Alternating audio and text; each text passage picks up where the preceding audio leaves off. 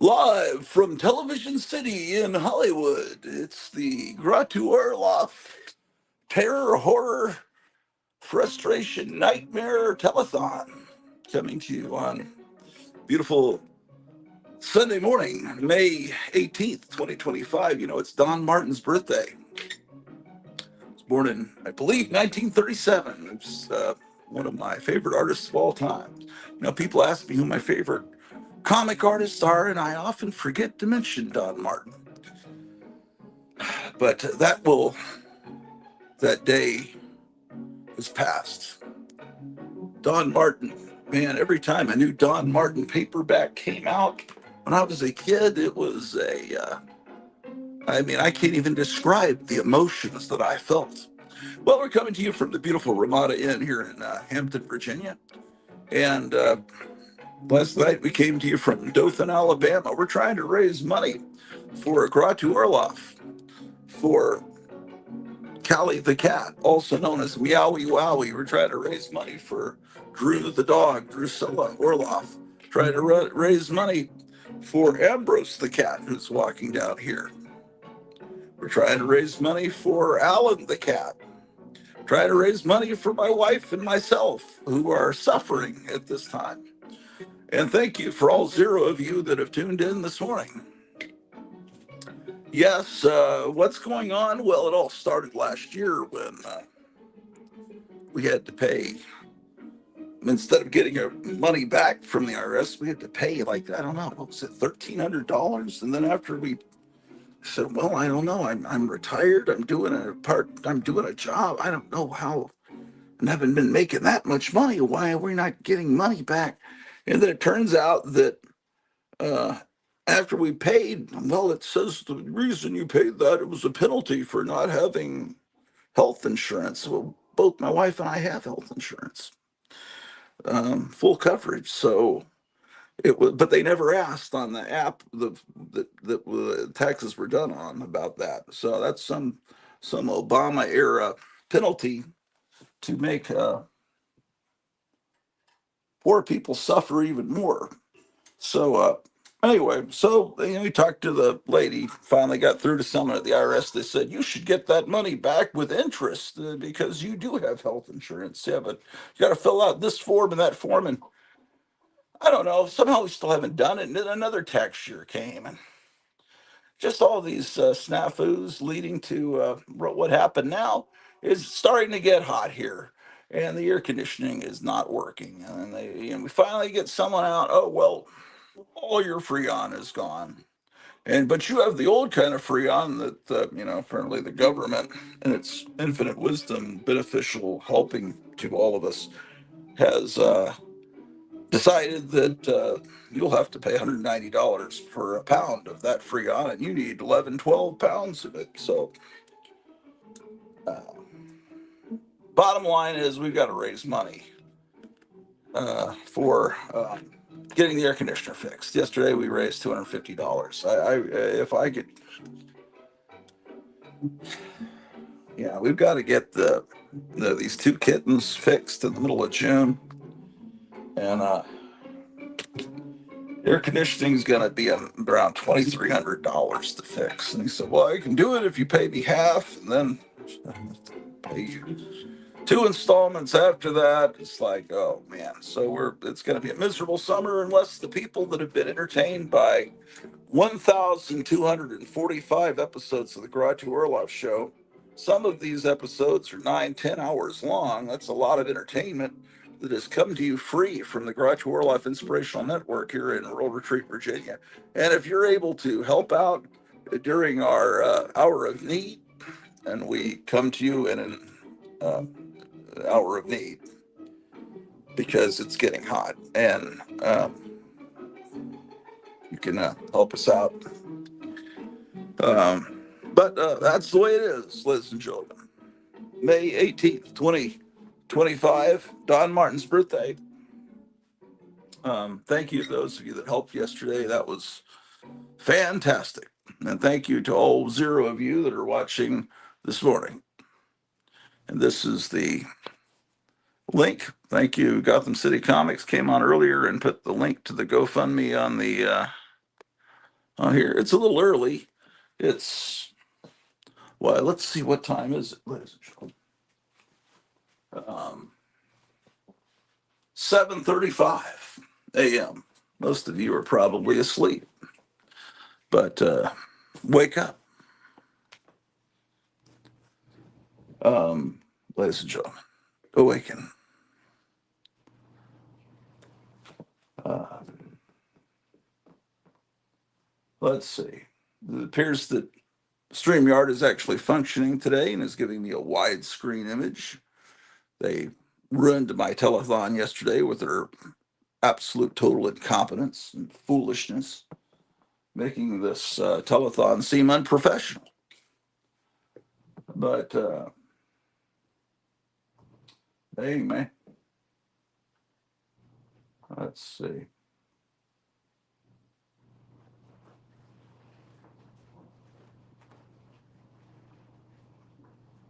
So, how are you guys doing?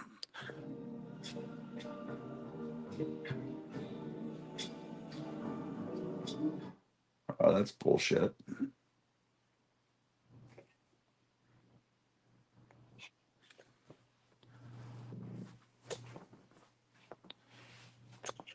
Where's my microphone? Some air conditioning for a blue. Where's my damn microphone? If I had a microphone, I'd smash you in the head with it. I'd twirl it in the air like Roger Daltrey. Where is my microphone? It's never happened to Jerry Lewis.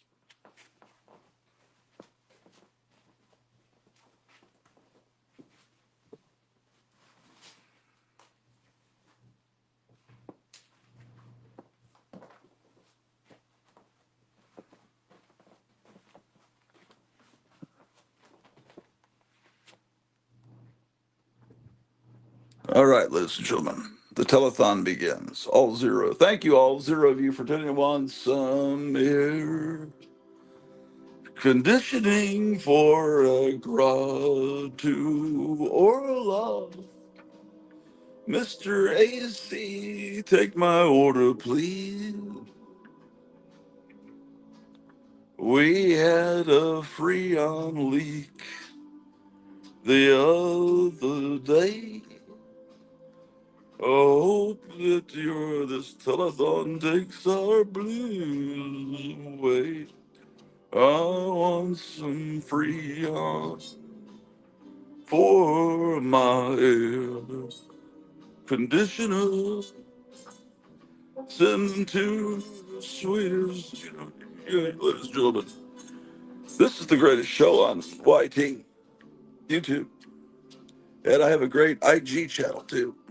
It's provided millions of hours of entertainment to all of you, ladies and gentlemen out there. So send a contribution to our GoFundMe, ladies and gentlemen. Send the chat down below. Click on it.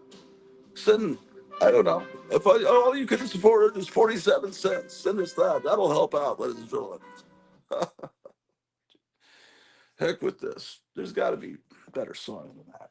Right, Ambrose the Cat.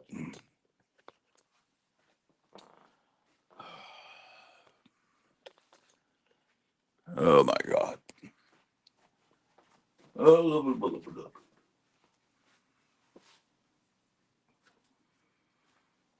where are my glasses, Ambrose?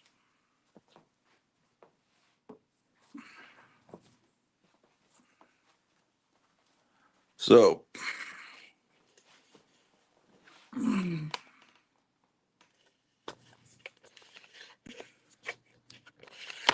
but seriously, you hate people like Kamala Harris and you hate fascists like James Comey, and you're a big fan of Donald Trump. Donald Trump would support you in your decision to send money to the Kratu Orloff Telethon. All zero of you. Thank you for tuning in.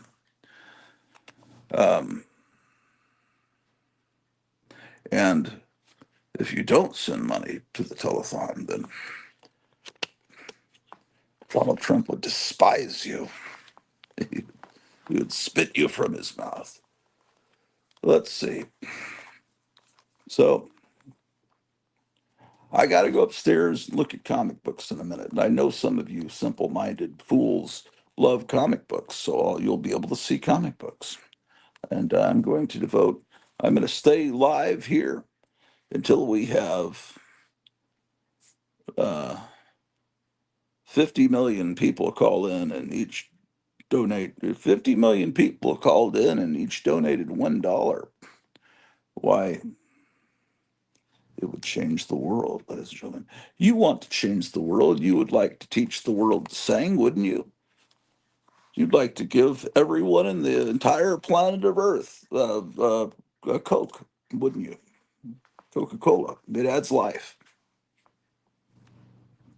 Um, and anyway, we gotta raise some money, man. What's wrong with you? What's wrong with you?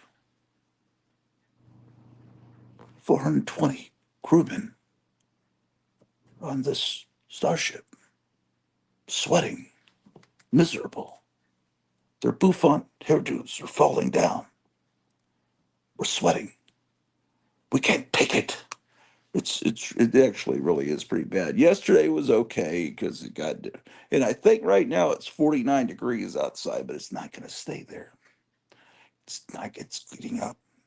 Heat is rising. The temperature is rising. It isn't surprising. We're having a heat wave, and honestly,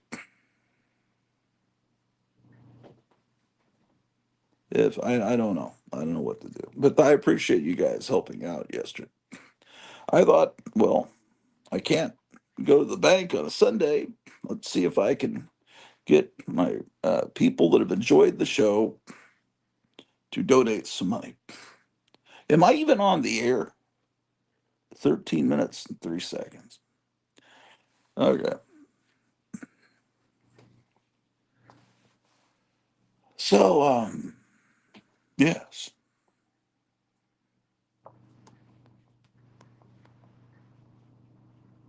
So what else has been going on in the world? Well, it looks like some kind of Mexican naval ship that looks like it's from 1723 ran into the Brooklyn Bridge last night. Why exactly is a sailing ship that looks like it's literally something that the pilgrims would have come to the United States in?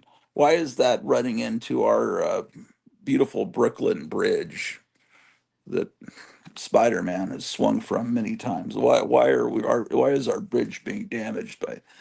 Well, I don't know. I shouldn't joke because there were a couple of people um, that died and dozens injured. I just don't understand. My wife showed me this yesterday. What is that ship? So thank you. One person tuned in. Thank you, uh, ladies and gentlemen, lady or gentleman, I should say. I'm just whoever that is that just tuned in. I'm just rambling, going insane as I'm go about to melt here in the Hotel Orloff, hoping that someone will donate. And every time um,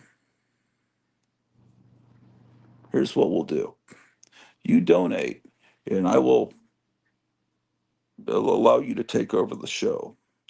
Let's say you donate $50, okay, and unless it's anonymous. But if you, it's like, well, then okay. I'll say, well, okay.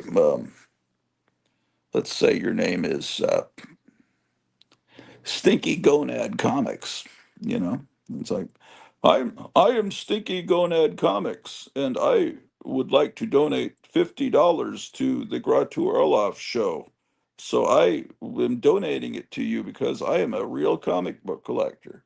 And so you donate the $50, and I say, okay, what songs would you like to hear? What comic books, what magazines would you like to see? What movie posts? And I'll customize the show to you. And then I will recommend people subscribe to you. And then someone else will donate. And then okay, okay, Mr. Filthy Pants Comics. Filthy Pants Comics, we're going to devote the show to you. We're going to steer it towards the donors. You know, we're going to honor you we're going to degrade ourselves here on the Garage Orloff Network, and as we beg for money to get this damn air conditioner fixed. Because I just figure I've devoted more time to this channel. Well, no, I was gonna probably it's like a career. In 6 years or however long I've been on YouTube, I've spent countless hours. Um, it's not as many as the hours I put in before I retired in my actual profession, but it was if I was getting paid an hourly salary for this YouTube channel, damn man, I'd be up there with Elon Musk and Nikola Tesla and Charles Joseph Whitman, all the famous billionaires. Okay, man. So, what are you guys doing this morning, man? Getting ready for church, probably. Um, we can have a church service here. I've got the family Bible here, but not saying you don't need to go to church, but wherever a church is, wherever two or more people come to congregate to talk about God, and we can do that here on the Karatu Orlov Show because we got three cats, a dog, myself, and three people out there, so we can.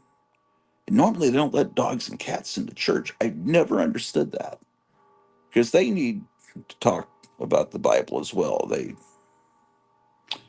Four people watching.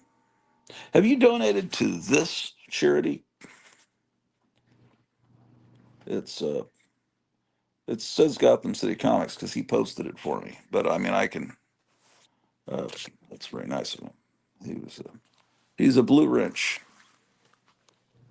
He's a mensch and a blue wrench. Hold on a second. Um,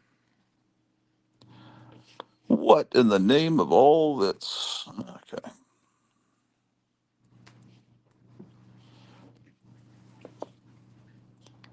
No, we're still stuck at $250, man. Copy link.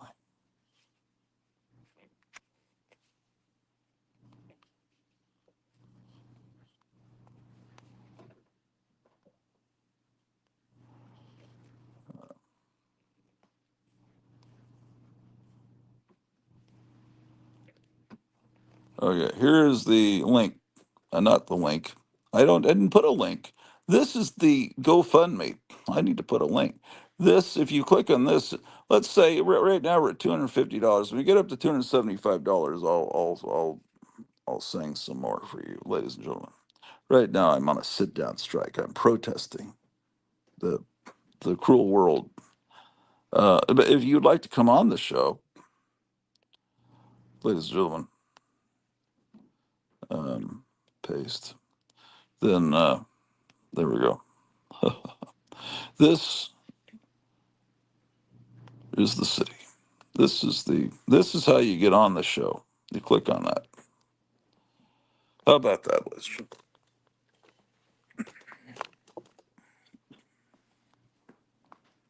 All right. I hear someone coming. That could be Drew the dog. Let's see if we can watch him coming in, man. I heard someone coming down the stairs. Perhaps it was one of the evil poltergeists that infest this ancient mansion here in rural Retreat, Virginia. Um, Damn, man.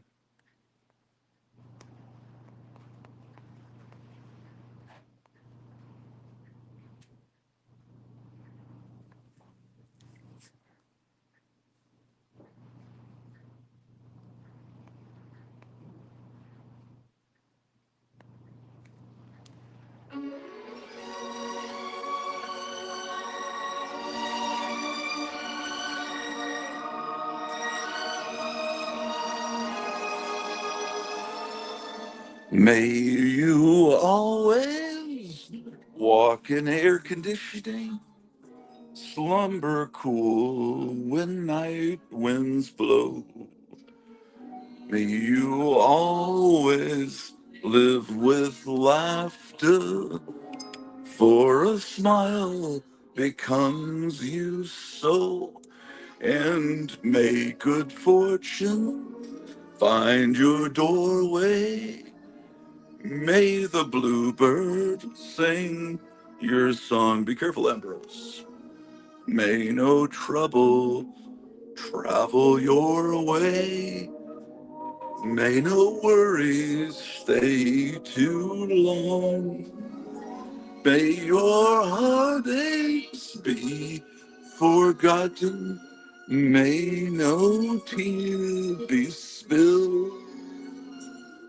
May old acquaintance be forgotten, and you are a bunch of scum. I've just lost 3 viewers. I'm down to 1 viewer. Wait, another one just came in. We've got 2 viewers now. Those 2 viewers, now we're back to 1 viewer. Oh, you are a bastard. The cat is eating the dog food, and the world is, yeah, it's, anyway, yeah, whatever, ladies and gentlemen. That surely someone donated money after I sang that McGuire Sisters classic. Um, or maybe people have asked for a refund from GoFundMe. Although I've been told I should use gift. Is it give, send, go, or gift, in, go? I don't know what it's called, but they say they don't take a percentage out. I don't know, man. Just don't know, man.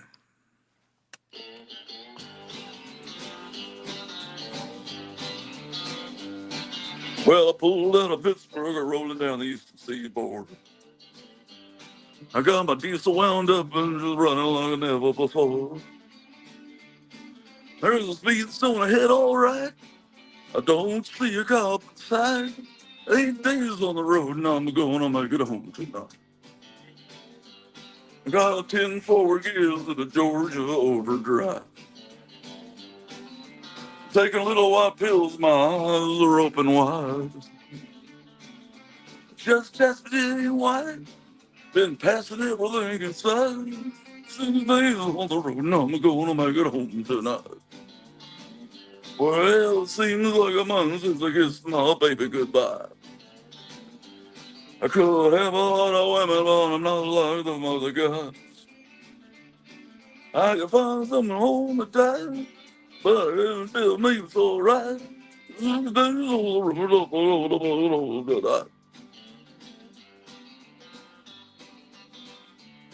gentlemen, money to go fund me, man. What's wrong with you? I CC is digging on down the line. I'm a little overweight and my life was way behind. But nothing bothers me tonight. I can dodge shell safe inside. Leave my little rubber dub, I gotta kill you today. I'm a raised little low, I don't mean it should slow. There's a flame from a stag and the smoke's blowing black as gold. The hometown's coming in sight. If you think I'm happy, you're right. 6 days on the road and I'm gonna kill you tonight.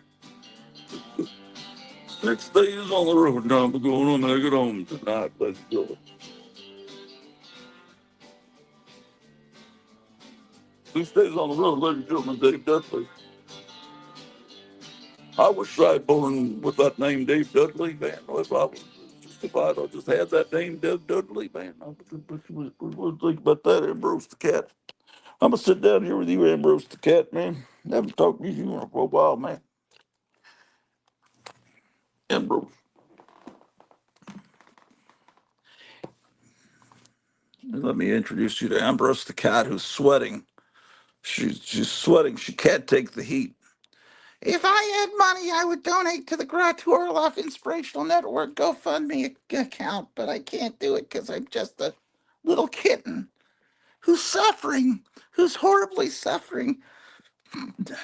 Well, Ambrose, don't worry, because I think people are going to donate some money, and then we're going to have a wonderful rest of our weekend, right, Ambrose the cat? What do you think, man? What do you think? It's all right, Ambrose the cat. These three people watching are going to help. Three? Yes, three. These three people. What if one of them's Elon Musk, man? They might just make one donation and fix the whole thing, and then I can have a regular show again. But I'm going to have to do these telethons until we can raise some money, Ambrose. I know you're embarrassed. It's embarrassing having a father that has to beg for money from nerds on the internet, right? It's embarrassing. Oh my God. So, not that there's anything wrong with being a nerd. I had nerds for the first time the other day. It's apparently a candy. I've never had it before. It looks like a little molecule with little sprinkles on it. It's really not that good, but people love nerds, right, Ambrose? Ambrose. I would rather watch worms come out of my anus than eat a nerd. I agree with you, Ambrose. I think his worm problem has been taken care of. We got That's one of our expenses that we've absorbed here at the Hotel Orloff. Well, so what are you guys up to? Are there comments in the chat? No, there are not. Hey, did you hear about the one? Did you hear the one about the cat that walked into the bar? Man, did you hear that one? I haven't either, man. I never heard that one. Yeah, I never heard it in my life. Okay.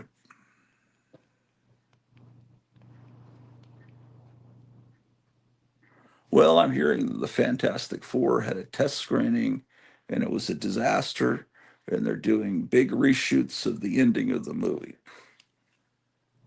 I'm shocked. I just thought it would be a spectacular movie, with the Disney Marvel Studios making it. I thought, what could go wrong with it? Pedro Pascal is such a wonderful human being. Um, the current thing they were saying he's our America's dad, Pedro Pascal. He's like the cute dad. Now they're saying he's like our America's peepaw. Would you go watch a movie? This good Pedro Pascal gives out peepaw vibes, so he's a great American actor, man. Pedro Pascal is like a Well, he's the Mandalorian, man. That series was so great. It made me weep. I couldn't believe what I was seeing. It was so great. Mandalorian, I can't take it. Only thing is, Andor is great. Everything's great. Star Wars, oh my God. Anyway, so they're reshooting. That's normal to have to reshoot the entire ending of the movie. It's absolutely normal. I'm seeing all these things come up on my YouTube feed. Test screens terrify. Emergency. Yeah, how about that, ladies and gentlemen? Fantastic Four, the greatest comic Marvel ever put out. Then it's been treated like shit, and it apparently will continue to be treated like shit, even though they did do the wise thing and set it in the 1960s. It just poorly cast, although it was going to be worse cast. They were going to get get some Rastafarian with dreadlocks to play the thing, but that didn't happen. But you know, almost did. But whatever you can do to mess it up. Okay, brothers and sisters and misses and misters, here's your daddy-o with the sounds to go. No shucking, no jive, and I'm telling you, your music's arriving. What I say, it's Mel Miles here with our special request game called The Same as Your Name. That's right, what are you looking? Man.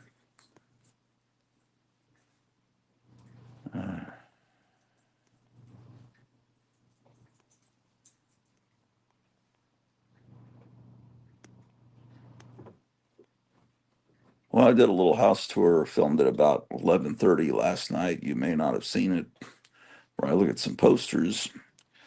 And oh, I have not seen the bats since Friday morning. I think there were two bats going around the house, man. You know, I was gonna say if you donate $50, I'd bite the head off a bat like Ozzy Osbourne. But I won't pee on the Alamo. I won't do that. But I'm not gonna bite the head off a bat because I love bats. I just don't love them in my house. But they are cute. That was just a.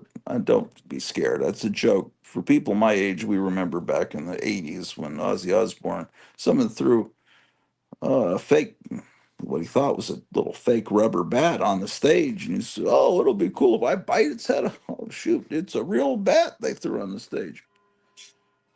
And then Ozzy Osbourne went to San Antonio. Oh, I need to pee. It's a wall. I'll pee on. It turned out it was the Alamo, the sacred shrine of Texas in the United States, the death site of Davy Crockett, and that evil, satanic British uh, rock star peed on it, and that was a big scandal too. We can talk about scandals of the 1980s, ladies and gentlemen, if you would like. Uh, Remember the Procter and Gamble scandal? Remember that Richard Gere story you heard in seventh grade? You still wonder if it's true. But we can talk about that. Let's see if has anyone donated. Let me see. I feel like it's Christmas morning. I'm going to check. Hold on a second. Oh, yeah. Okay. Oh, that's the wrong button.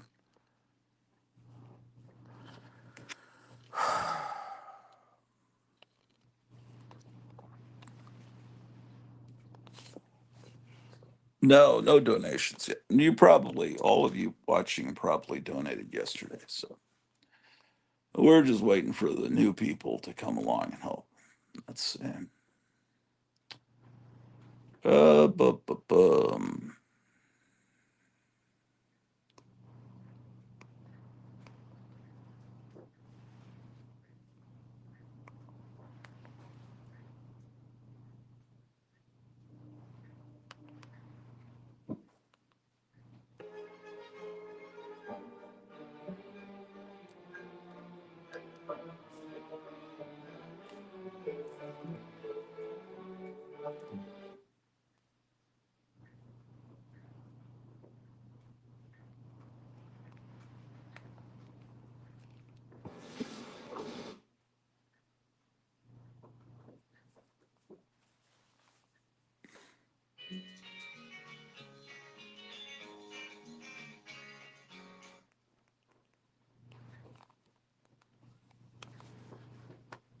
The following program is a Mathis Brothers color production.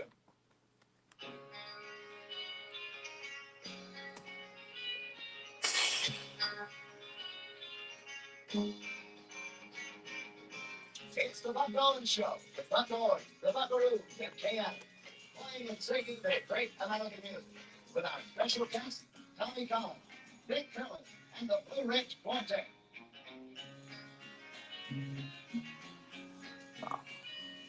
Gotham City Comics said good morning.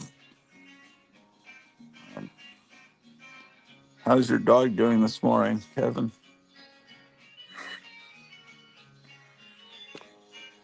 Gotham City Comics is closed today on a Sunday. Now here's the star of the show, Buck Owens.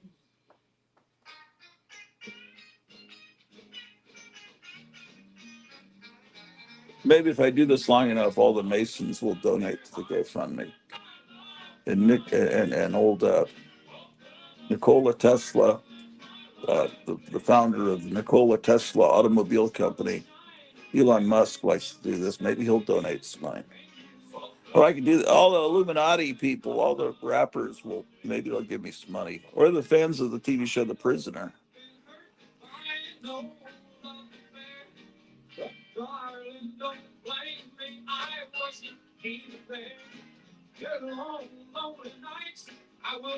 Anyway, I'm trying to provide entertainment while sweating.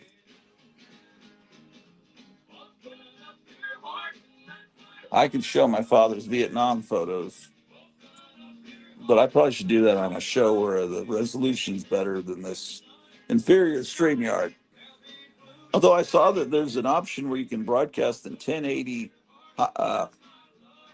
hi-fi. What do you call it? High definition on StreamYard, but they say you've got to have a wired connection or it won't work too well. And so I'm using Wi-Fi, so I don't know if that would work, but you can do that.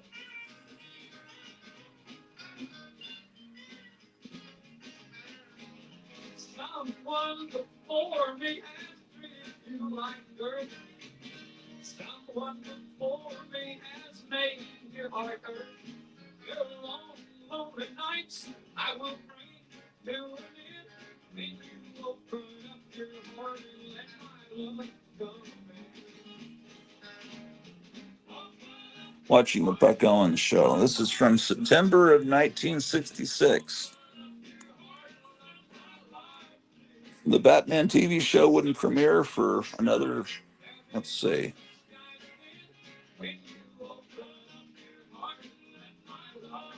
No, it already, wait, yeah, no, it was already on. It started in January 3rd.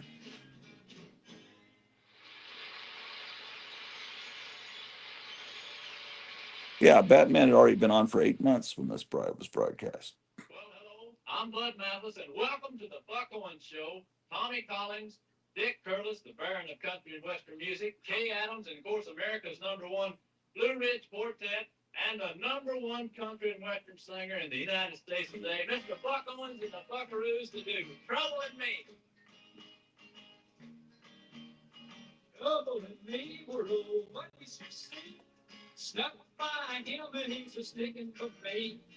Goodbye, honey, be thankful you're free. Buck Owens is great. Of course, in 1966, he would have had a hit, and his career would have gone a little bit higher because the Beatles talked about how much they liked Buck Owens, and Ringo Starr did a cover version.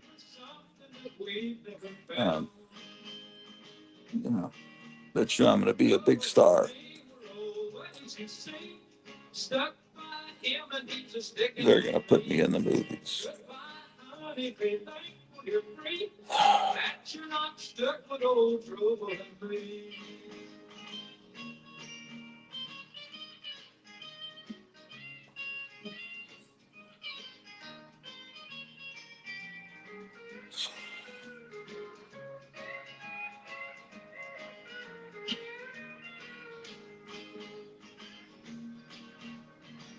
I thought trouble had found someone else.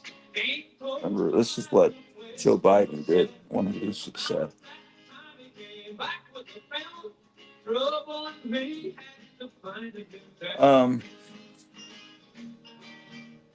Trouble in me, we're all buddies, you see. Stuck by him and he's a sticking to me. Well, goodbye, honey, be thankful you're free. That you're not stuck with old trouble.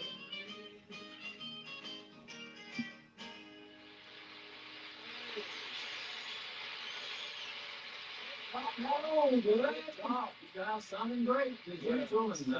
Now play me again.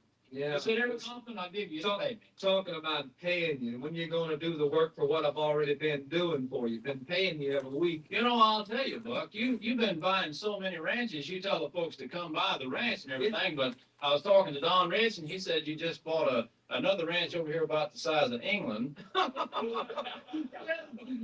did that happen at? Well, you know that. So if you come by the ranch, be sure you get the right ranch, folks. Well, you go see if you can do something. Fix some fence or something. I'll do it. Okay.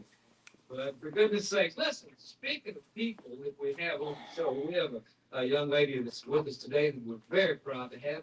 She's a tremendous performer and a lovely young pretty thing, and we know you're going to like her. Here is Miss Kay Adams to sing one called A Little Pink Bag.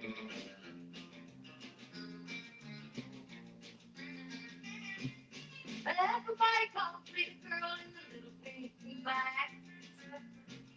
The bumpers are drawn, so I feel in the stack. Okay, that's her hanging in a sleeper of pain. Oh, smack dandy, some type of face maker. And the stand about That's uh, that's a great hairstyle she's got. Look at that. when you see a flash of pink or flying by.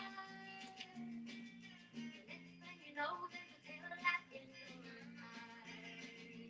Everybody wants you to rock the black back.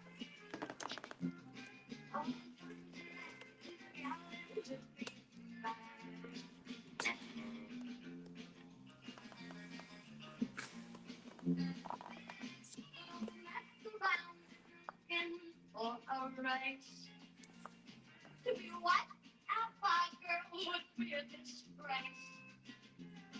Oh, that's a big piece of the like you.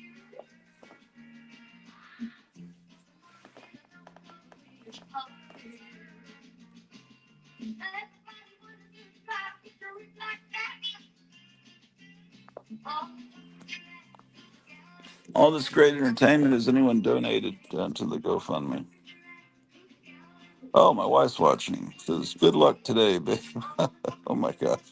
Thank you. Yes, I'm providing millions of dollars worth of entertainment to these folks. Uh, um, always glad to have Kay stop by the ranch. She's almost a regular here. In fact, out on the road, a lot of the road shows, Kay's on the biggest part of them. And we're always very proud to have her. Speaking of people that we're proud to have, well, I must say that's different. Well, to tell the truth, we all be proud to have Don. You want to tell them what you've been doing, or you just want to pass them? Well, I'm just going to pass them. it looks like Elon Musk just donated $5,000 to. No, just kidding. There's something I want to point out to you and want to pay particular attention to. Man, we're down to one viewer. It's probably my wife. That's pathetic, man. All this great entertainment. You're not entertained by me watching the Buck Owens show. Why don't we do? I'll go out of my mind completely. Ready?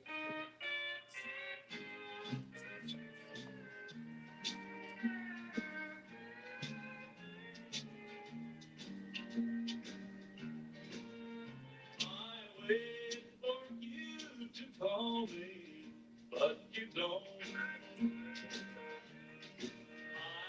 keep hoping you come by. You know what? It's hard to see that. Maybe if I do this, I can.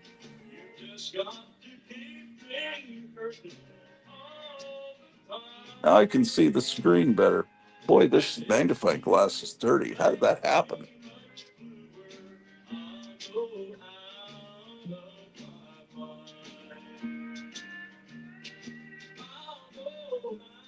How did this get so dirty?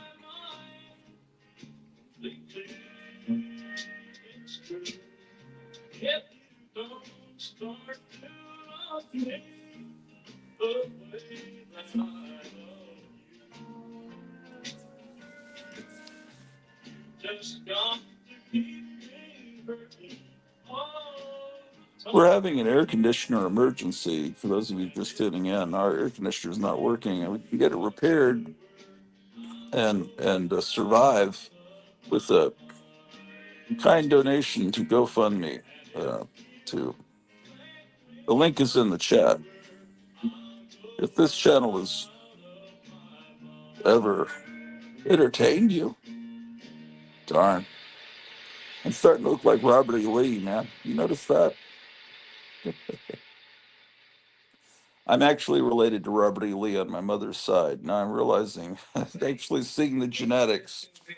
Dang, man. The Buck Owens Show, and I'm Buck Owens, and we're glad to have you. Robert E. Lee always had air conditioning in his tent, so help me out. So, like my forefather, I can have air conditioning because there are those who believe life here began out there, far across the universe, with tribes of humans who may have been the forefathers of the Egyptians, or the Toltecs, or the Mayans. There are those who believe that life, that there are a bunch of guys with Egyptian helmets running from robots out somewhere out in the universe. And that time is now.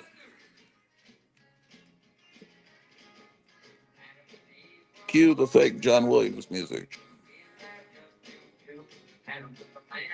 You know what? People don't remember the great scores that John Williams did for the Towering Inferno and Earthquake. There was a lot of great, I mean, people remember Jaws and Star Wars and Superman, but there's not enough love for the Towering Inferno and Earthquake. And you know, that King Kong movie in 1976 was shitty, but it had a good John Barry score.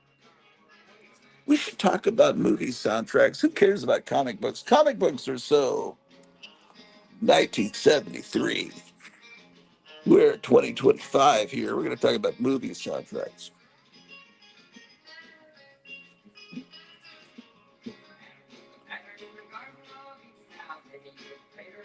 What else would you like to talk about, Liz? Oh, a new viewer. Hello there, Mr. Five. Or Miss Five. I doubt that it'd be a miss. Only seven. Two new viewers. Hello there, Mr. Six and Mr. Seven. How are you doing? Are you having a wonderful Sunday? Yes, that's great. Then give me money. No, I'm sorry. Just there, donate money to the GoFundMe down below. I'm trying to raise money so I can have a normal show. But you know, it's like PBS, man. You donated money to PBS to get a stupid tote bag. Uh, well, I'm not giving you tote bags, but if you donate, I'm going to devote hours of this show to you. Oh, so 6 and 7 are gone. I tuned in. He was not showing comic books, so I tuned right out. That mean Gratu was not showing comic books. He's supposed to show comic books. It's a comic book channel, and he's only talking about air conditioning. Who cares if Gratu Orloff gets hot? He's got fans. Actually, I need to turn the fan on. Thank you for reminding me of that. You're welcome. No problem. See, I'm talking to myself. I'm losing my mind here. Someone tuned out. Fuck you, Five.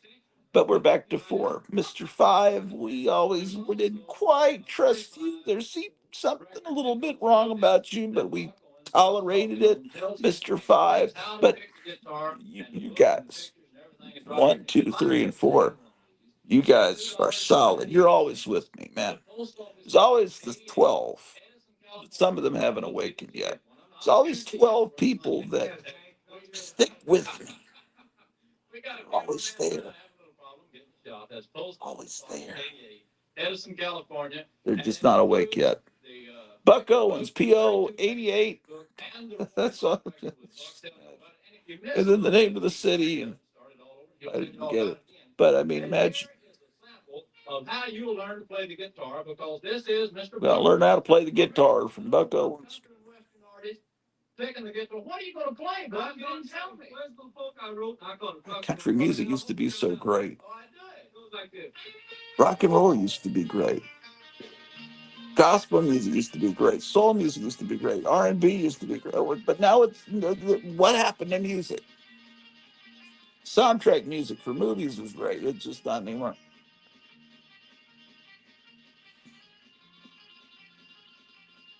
Man, he's pretty good, man. That's how I play guitar, just like that.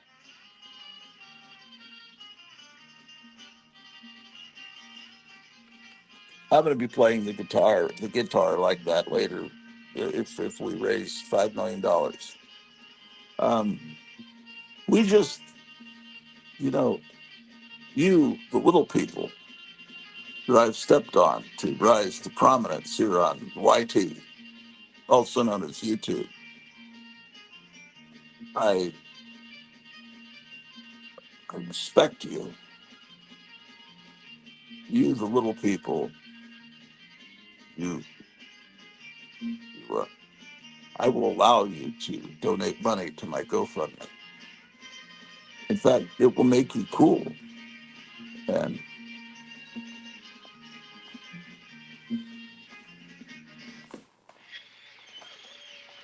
if you donate $600, you'll win this pin, this Orloff pin. And you know, gang, this pin, if you open it up, it's got Little Orphan Annie's autograph inside of it. Thank you so much. We're all back. Have you tried a Tom Mix pin? And go over to the other ranch and it's plastic filled with something like that. Thank you so much. Filled with lithium. A great guy, and when I say great, I mean not only a talent, but he's very big too. He's a good old big guy. Or this pin. We're also proud to have him here on the show. Come on out here, Dick, and let's say hello. This is Mr. Dick. Doggone it, this pin brings back memories. You've been by several times too. We always, and speaking of coming by, could we take just a second? I remember when I got this pin back in 1947. Take just a second and invite all the people to come by the ranch anytime that you're anywhere in the air. We'd love to see you. Love to have you. Things I've done with this pin, the places I've seen, the documents I've signed, presidential speeches that I've written for 8 presidents with this very pin. And it's free to you if you donate $5,000, and then we can just donate. We'll just stop the GoFundMe thing. Just this pin, better than a tote bag from NPR or PBS. You swine would donate money to a communist network like PBS. If you just waited a few years, you could have gotten all those Monty Python episodes on VHS. You didn't need to watch PBS and give them your money and fund the Communist Party. And they gave you a tote bag to carry your Communist Manifesto in. But this pin, oh, this is Dick Curlis, man. This guy, I was telling Night Tiger about this guy last night. Look at this, man. He does the best trucker songs. I was telling him he has an eye patch. He must have gotten the eye patch after 1966. I need to find out more about Dick Curlis. Type him in, Curless, Dick Curlis. Great. Yeah. He looks a little crazy, man. I like him. But yeah, he got an eye patch. I don't know what happened, man. Maybe a cat scratched his eye on a spaceship. Didn't you like how they explained Nick Fury's eye injury? The little pussy cat scratched my eye. In that stupid Captain Marvel movie.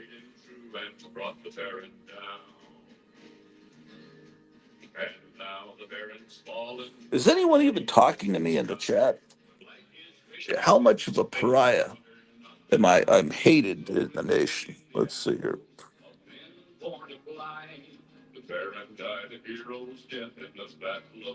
Oh, my wife is talking to me. LOL. LOL. That stands for laugh out loud. Ha ha ha. That stands for help air conditioning. Help air conditioning. Help air conditioning. Ha. That's HA. It means help air conditioning. Callie is visiting me. She was just down here, but she got bored because she doesn't like Buck Owens music. I'm worried about Kim. She was driving home and the road was blocked by a tree. Is there only one road home? Did she get home? You don't know? Oh my gosh. I think it's more than 12 LOL. What are you talking about? What's more than 12? My IQ? My shoe size? Yes, I think your IQ is higher than 12, babe. I'm on the lookout for good trucker songs, actually. Yeah, look up Dick Curlis. Oh, and Dave Dudley. Ha ha ha ha ha. Ha ha ha. Yeah, if we just laugh enough, everyone will think we're having fun as we sweat. Air conditioning. Who needs it? That's for squares, man. All the cool people are letting all the freon leak out of their air conditioners so they can sweat and be miserable like the Hotel Orloff.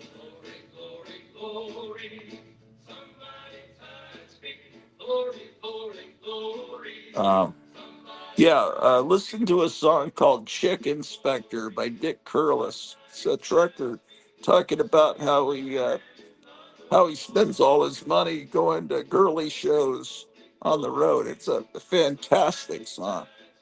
And 6 days on the road, that's a great song. Dave Dudley, Dick Curlis does a cover version of it. But anyway, once Dave Dudley got his eye patch, man, he was really cool looking. As soon as I finish recording the Buck Owens show, I'll put on some. I think since these are live performances, I don't think it's going to set off the copyright AI bots because the actual recorded version is gonna the AI is gonna know it. But if this isn't the exact version that was on the records, maybe we'll see what happens. But I'm not here to worry about that. I'm fiends, degenerates, countrymen, lend me your ears. We need money for air conditioning. What is this behind me making me look like a slob? Oh, it's the shirt I wore for last night's. This is a collector's item. This is actually a screen used prop. I wore this last night. I was showing some posters for Delilah Jones. I don't know. I put that shirt on. I know it's not Christmas, but you can be the Grinch all year long, man. But it looks bad behind me. It looks unprofessional, doesn't it?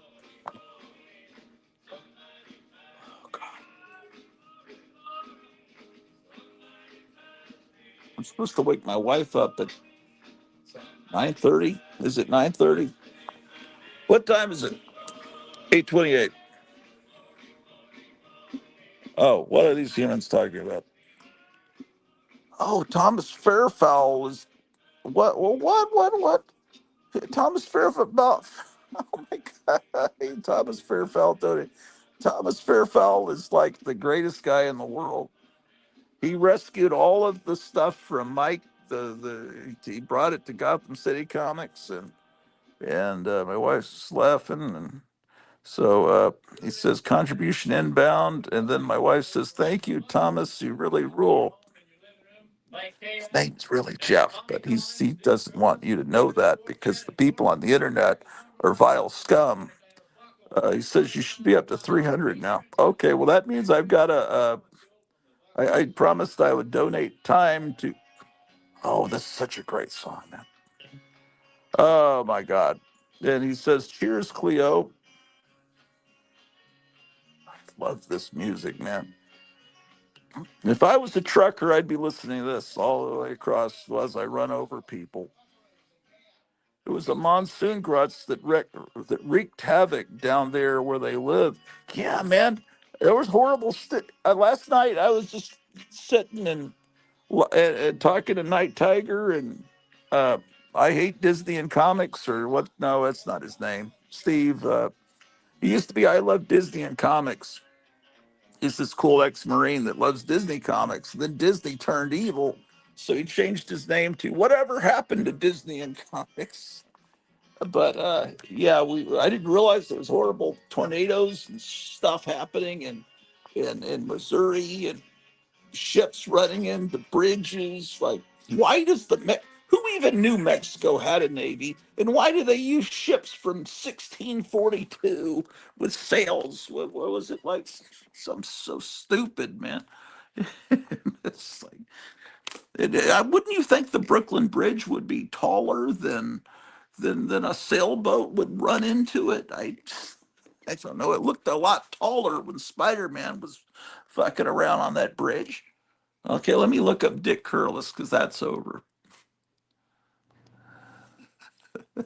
I told last night, Night Tigers, you got to look into Dick Curless. That's what you should be, because he's a trucker. You should be listening to Dick Curless on the road. How are you a trucker for decades and don't know about Dick Curless? But in honesty, I had this compilation record called not God Bless America. It was called God Less America. And it was just country music that was kind of degenerate about, like, I'm going to kill you. Have you ever heard this? I think it's by Gene Stewart. I probably get a copyright claim for it. I got to play it a little bit for you. Okay. There's this country song called I'm Gonna Kill You. I think Gene Stewart recorded it. But songs about killing but there was this one song, Chick Inspector by Dick Curless, and I said, this is great. And then I looked into it, and he's got this whole repertoire of great trucking songs that are it's not like Convoy, it's like really kind of more degenerate trucker songs. Let's see, not that degenerate, it's a good thing. Let's see, what am I'm it's just so hot down here. What am I talking about? Oh, Gene Stewart. Gene N-E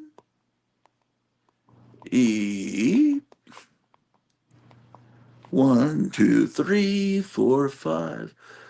1, 2, 3, 4, 5. 1, 2, 3, 4, 5. 1, 2, 3, 4, 5. There was such great music in Sesame Street, wasn't there? Um,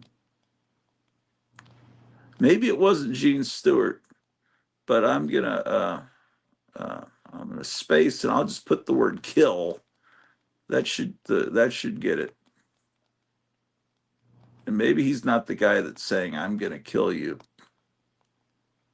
Let's see.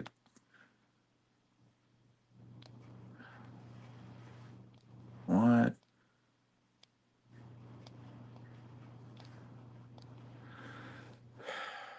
Damn, man. Maybe he's not the guy.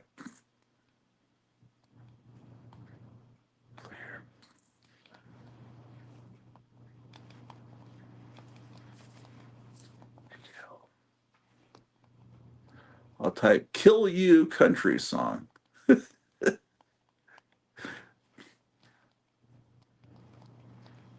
Kill you. The AI is listening to me. What is that Orloff talking about? Um, country. Maybe I shouldn't say that slowly. Country.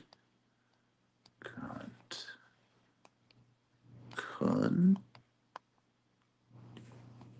Cunt. There, I'm gonna kill you country song. It's who's gonna Oh, it's not Gene Stewart, it's Wen Stewart. Okay, listen to this song, man.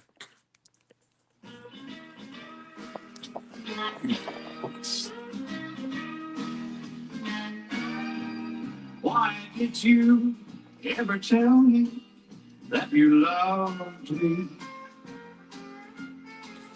when you knew that it was all a lie? I think that you deserve to, and I think I got the nerve to make this the last day of your life. I'm gonna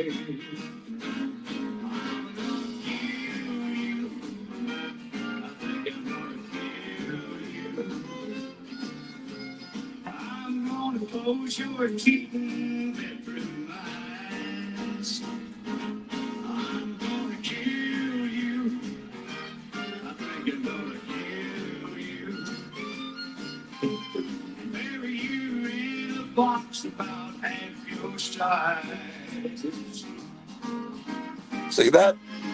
I'm gonna get a copyright claim. That line is so great. And Barry, when he adds and bury you in a box about half your size, that just makes it. Who thinks of a line like that? It's just so wonderful. It actually, look at this. It brings. Can you see that? That song brings tears to my eyes. It's so wonderful. That do you see? I can't fake that. What am I, Robert De Niro? Can you think I can fake tears when I something so wonderful? Something so wonderful like watching Ghost Tank by John Gores. It's like I've got tears in my eyes. Some music is so great.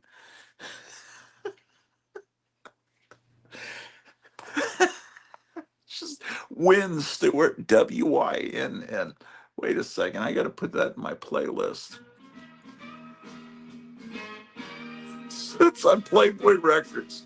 I think, honestly, I think this really was put out on Hugh Hefner's record label. So that's some.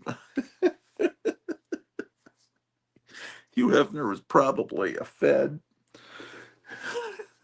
trying to destroy our country. But okay. Let me look up Dick Curlis, man. I never. Okay, anyway, is there what's going on in the chat here? Um,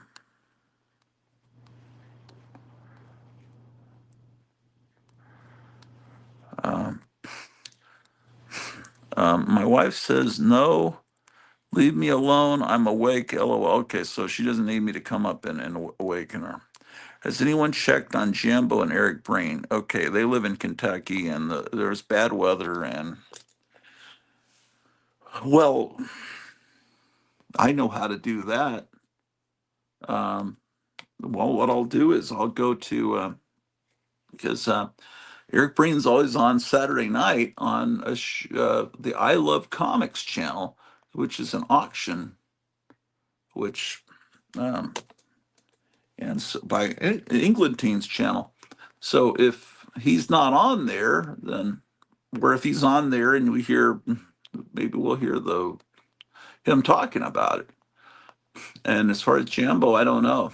Uh, I would love to talk to Jimbo about what he thinks about the quote, or now that the air conditioner is exposed downstairs, they took down this little fake wall, so he could look at it and maybe give me an idea what year this it's RUUD. Is that how Paul Rudd spells his name, the Ant Man or whatever he is? Um, it's the manufacturer of the outside and the inside unit. Okay, I love comics. Okay.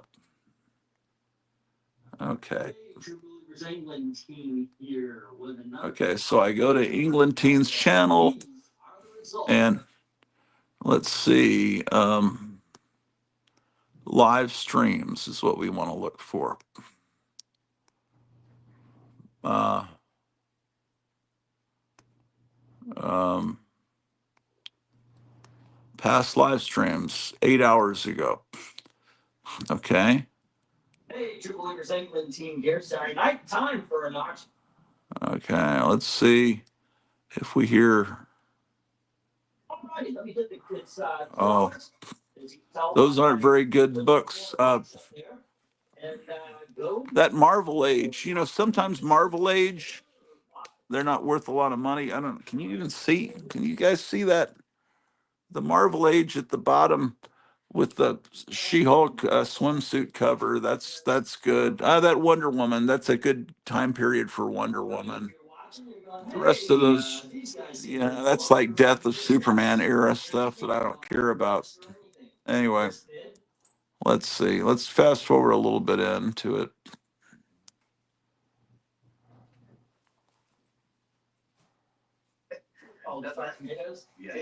Oh, I hear Eric Breen's voice.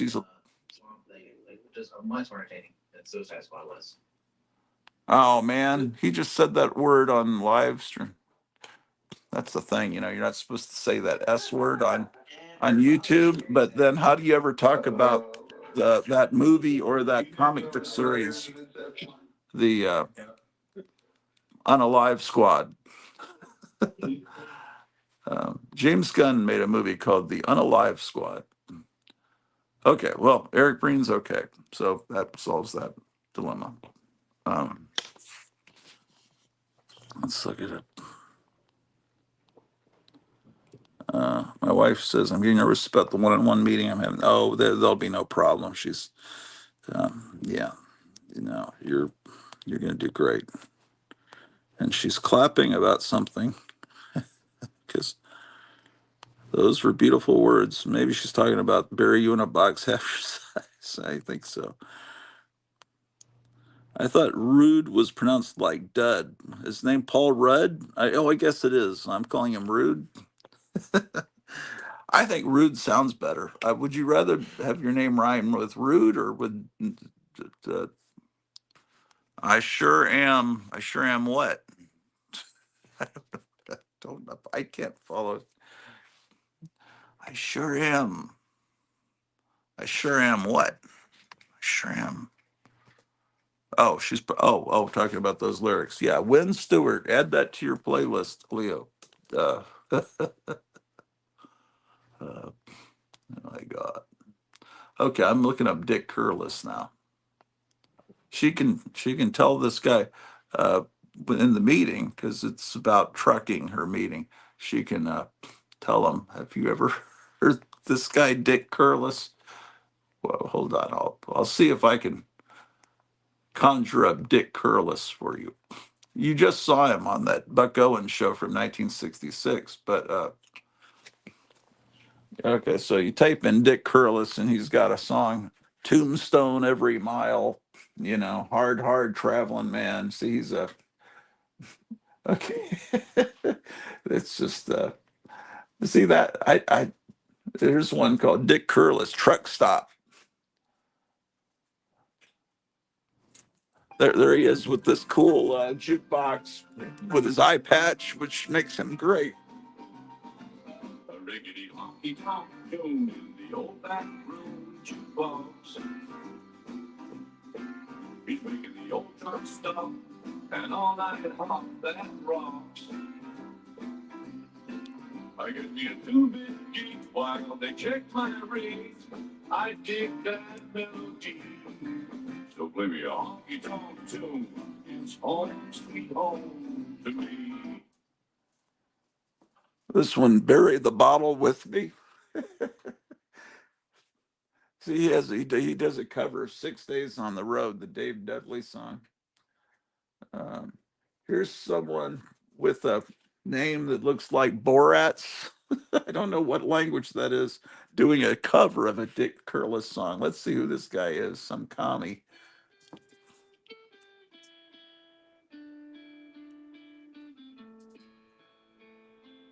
Look at his evil uh, tie. It's some guy in Russia trying to cover up. Yeah, here he is. Look at this. When the lights breath. Oh, I thought it was going to be a live video.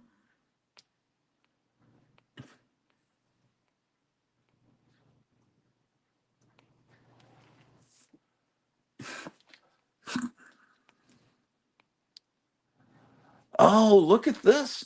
We just saw that show, that Buck Owens show, and Dick Curless, and then Kay Adams was singing. Remember, I said she had cool hair.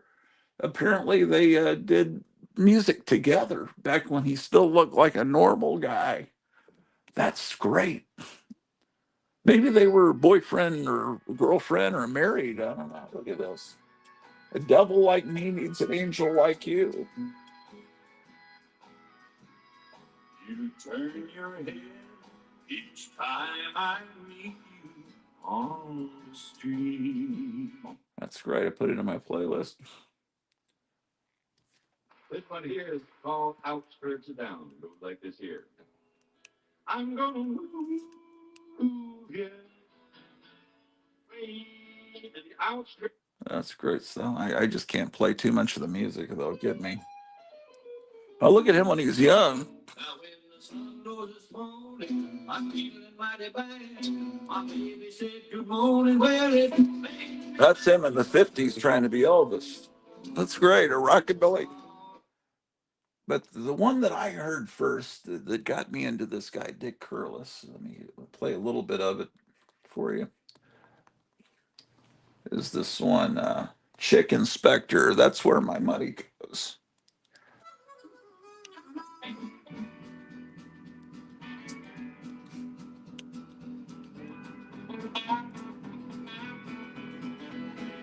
I prowl the interstate, checking up on trucker big, making sure it's up to date before they drop it on you. Truck stops with swinging chicks, gotta pass inspector's lips. That's how I kiss away my money. That's where my money goes, checking up on the girly show. Truck stops and coffee shops are getting all the gravy. Sweet things and sexy clothes, hot pants and pantyhose. Hot candy almost drives me crazy. Yeah, this music's so great. I've got tears running from my eyes. I should say it's sweat from the lack of air conditioning, so I don't look like a sissy. But great music always. Uh, Brian Wilson soaring, the Beach Boys, the vintage Beach Boys, man, that gets me, man. Just great music. I can't take it, man. Um, yeah. So anyway, um, what is going on? What does that mean? It says AM. What? It's a box. What does that mean? A picture of a box.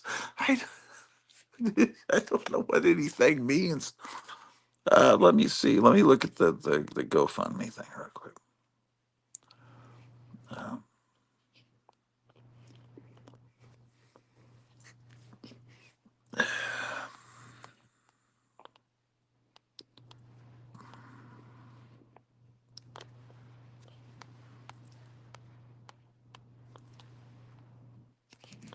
that's great.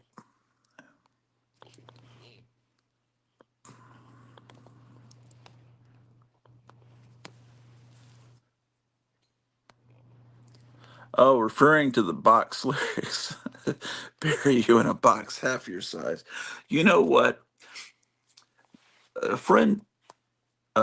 Well, I'm kind of talking to my wife here. Randy's friend. Uh, oh man, my mind is gone. Um, I'll just play him. Um, T. Tex Edwards. Okay, so yeah, I'll just have to. Okay, there's a guy named T. Tex Edwards. I met him through my friend Randy. Randy is um, about 7 years older than me. I consider him like a brother. He's taught me about so much music. He was there. He was there at the Sex Pistols show at the Longhorn Ballroom. And T-Tex Edwards was there at the Longhorn Ballroom show too, except he was on stage. He was the opening act for the Sex Pistols because the Nerve Breakers were the pretty much the first punk rock band in Dallas, Texas. I mean, as far as the 77 punk rock, because I consider, the music from around 1966. There, I mean, if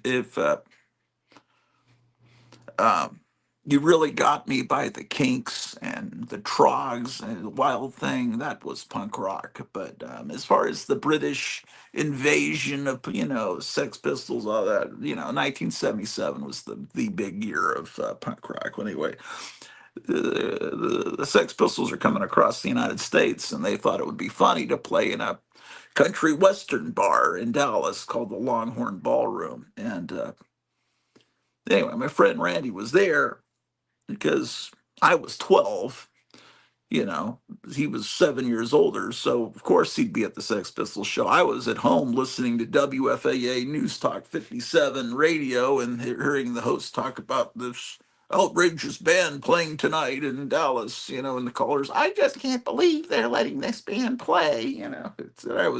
I may have.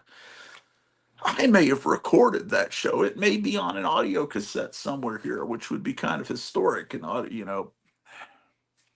but radio show talking about the Sex Pistols show tonight. But anyway, T-Tex Edwards was in the Nerve Breakers. And another guy named Barry Kuda, I later met him, that were also in that band.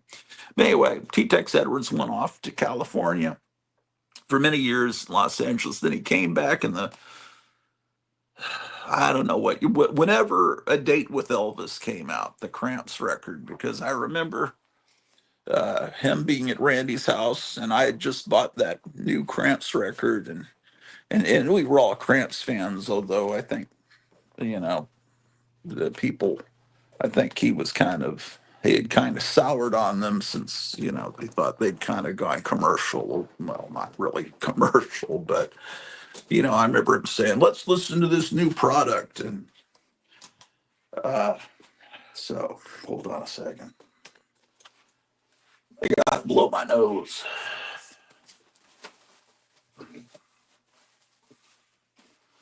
I just can't take all the feels from that great country music, man. That's what they call it, right? The feels. So you're about to see a long string of snot come out of my nose. That's not too cool. So I thought I'd blow my nose. But um,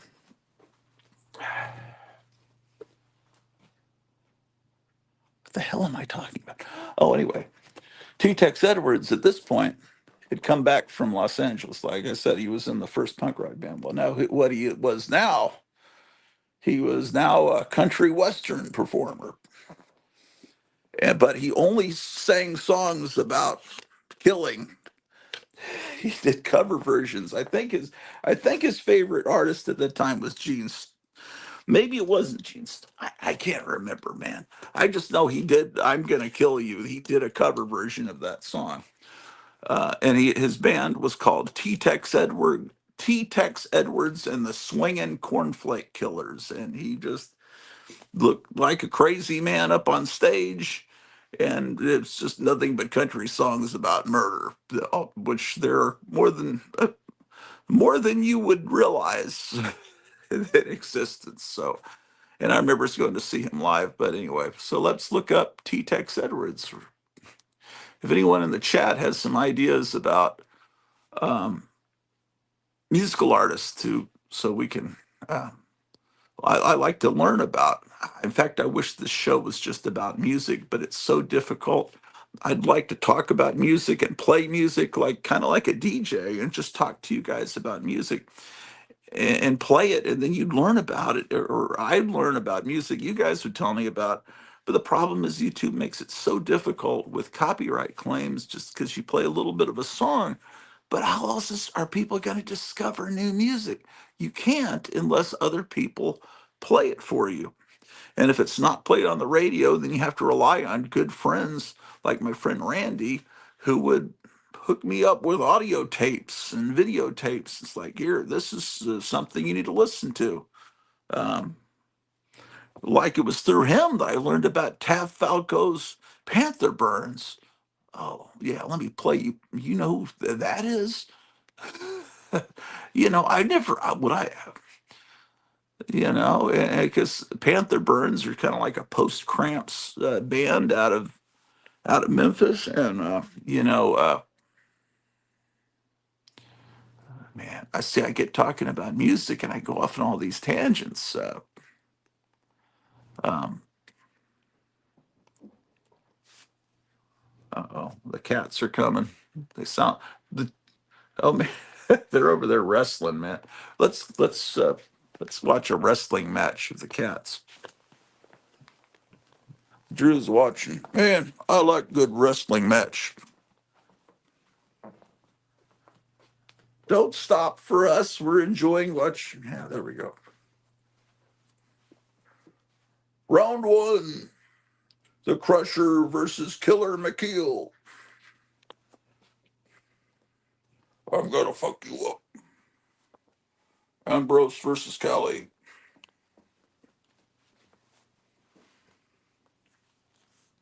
Damn, man. They're just playing. They're brother and sister. Don't never fear. Where'd they go? Were you guys fighting in the library, man?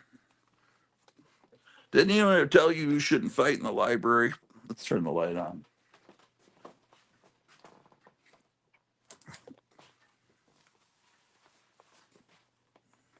Now they're getting self-conscious. Oh my gosh. I should probably walk Drew the dog here in a moment. Okay.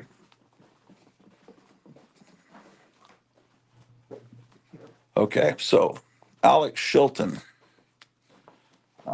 who when he was he was a teenager, sang. You've all heard a song called "The Letter" by the Box Tops from the 1960s, right? And this, I think Alex Shilton was about 16, and he tried to make himself sound like a 60-year-old African American singer with a real rough voice. But he was 16, so I don't remember exactly. He probably smoked a bunch of cigarettes and so you know the song. It's like, give me a ticket for an airplane. Ain't got time for a fast train. Lonely days have gone. I'm going home. My baby wrote me a letter. You know that song from being alive.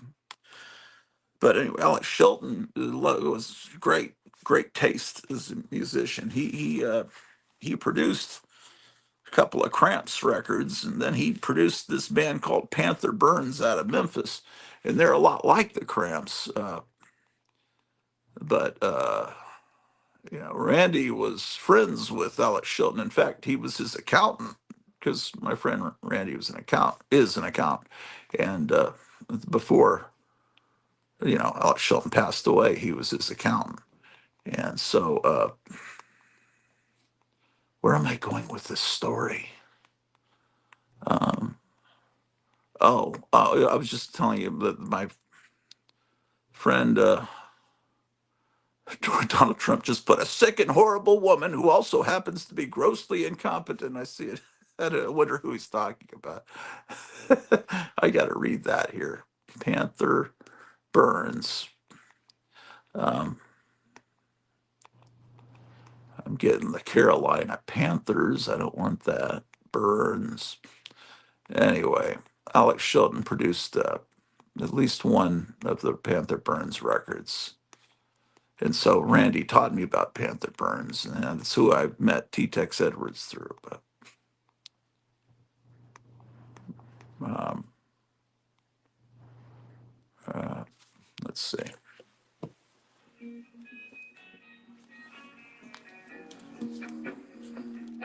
This is Panther Burns here.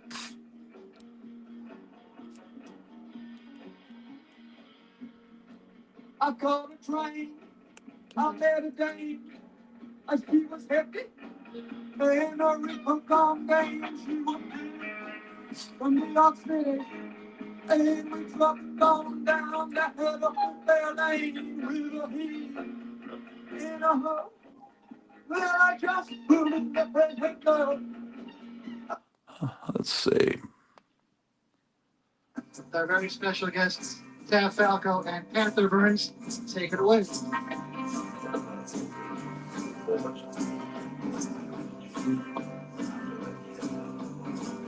Right this way, ladies and gentlemen, right this way. See the greatest conglomeration of curiosities ever gathered together into one canvas tent. See the Indian rubber boy and two sun-tiny fat ladies. See Prince Choo Bobo, the sword swallower. He is also the snake charmer. See Princess Karma perform her spectacular dance, suspended up high over the heads of the audience on a pallid surface no larger than a single dime. She performs a dance accompanied by the weird music of a tom-tom orchestra. Yeah.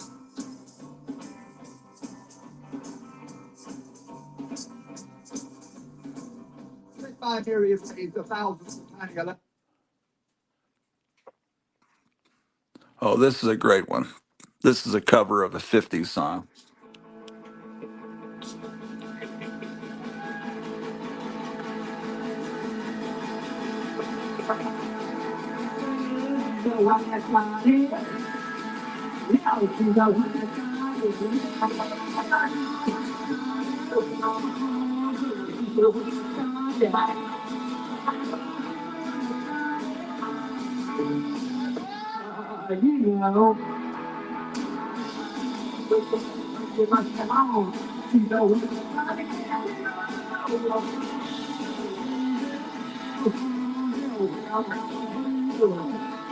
And oh, you know what? 2 days ago was the anniversary. My friend Randy had a he and his friends put out a single in the early or mid '80s, like around 1985. They had a band called the Uncalled For, and it was supposed to sound like the Cramps kind of, and but they dated it. They put on the record label of the 45 1977, and then just a few years ago, people were discovering this 45 that had come out of Waco, Texas, I think, and they said, "Wow, it's an undiscovered punk rock record from 1977." It's like they were all excited, and then it turned out that it was fake. They knew even in 1985, everyone knew 1977 was the year. It's like there's certain years that are that everyone knows, like 1955 is pretty much the beginning of rock and roll, and 64 is the beginning of the British invasion, and 66 was the height of garage rock and everything, and you know, uh, 77 was the beginning of punk rock, and the new wave stuff started coming about 1979, and all that. There's certain years, those years, oh, 1991, that was Nirvana and the grunge, there's certain years that are milestones, right? So uh, they put that on there, and then people were like, oh, they were mad about it on their little forums. But I'll play you that. They did a song called Grinder Up about Ed Gein, uncalled for. But anyway, they released that they recorded that record or released it on May the 16th of 85. So that would be that would be the 40th anniversary of the release of this record. They've got little music video here on YouTube. I'll show you. Man, this the floors are so squeaky here. I can tell you can't move around very stealthily here. I can hear where my wife is. Even little cats coming down the stairs sound like a big person coming down the stairs. So it's gonna,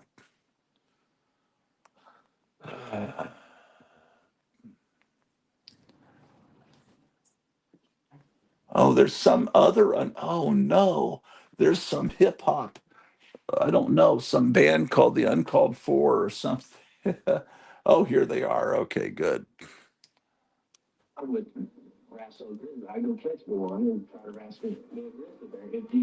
Hold on. Let me just put up. Hold on. Pause.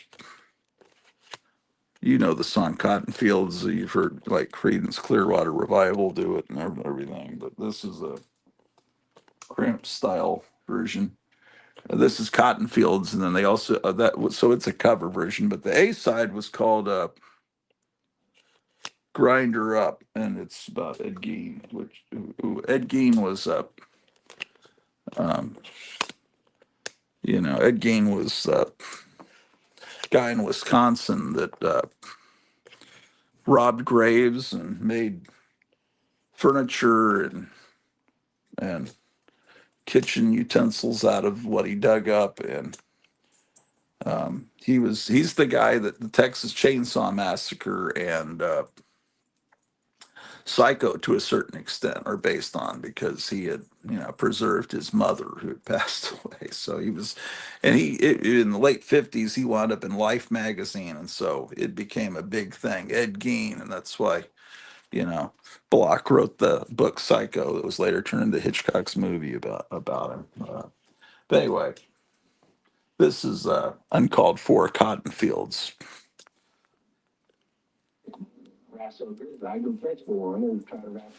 This is my friend Randy's band. That's my friend Randy here. Oh,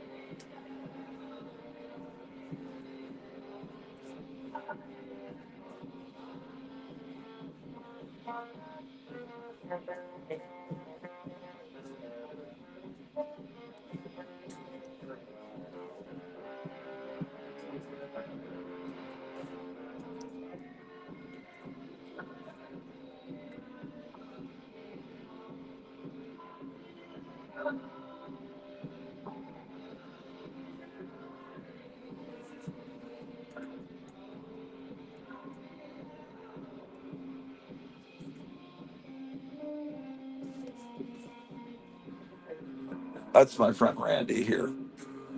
He's been on this show.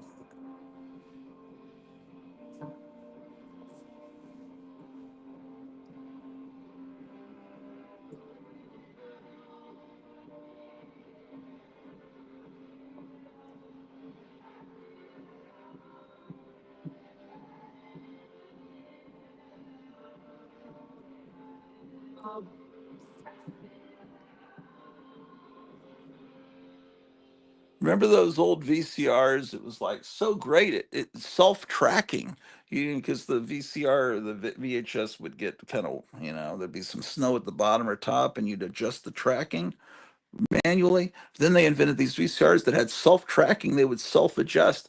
But this one brand, it was a good brand. I can't remember if it was Panasonic or something, but they would flash the words real giant video calibration in the middle of the screen. So if you're recording it, you get the words video calibration in the middle of your recording, because it's just like, I'm so proud of myself.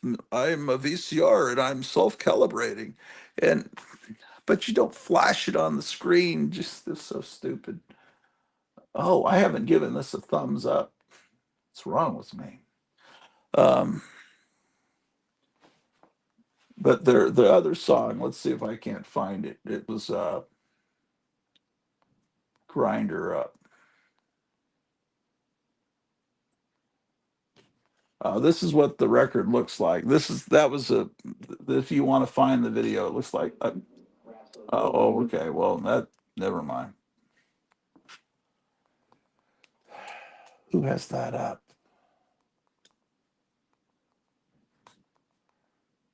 Um, damn.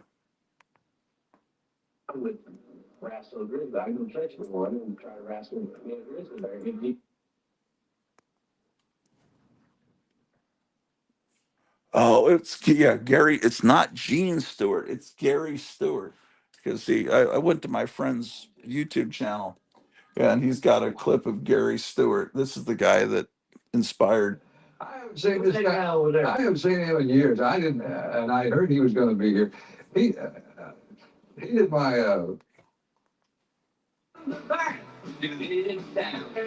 I pick you up around my little car, you don't speak. It started with the hard stuff. Ain't got a lot of money, but that ain't nothing new. Going like a bee when I'm raised with. Oh, here's Grinder Up.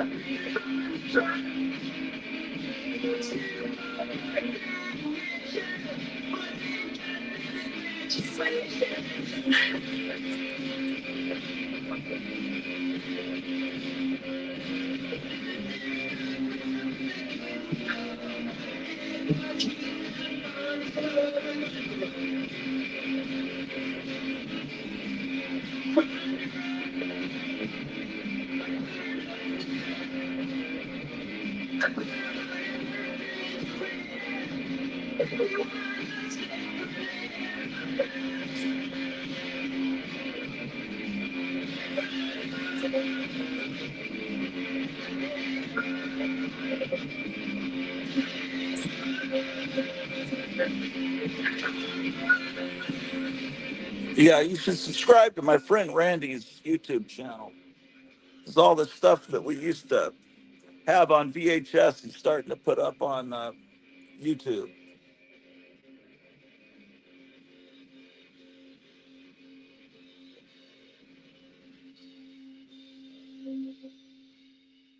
We would just record all this stuff just off TV, and like I remember this guy when we discovered this preacher.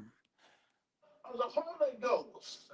Now, the Left Field Church said that we are rich. They had this big glamorous attitude because they had silver and gold, because they had wealth and they had money all over the place. And they was doing all right. But when God looked at them over in the third chapter of Revelation, he said to them that they were poor. And you know what? God don't look at what a man has in his pocket, but God is more concerned about what a man has in his heart. That's why he made the statement, what the word said, what would profit a man to gain the whole world and then mess around and lose his soul? It profited nothing to gain this world, and your soul have not been saved. They said, what else is on here? Um, oh, Homer Henderson. I forgot. Homer Henderson. He was another guy from Dallas.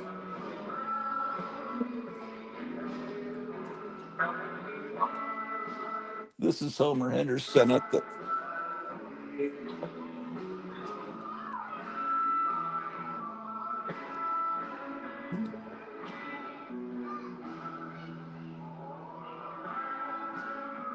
Oh, okay, I see what's going on. This is February 1997, and Homer Henderson's playing at the Sportatorium. The Sportatorium is where they had wrestling matches in Dallas. Also, people like Elvis Presley and Gene Vincent played at the Sportatorium, and these rock and roll fans would come and tear the seats up and throw them. You know, they would go nuts, especially Gene Vincent. You know, he attracted a lot of juvenile delinquents. but the Sportatorium is mostly known for wrestling or wrestling. They would have it broadcast live from the Sportatorium on Channel 11 Saturday nights. Anyway, I see what's going on here. You got Homer Henderson performing, and then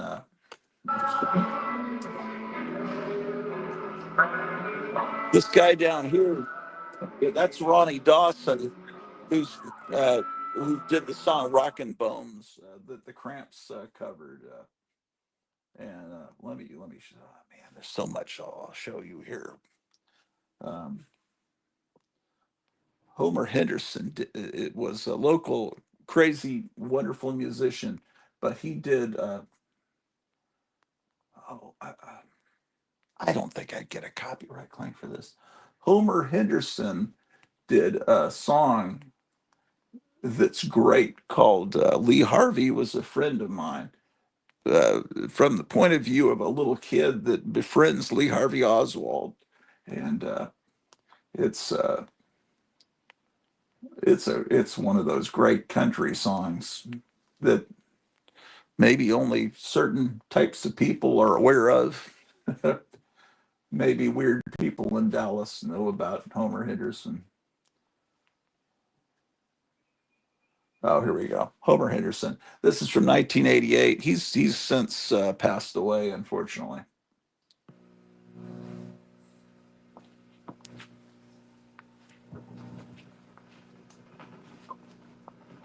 Lee Harvey was a friend of mine. I was born in Dallas in 1952. Lee Harvey moved across the street on Beckley Avenue. He used to throw the ball to me when I was just a kid. They say he shot the president. I don't think he did. And Lee Harvey was a friend of mine. He used to take me fishing all the time. He used to throw the ball to me when I was just a kid. They say he shot the president. I don't think he did. I seen that picture of him with pamphlets and a gun. The shadows are pointing every which way, but there's only just one sun.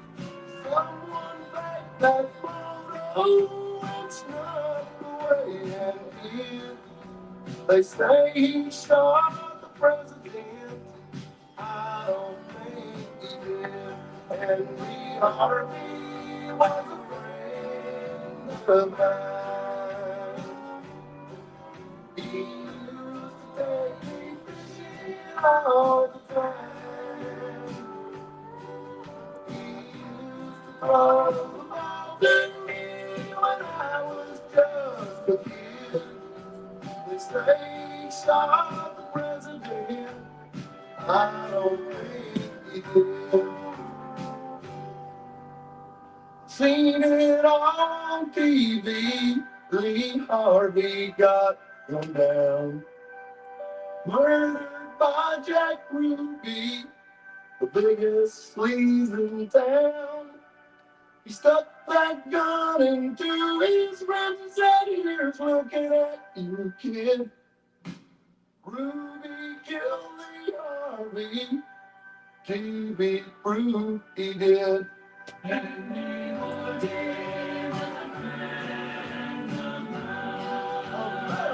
Friend.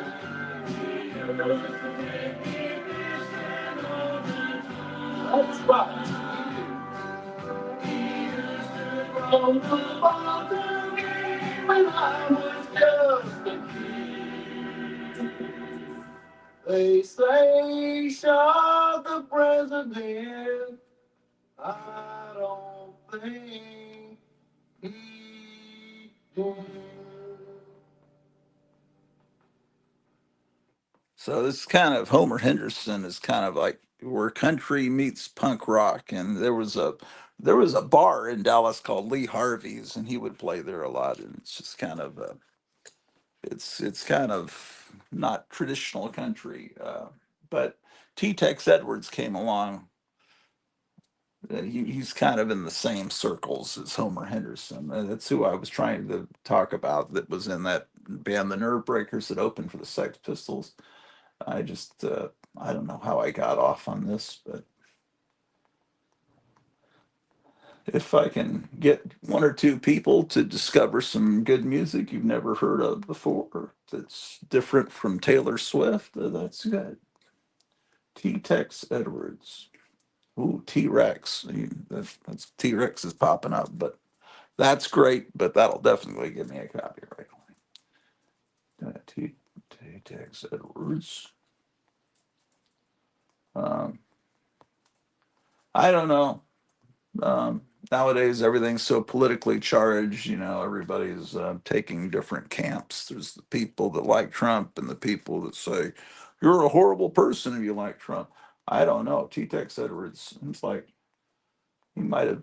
He might not be my friend anymore on Instagram. I don't know because he might have different politics, but I don't know. He was a good friend back 30 something years ago, but back then everybody hated who was president. Now people, I don't really remember, except when Reagan was president, people really loving the president.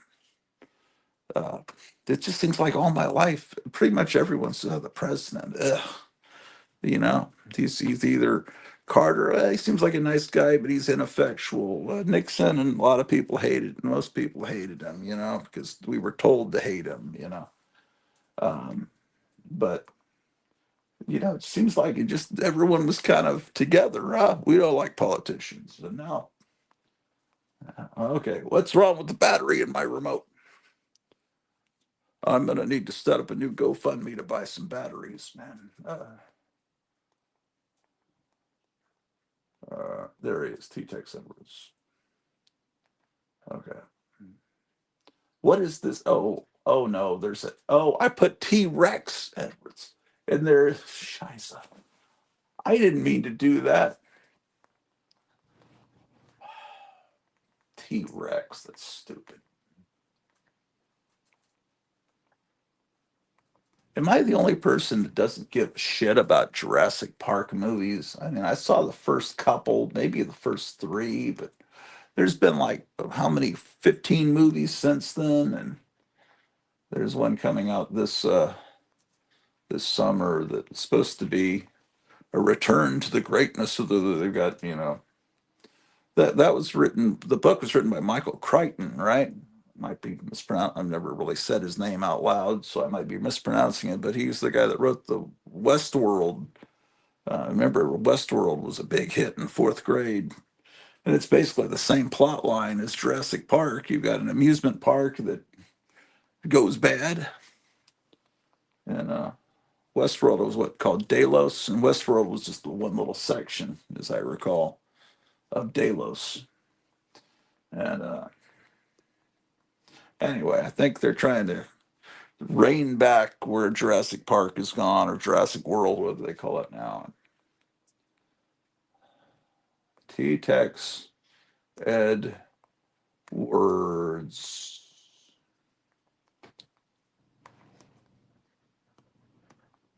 I think I remember I was playing you that I'm Gonna Kill You song. I wanted to show you that T-Tex Edwards had done a cover of it. Yeah, okay, we found it.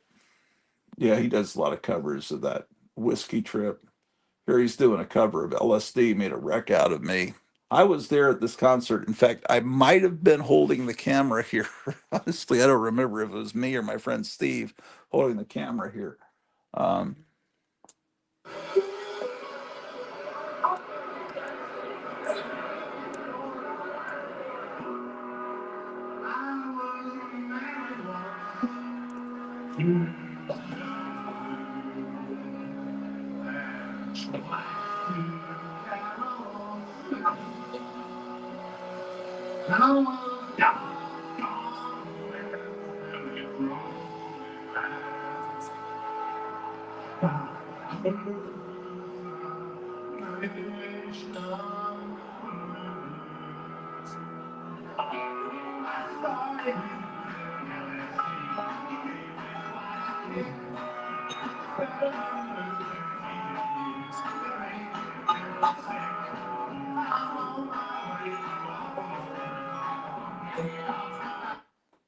Let's see here.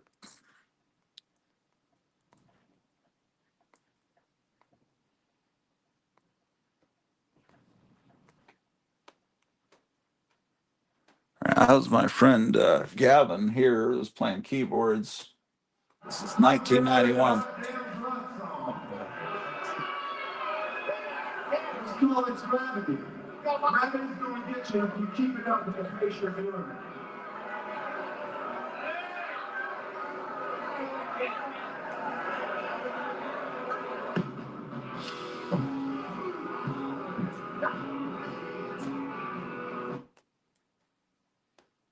Oh, that was another. Okay, this is a whole playlist of country songs. But this one, pardon me, I've got someone to kill. I forgot about that one. Wednesday, and this is the original version of that LSD song. I was married once to Betty Lou and twice to Carol Sue. Those doggone women nearly drove me mad. I got hallucination blues. I started using LSD. It gave me a quite a kick. Well, it looks easy to use, but it made me mentally sick. I'm on my way to Walpole Prison. Got the monkey off my back. I'm on my way to Walpole Prison and I won't be coming back. I took some knives and I killed my wife. I took off in the night. LSD for over me. I didn't know what I'd done. I'm feeling bored, my case was heard. As soon as I got to light. Let's see.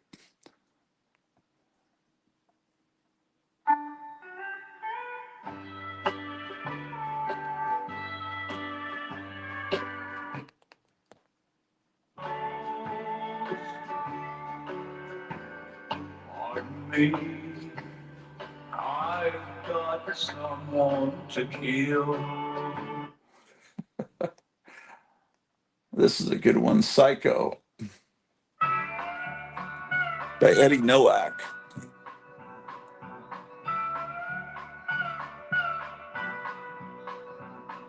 And Mary fried some fish. Mama, I'm as hungry as can be. Oh, Lordy, how I wish, Mama, you could keep the baby quiet, 'cause my head's killing me.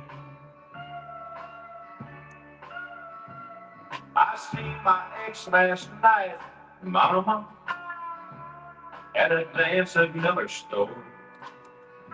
Let me point out something here. The X, you see this X that's been drawn on the label of this 45? The reason for that, it's telling the DJ, don't play this side on the radio.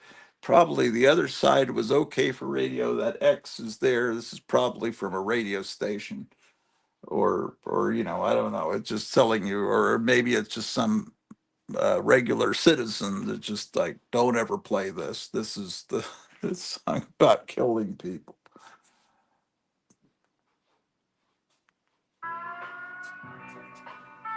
She was with that Jackie White, Mama, I killed them both, and they're buried under Jenkins' sycamore.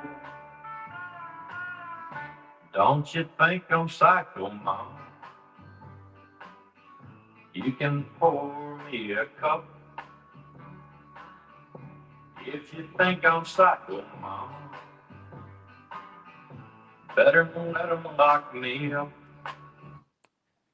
What else they got here? They got a song about the Strangler in the Night, about the Boston Strangler. Anyway, Anyway, well, that's amazing, isn't it, ladies and gentlemen?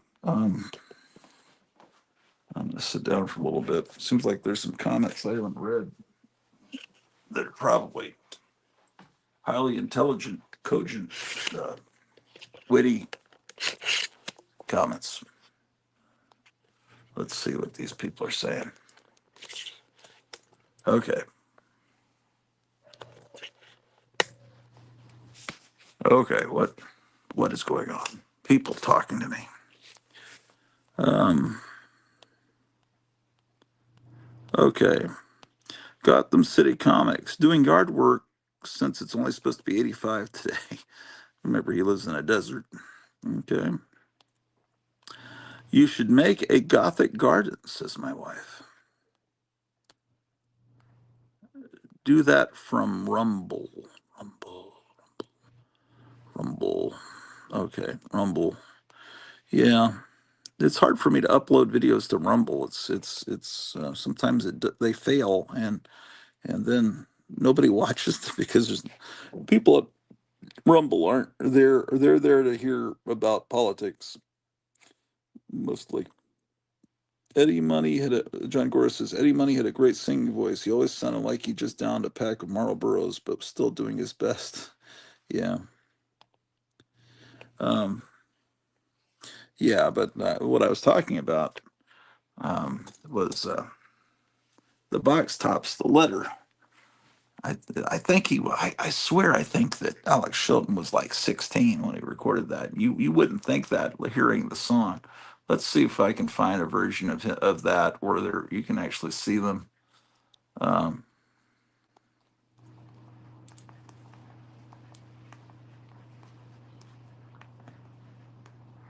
yeah, that was quite a trip down memory lane. I used to listen to a lot of that music back 40 years ago. It's, a lot of that country stuff, and I still love it. I just some of those songs I haven't heard in a long time. Um, okay, here we have the Box Tops singing the letter from 1967, and you'll hear that great voice.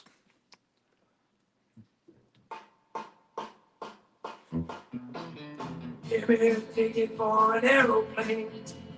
Ain't got time to take a fast train. Long days ago, I'm a going home. My baby is a hotel dinner. I don't care how much money I gotta spend. I mean, that song will get me a copyright claim. I got to be careful because that's like a song they play on oldies radio that everybody knows. So, the song "Psycho" by Eddie Nowak may not may fly under the radar, but well. So let's see. In case we have new viewers, we're trying to raise money to fix the air conditioning for it. Uh, let me hold on. Let me do a little quick reconnaissance. What's going on here? Just a second.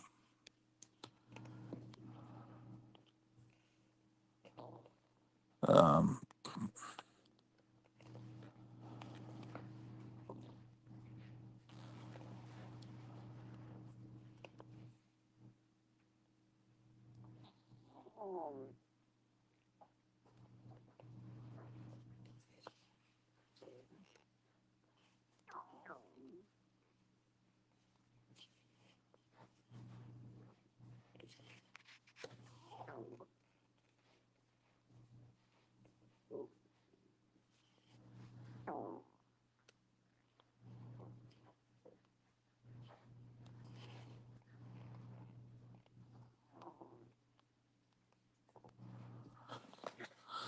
well, it says that Cash Patel and Dan Bongino have uncovered new information pertaining to the Russiagate hoax, and accountability is coming. And it's saying, I'm telling you that you and the American public that we have now found material and information and people who wanted to hide it from the world since we got in these seats. We're trying to do it in a fashion where not only are we informing the American public of what happened, but we can have accountability for it. It takes a little more time. Let me see here. Um, okay, no, that Donald Trump thing that was coming through 37 minutes ago. A sick and horrible woman who also happens to be grossly incompetent. Oh, he's talking about Letitia James. Okay. Uh,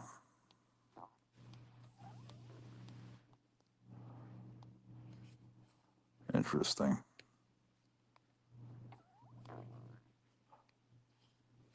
All right, whatever. Um, yeah.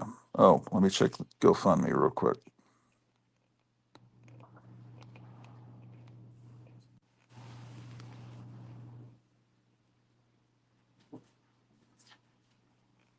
What? Oh, that's one thing.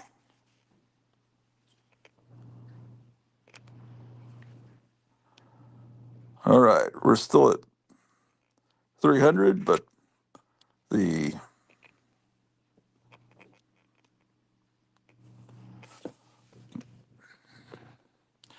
but we've only just begun, ladies and gentlemen, to live. White lace and promises. Kiss for luck, and we're on our way. We've only just begun, ladies and gentlemen, to pay for Freon. Air conditioning and how are you doing, Drew the dog? It's right now, it's not that hot, honestly. Here it's in the 50s outside, but soon the heat will come. Drew, I promised I'd take you out on a walk. Let me free this phone from this wonderful tripod. Drew, we're going on a walk. Watch her not want to walk. She always embarrasses me. I try to walk her and she Drew the dog who's buried under the why are you buried under this blanket? There you are. Let's go take a darn walk. Yes indeed. Actually, I need to go to the restroom first. Let me put something. I gotta finish this disco.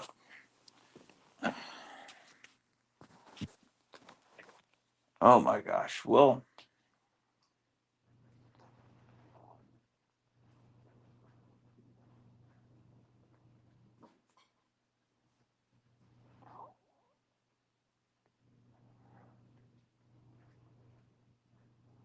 yeah, I haven't really thought about any money. I'm trying to remember his big songs. They'll come to me. Um, um,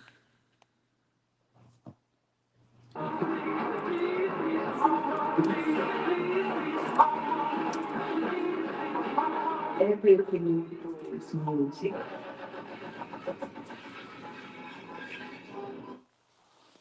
oof. So,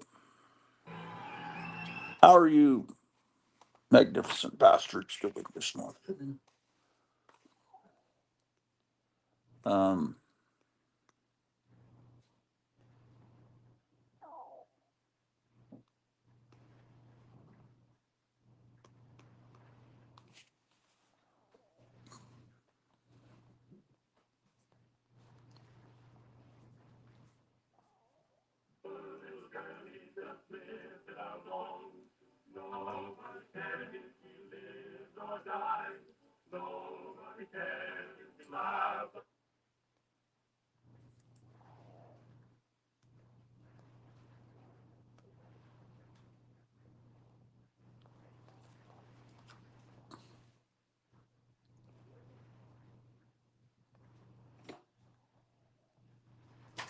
oh, the cat just was doing crazy things. Hold on. These cats are starting to get a little too ballsy, man.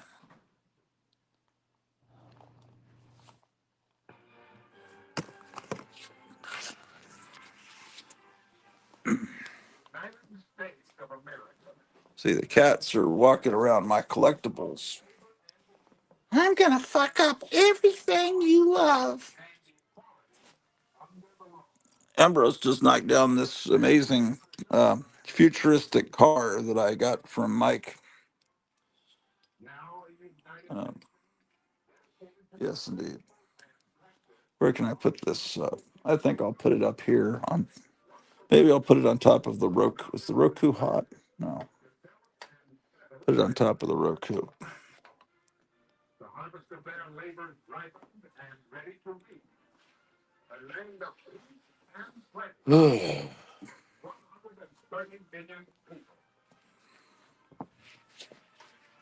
Just a moment, let us go. I shall return.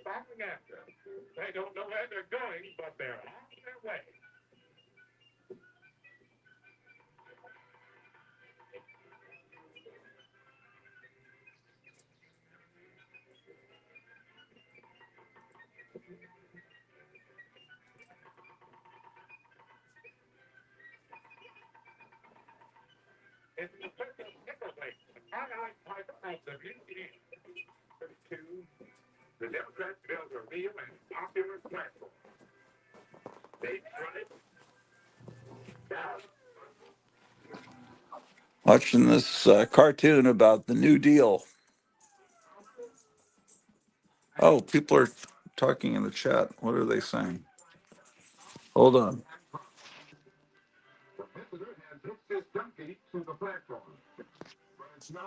Oh, yeah, 2 tickets to paradise. Yeah.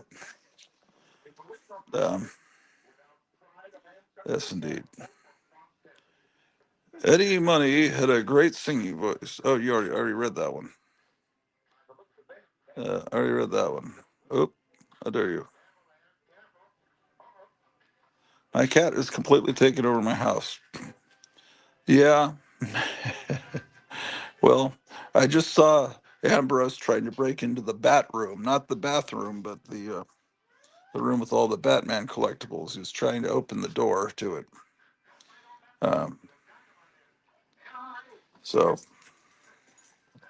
Eric says we didn't get a drop of rain where I was. Well, yeah, Kentucky's a big state. Um, did the area where Jambo lives, was that affected, Eric? Because you know more about the state than I do. And where else was affected? Oklahoma. I don't know of any comic book people in Oklahoma. I think they're all just. I don't think anyone in Oklahoma buys comic. I think they're all. I don't know what's wrong with them. Um, Oklahoma's like Canada, only worse. Just kidding. I love you all. Okay, we're gonna put the sunglasses on and we're gonna go outside, man. Okay, Drew, don't you love FDR and the New Deal? Let's go take a walk. The New Deal is we gotta walk.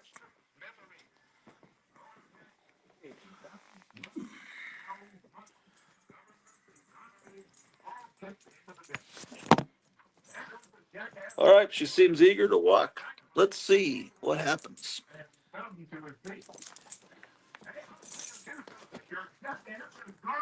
For a $20 donation, I'll actually let you see the poop come out of Drew's butt. Some of you are sick people, I know. Um, yes, indeed. Okay.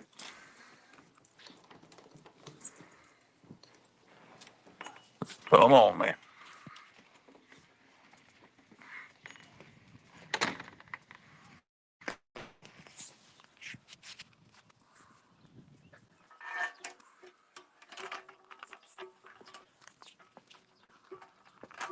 Any chemtrails? No, not a chemtrail in sight. We should.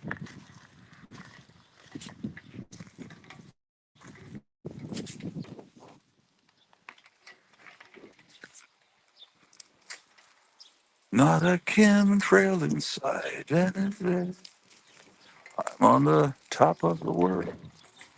But I don't have air conditioning, but it's nice. And I actually, it's brisk enough that I could put on a windbreaker, but I won't. But it's going to get hot.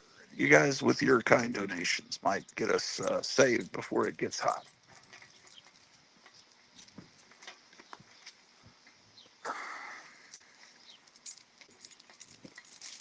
Now, look at that blue sky. Blue skies shining on me. Nothing but blue skies do I see.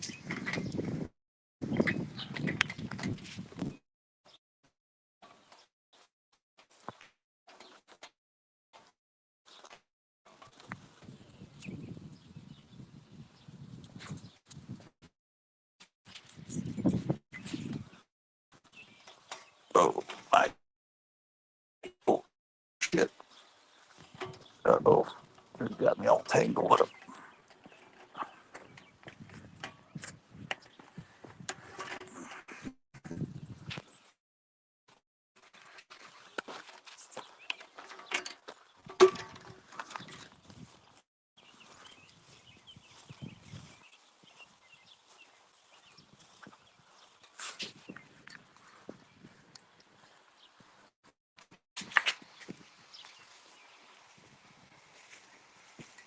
Shambo's okay. Shan's area is okay as well.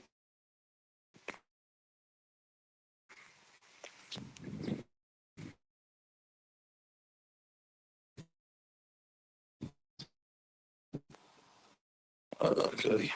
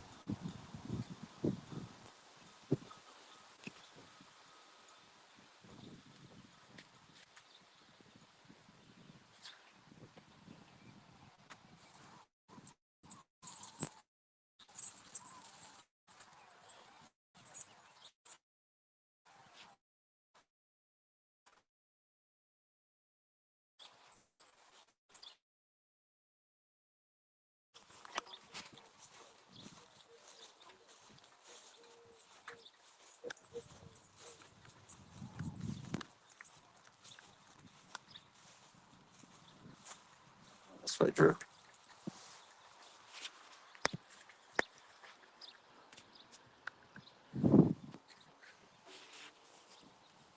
Drew.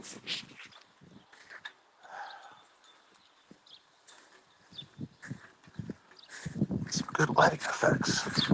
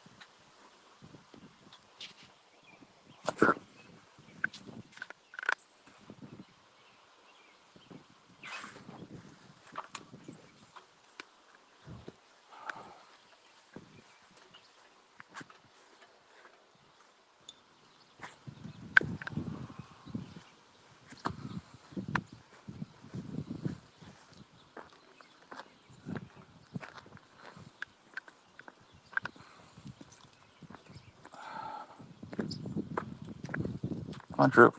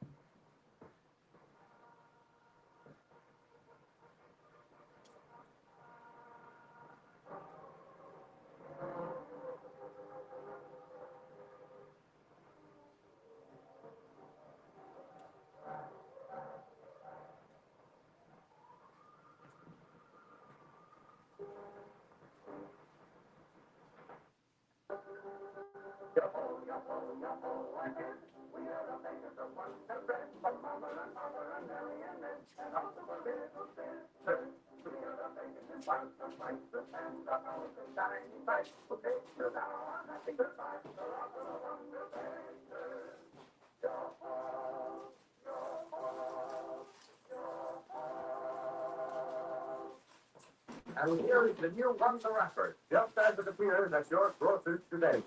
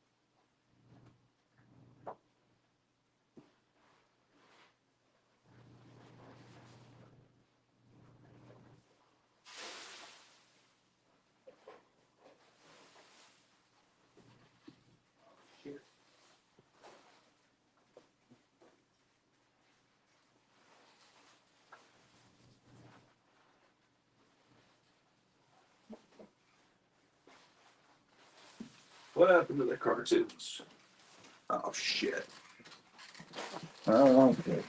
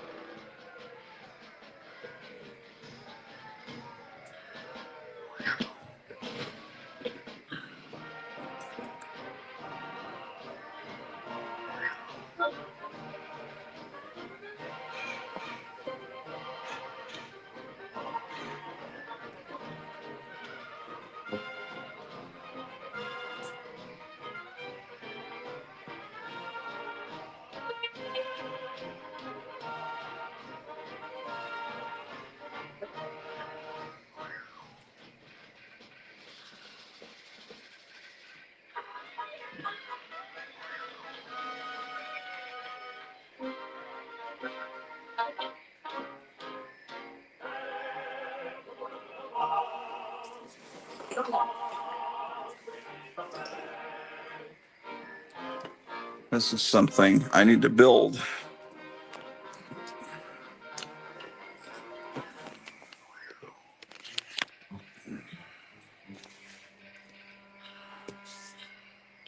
Who's watching, man? What's going on here?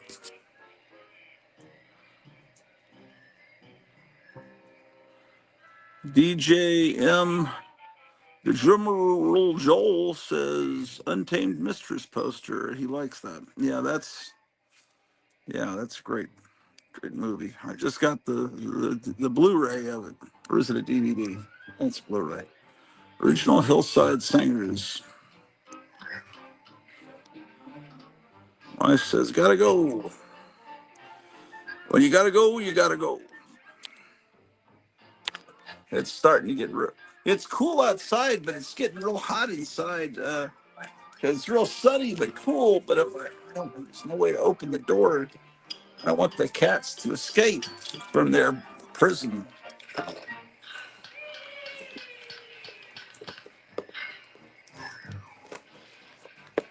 There's this weather guy on YouTube named Max Velocity. You don't ever want that guy to go live talking about the area you live in. I imagine he had coverage of all that stuff going on in Kentucky yesterday, the tornadoes. Um, he's really good. He has all these people. He has all these feeds of people that chase tornadoes and storms. Okay. Oh my gosh, this looks very complicated. It's a steak for killing a vampire. Okay. Well, maybe it's not going to be that hard to build. This is supposed to be something. Been sitting here for like a week, but my wife got it from somewhere. It's supposed to make it where the cat litter box is elevated because otherwise, where the dog can't, not to be indelicate, because some of you are eating breakfast when the dog can't eat their turds, because dogs sometimes like to do that. So I guess this is an elevated treehouse to put the kitty litter box in. Hopefully there are directions from this. Must be a Timu order.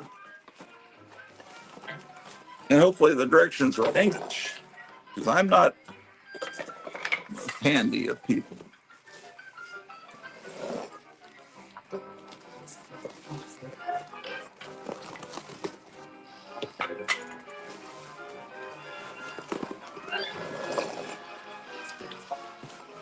Some kind of burlap. What was that? Okay, I don't know what this is supposed to be for. Well,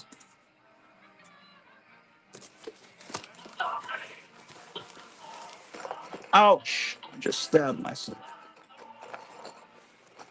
You're kidding. Is there no instruction manual in this thing?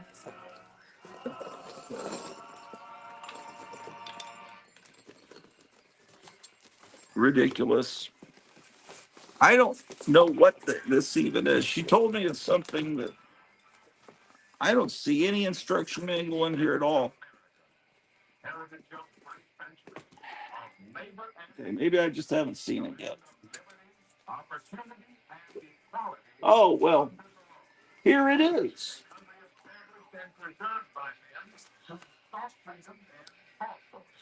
What in the name of heck? No, it's not for the kitty litter box. It's just like a little swing for them. And it's all in Chinese or Japanese. Oh, it's in English on this side. Oh my gosh. This is going to take me all afternoon. Let me get all these little screws up off the floor before the cats hide some of them.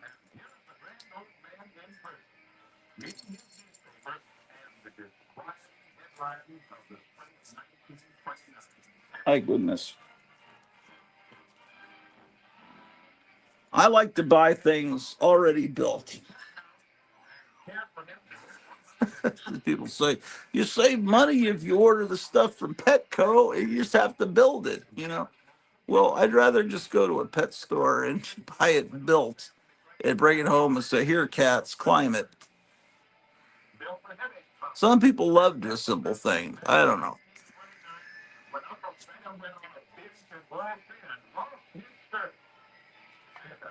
Oh my gosh. Let me hide these objects before the cat's already wanting to F with it. This is what I've got to build. Will this madness ever end?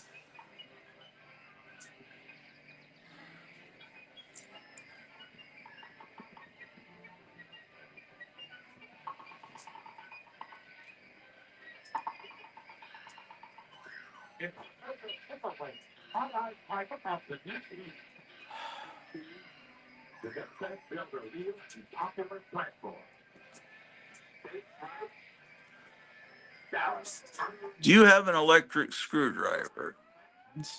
I wish. No. I had an electric toothbrush, but it stopped working. Now I noticed last night while I'm on Night Tiger, my hurting on the side of my mouth. Oh, that's all I need.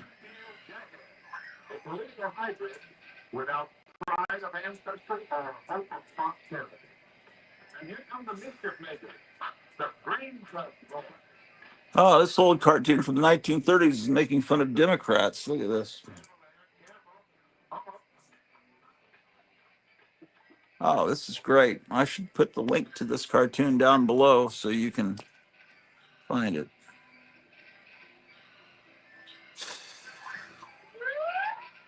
Yeah, electric screwdriver.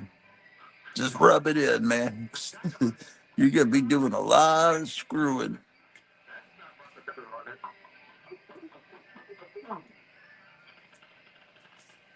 Oh my gosh. Going to be doing more screwing than John Holmes.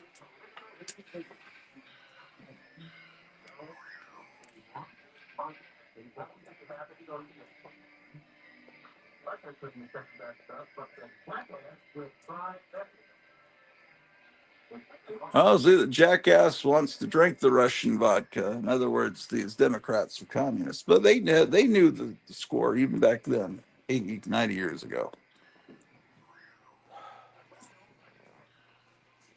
I'll put all these over here next to this fly.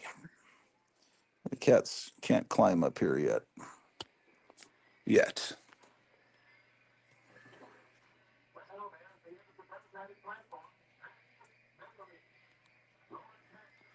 I put together a Timu desk, took all day.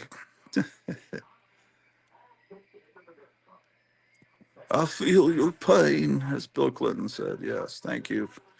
DJ. Okay, let me see. Let me figure out this name. DJ Mr. Joel. So, are you a DJ? Are you a music DJ? I don't think I know DJ Mr. Joel. Tell me how to pronounce your name. That's uh, watch it be someone that's watched the show for decades. Not the show hadn't been on for decades, but they've watched for years, and I've just forgotten their name. That's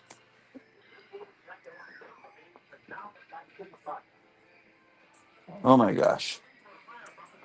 Oh, I got to take the trash out. On and off, yes. On and off, you watch the show, or on and off, you've been a DJ. I should put the link for people to come on again. Oh, and I haven't put the link to for the what do you call it? The GoFundMe in a while either. What am I doing here? Oh my god!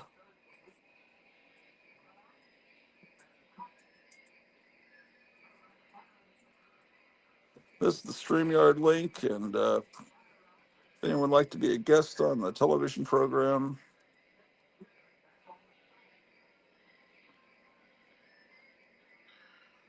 oh no, this I did it twice. This is the link on how to get on. the link to the GoFundMe. Let's go check that out.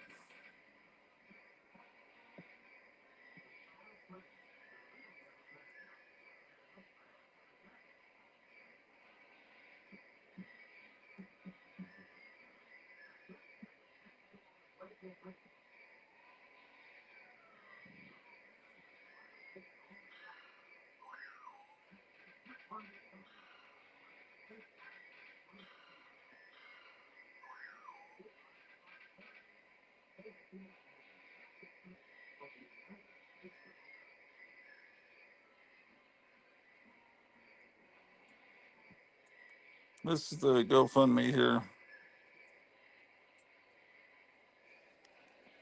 We're still at $300, which is good. It's a good start. So I've done about 10 hours of this plus 4 hours over on Night Tiger's channel. So let's say we've done about 14 hours of content of television programs, and we've raised 300. So if I do another 14 hours, I should be up to 16. I'm still at 600. $600.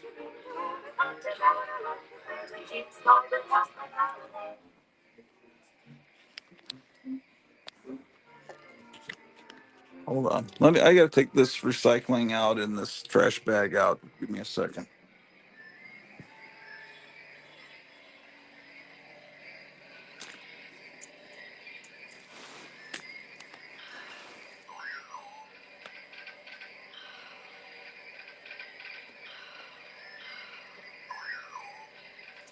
What's going on here?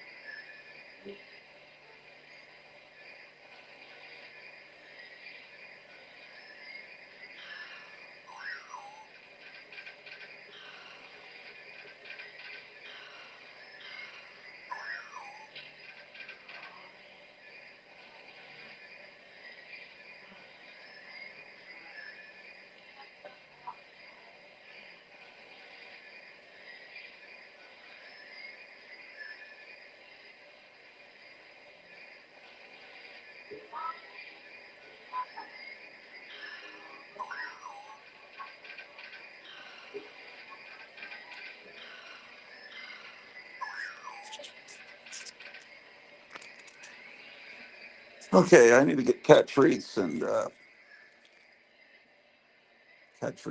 trash bags. This should be the name of this episode. Cat treats and trash bags.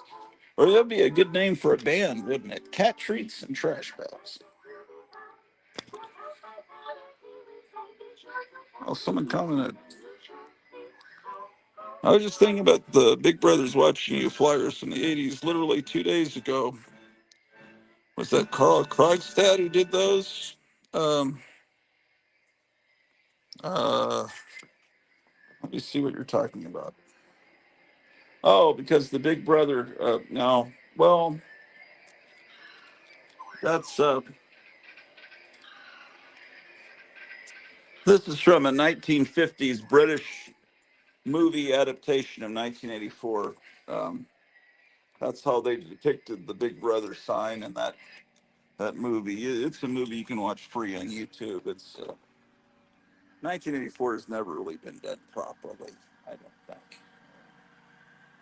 But it was I think it was the first time that it was made into a movie. It's a British movie.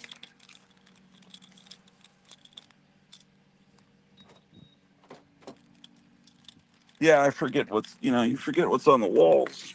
And I was like, why are people talking about Big Brother, man? Um, okay, the one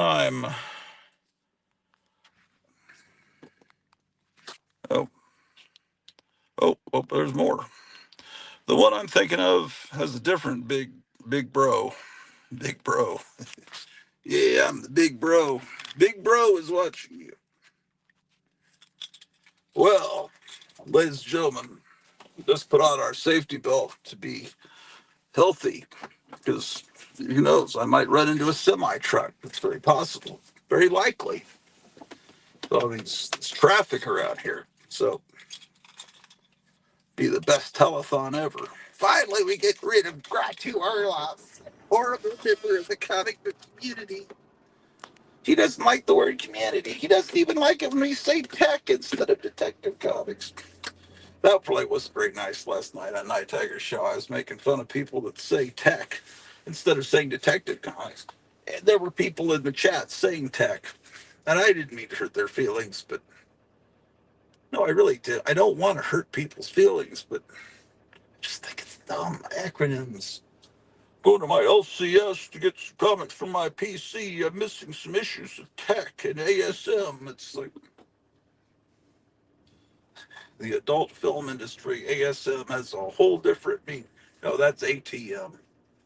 Uh, Most people know automatic teller machine, but there's another horrible meaning to that. Yeah, there's too many acronyms, man. People, you can just say the word detective, and it takes the same amount of time as tech. I don't know. Maybe it takes a millisecond of time, or it's just too hard on my tongue saying three syllables instead of one. I feel like I'm a real comic collector when I say tech. Let's listen to the weatherman. Come on, weatherman. Where's my radio's not working? Oh, there it is. Degrees, the 2.41, and the relative humidity 66%. The pressure was 30.00 inches and steady. Looking around the area, across southwest Iowa, skies ranged from sunny to mostly sunny, and temperatures were between 52 and 57 degrees. Here are some conditions elsewhere in Iowa and Missouri. Skies ranged from sunny to mostly sunny. It was 56 at Cedar Rapids, 55 in Tumla, and 64 at Kansas Why City. it's still at half mast? I assume that's because Omaha Council Bluffs reported 55, and Sioux City reported 50. Now for a few weather conditions around the region. At Grand Island, it was sunny. The temperature was 59 degrees, winds were gusting to 20. At Sioux Falls, it was partly sunny. The temperature was 45 degrees. At Minneapolis, St. Paul, it was mostly sunny. The temperature was 49 degrees. Once again at 10 a.m. in Creston, it was sunny. The temperature was 52 degrees. Now here is the hazardous weather outlook for portions of central Iowa.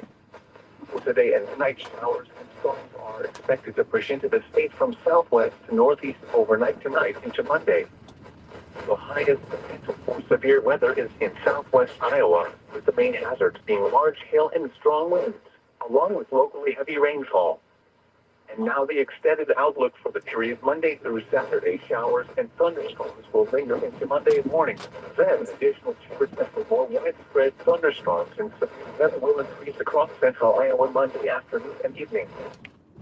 Moses smote the water, and the children all passed over. Our brother Moses smote the water, and the seas give away. Well, our brother Moses smote the water, and the children all passed over. Our brother Moses smote the water, and the seas give away. Well, if you get there before I do, my brother Moses smote the water, and the seas give away. You may look for me, cause I'm coming to. My brother Moses smoked the water, and the seas give away. Well, my brother Moses smoked the water, and the children all passed over. My brother Moses smoked the water, and the seas give away. Well, my brother Moses smoked the water, and the children all passed over. My brother Moses smoked the water, and the seas give away. Great God, now sister, ain't you glad you've passed that sinful army? Brother, ain't you glad that the seas give away? Well, my brother Moses smoked the water, and the children all passed over.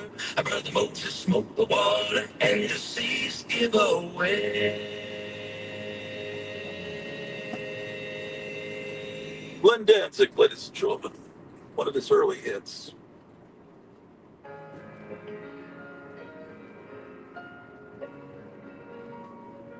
Now here's another hit by King Diamond from 1982.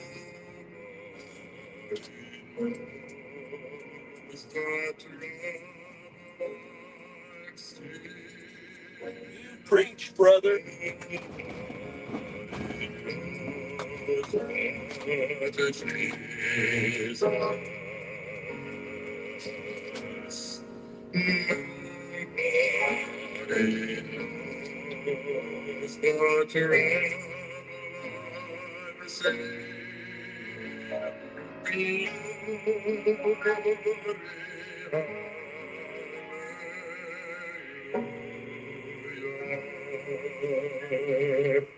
Sometimes I look, sometimes I don't.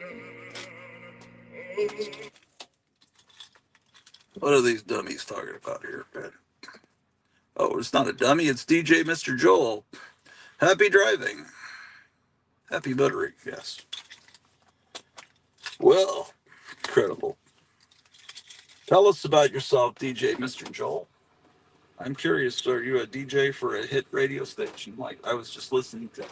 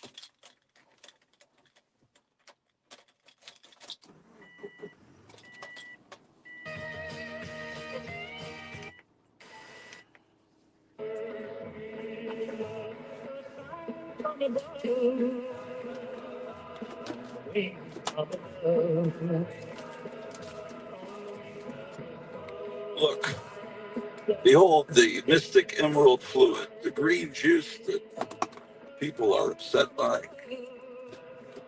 DJ Mr. Joel, you're not Zork, are you? If you're Zork, that will horrify you to see that green fluid. He even came on Night Tiger last night to make fun of the fact that my wife and I consume this mystic fluid that is made from ground up leprechauns. It's very healthy. It's a lonely business. Posting jobs, sifting through resumes. All right, me. For unqualified applicants. How about that, man? What if you could link with dozens of qualified candidates who are ready to work right now with just one connection? That's Express Employment Professionals. Find us at expresspros.com. One connection with the workforce you need. Problem solved. Express Employment Professionals. Usually when new people come around on a Saturday or Sunday, they're actually one of Zork's 300 identities and stuff. He's some kind of weird freak or fed or something. Likes to mess with the shit. My God. Plus fast, dependable delivery. So he can rise to every challenge. Call 1-800-GRANGER, click Granger.com, or just stop by. Granger, for the ones who get it done. Why'd I go to the doctor? My heart would race just taking my friend to practice. It didn't feel right. So I got checked out. Turns out I have atrial fib. Tis a land where we never shall. Oh, Johnny Cash will definitely give me a copy of it, Mike. I love Johnny Cash, but YouTube doesn't allow it.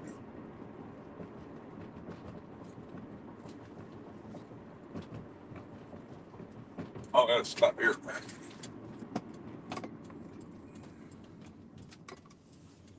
Trash bags and cat treats, man. Remember, I didn't forget.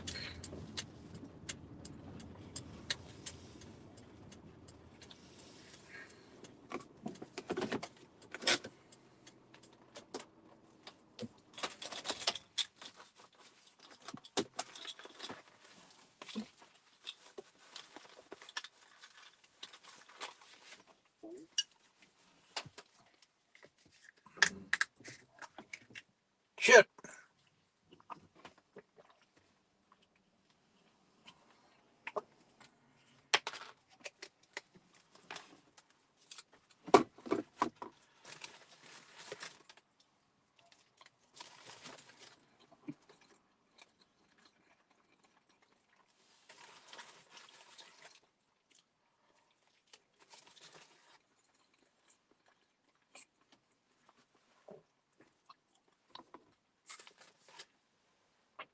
How about that?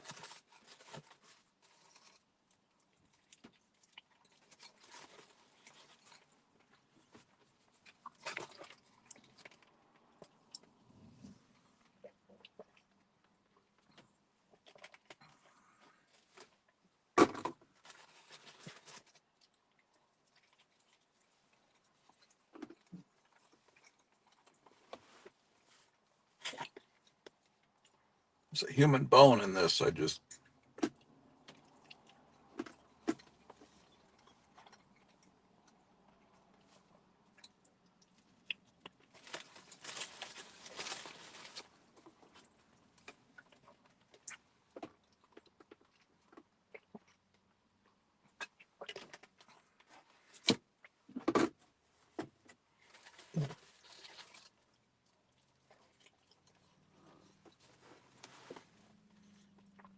You guys remember Mr. M's? We used to call them convenience stores. Down in San Antonio, they call them ice houses. What else? What are the regional ways? And a place like 7-Eleven, there's different regional terms for them. What else do you call? I call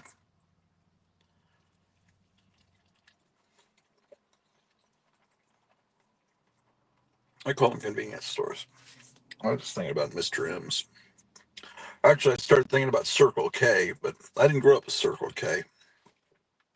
Didn't see a Circle K till I was in high school. But Mr. M's, that's where I got my wacky packages and my comic books.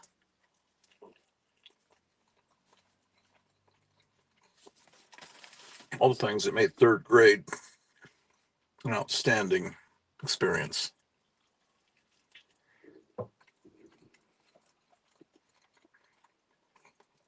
that lives on in our memories.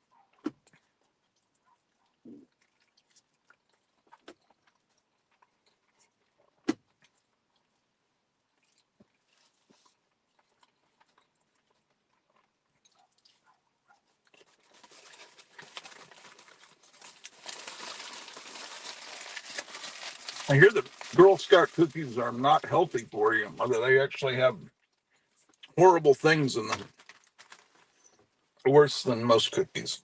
Is that true?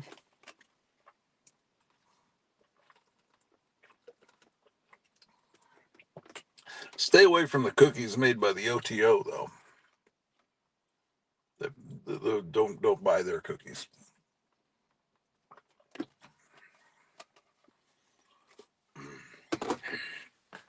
My goodness, what's wrong with people? Is this still working, man? What's going on? Oh, we're not getting any. Yeah, yeah.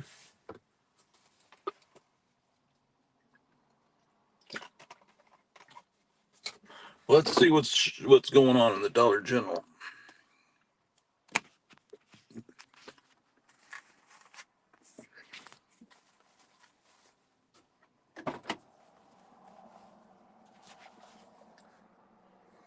I remember when they called them five and dimes. Then they became dollar stores.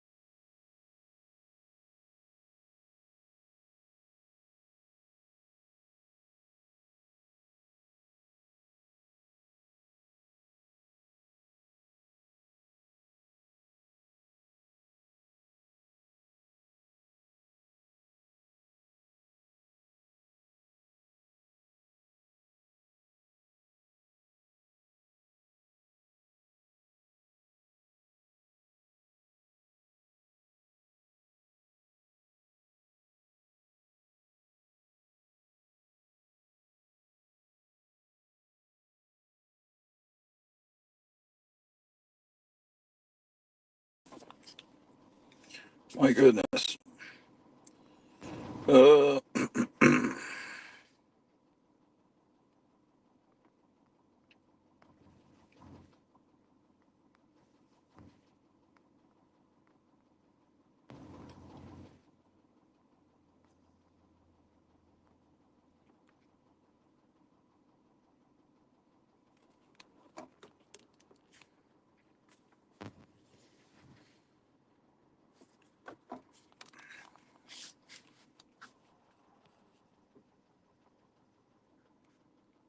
What is wrong with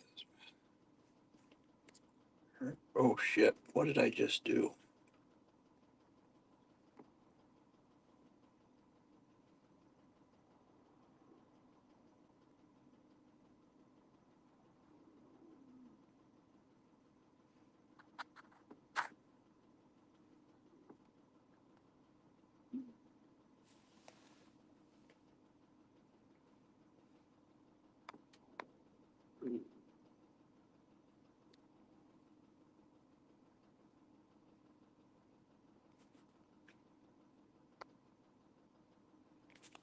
I only have 1% power here, man. This is ridiculous.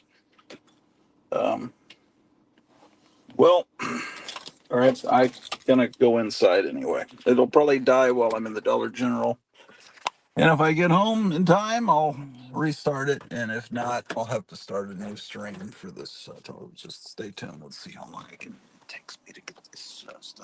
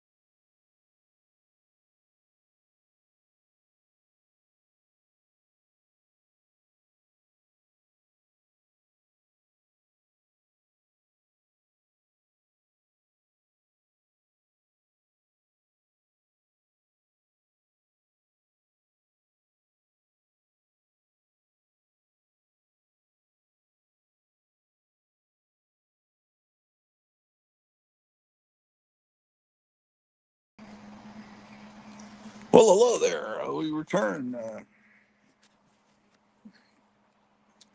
Isn't that amazing? Okay, I think I saw there was a guest.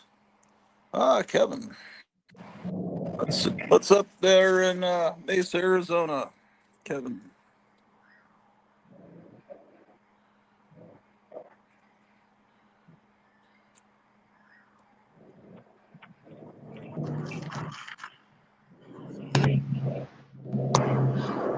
Can you hear me?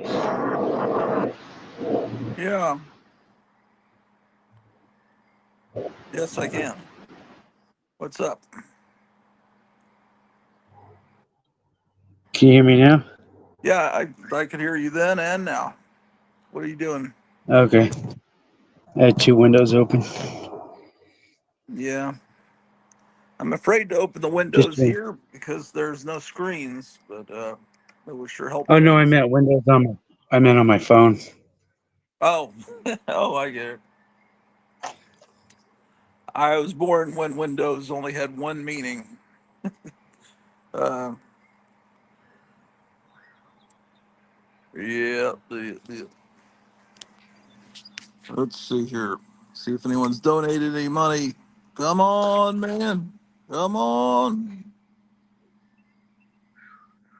I'm waiting for someone to come over and help me because it's overwhelming. The Oh work I yeah. got to do. Yeah. Hold on. Now let me get back to. I was on another screen. Well, yeah, yeah. Put your camera sideways and show what you got. A lot to do. What's up? I don't You were saying know. your yard is like a jungle or something. Yeah, it's horrible. So you're gonna hire some landscaper or something No, I have a friend that he is gonna help me for some comics. in exchange for comics. Is that what you said? You kind of broke up. Yeah, he's gonna help me, and I'm gonna give him some comics. That's cool. Did you finish the bag for Missing Mars? No, I started it, but then I went home last night. Yeah. Were you watching the Night Tiger show last night? Yeah, I fell asleep though. Like probably it was probably almost over. I fell asleep though.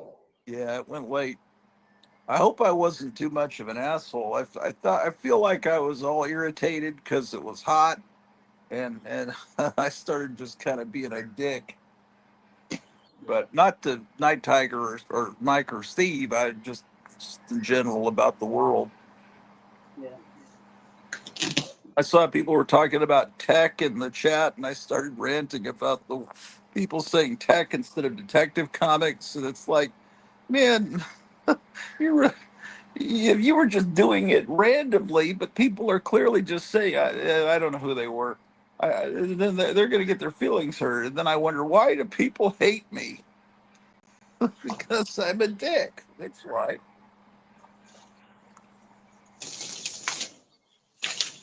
I don't know.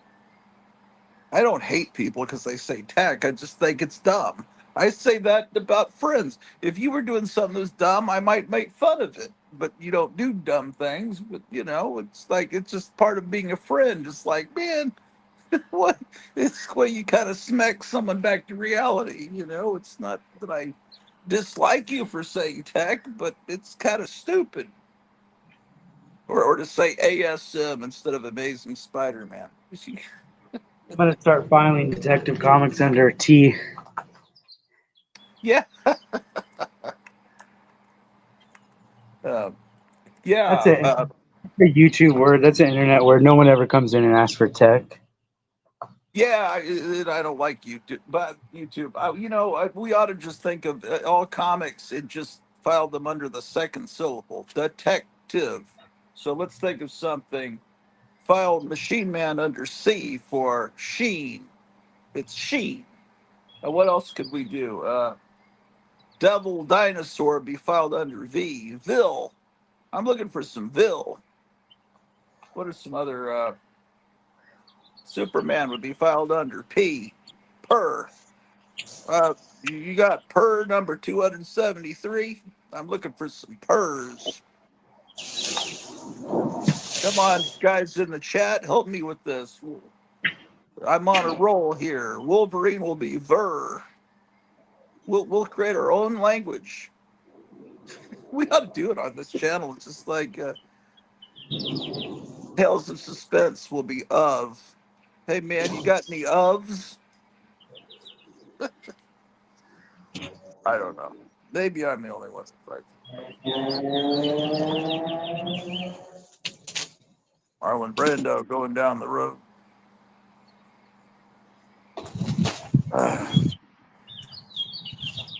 You ever listen to a radio show called Prismatic Instrumentals on Sunday morning? I think so. It's I've been talking about it, but I noticed this guy has hardly any subscribers. He's someone that has a real radio show and Yeah, somewhere that's up. the one that's different. He puts different years every day. He plays what? Oh no, that's Radio Joe that does different Oh, Retro years. Radio Joe has the air checks. No, this is some guy that does an hour-long show. It's posted every Sunday morning on YouTube. But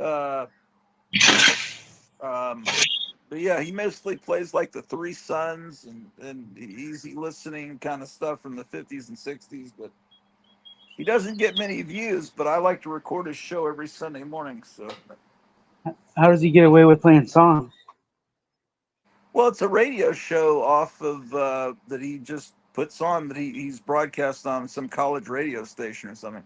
Well, how does he get? I guess he can't monetize it. I don't know if the Three Sons get you a copyright claim, but he's. I don't know.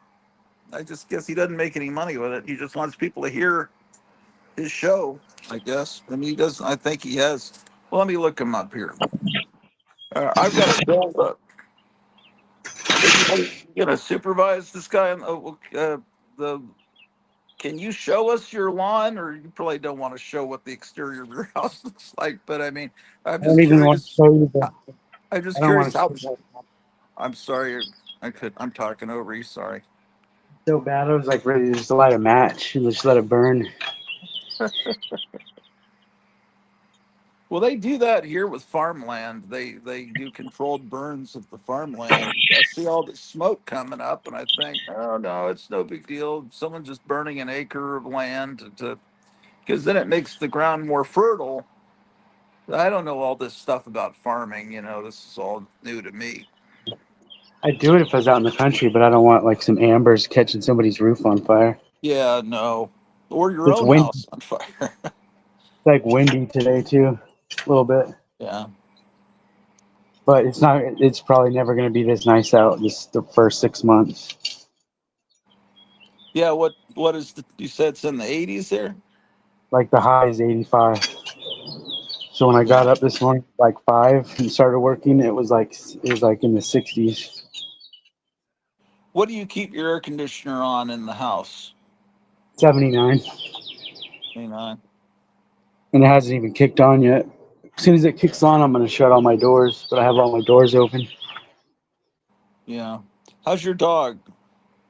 Doing a lot better. He's going to do a lot better when I get this yard cleaned up. It's like because she can't off road.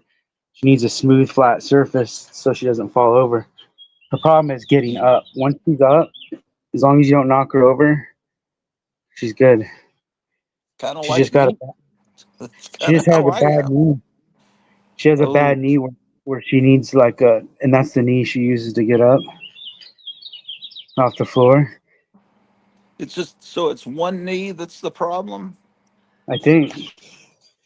I mean, they're probably both arthritis, but one's really bad. But as long as she's not in pain, as long as Yeah. she's eating, doing everything she wants to You do, I'm get. not gonna put her down unless she's in pain. Oh no, no. She looked pretty happy the other day or yesterday or whenever we saw her last. Yeah, she didn't even need I mean, my she didn't dog. even need her full. My She didn't dog need her was full in pain. convulsions of pain, and it's like, oh, okay, I can't do this, and I had to borrow money from, I think, my mother-in-law. It was my wife wasn't in what's that down there with her at that time.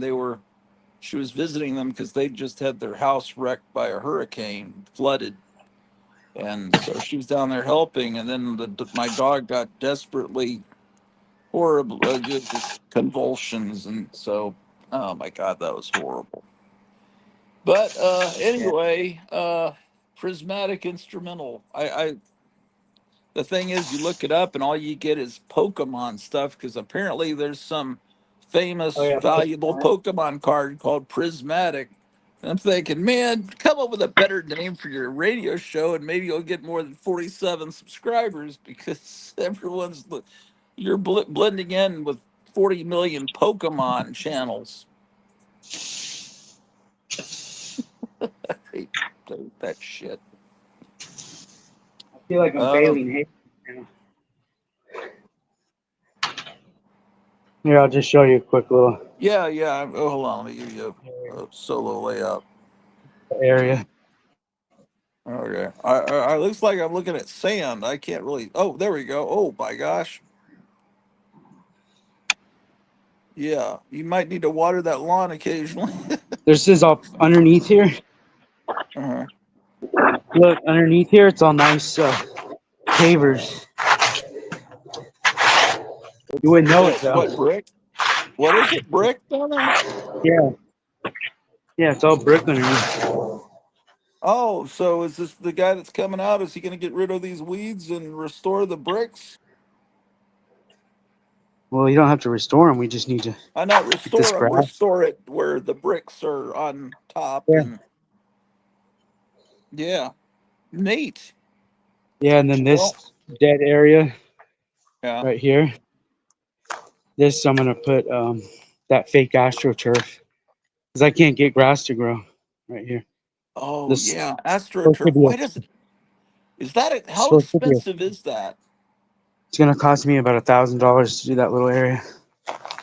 Yeah, then you don't ever have to mow the lawn, and your lawn looks wonderful from the street. It's just You all just have fake. to wash the dog piss that gets built up underneath it and on top of it every once in a while. Yeah, I didn't think about that. So All what you righty. do? So you leave the sprinklers in. I'm gonna leave the sprinklers in so I can wash the grass. You're not watering it. You're washing it.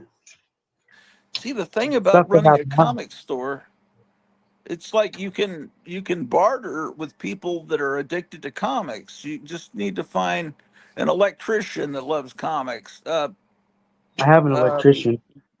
Well, I mean, not. I mean, I'm just any kind of thing, profession. A person that does lawns, a person that does air conditioning work, and the lighting, whatever. And then you can just barter with people. Yeah, it seems like. Um, See, I my don't know. problem now I'm gonna run out of room in my garbage can. Yeah, So I've already filled it up once, and it's almost filled up twice.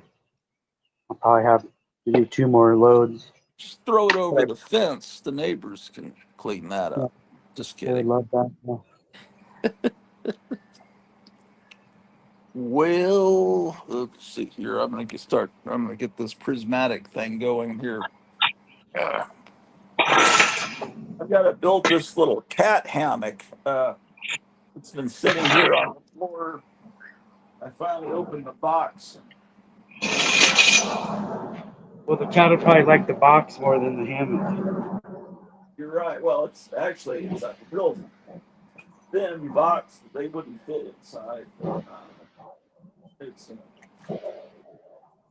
That's all they really want is boxes. yeah.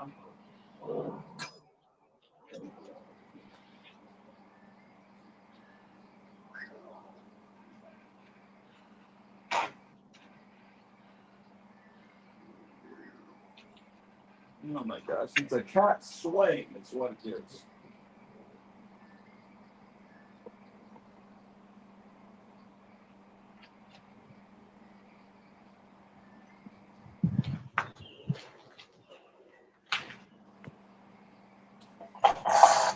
Oh, it's a I cat swing. Yeah. Apparently, it's gonna look like. Hold on. If they start swinging around on it, I mean, that might be cool for it to watch. It's gonna look like that. It's not really that spectacular looking, but it looks like it's gonna be a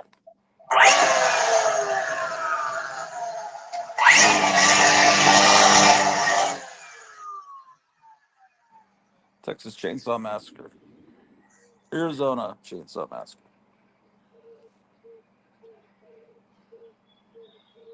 The Electric Weed Eater Massacre.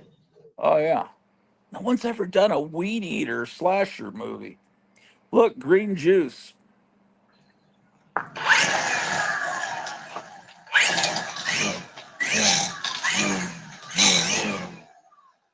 It's the ingredients are organic spinach juice, organic kale juice, organic apple juice. No, what does that say? Apple puree, organic cucumber juice, organic hell pear puree, organic lemon juice, organic celery juice, organic mint juice. Yeah,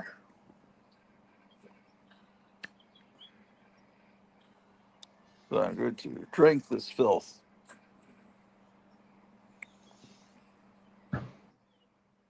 It's a little weird at first, I have to admit. It's probably the kale. That's what all the hipsters started liking a few years ago.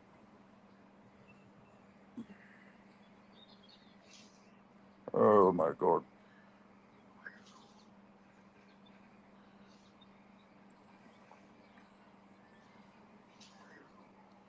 Mystic emerald fluid.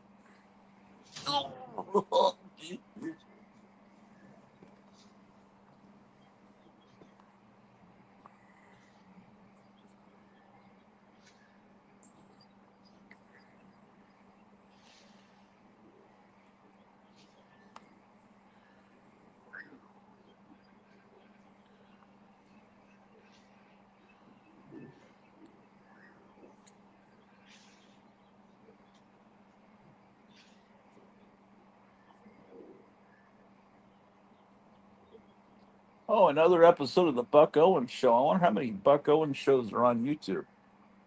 Hi, everybody. I'm Buck Owens. Welcome to the show. Damn.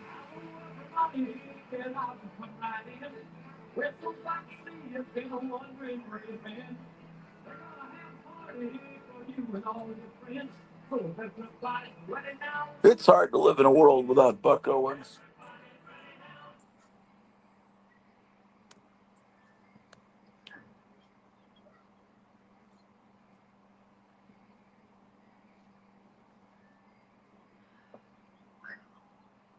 Yeah, there's quite a few Buck Owens shows here.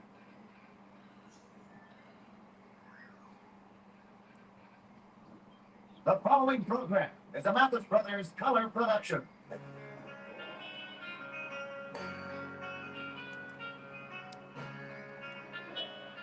Damn. Amazing.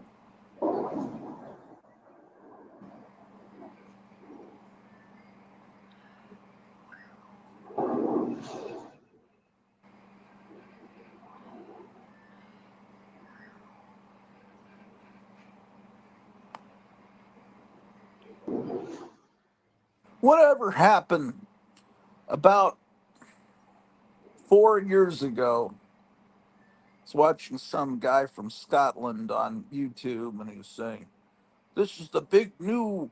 Oh, because I worked in a comic store a little bit after I retired, and I was going through boxes looking for comics that were valuable and pricing them, and this guy on YouTube was saying, "Look for this issue of Usagi Yojimbo, first appearance, blah blah blah, because it's being made into a big animated series." And then and of course, 15 minutes later, I found the issue he was talking about, the first Usagi Yojimbo, and it was like going for a couple hundred or something ridiculous, and because it was going to be a Netflix series, and then it never happened. Sometimes these the people talk about this stuff, and then nothing ever happens of it. when I'm looking at these people speculating, I'm going through my YouTube feed, and I just think, people talk about something and then it just is forgotten. Never happens. Okay, today is May 18th, 2025. So this is today's episode of Prismatic. It's called Prismatic Instrumental Mornings.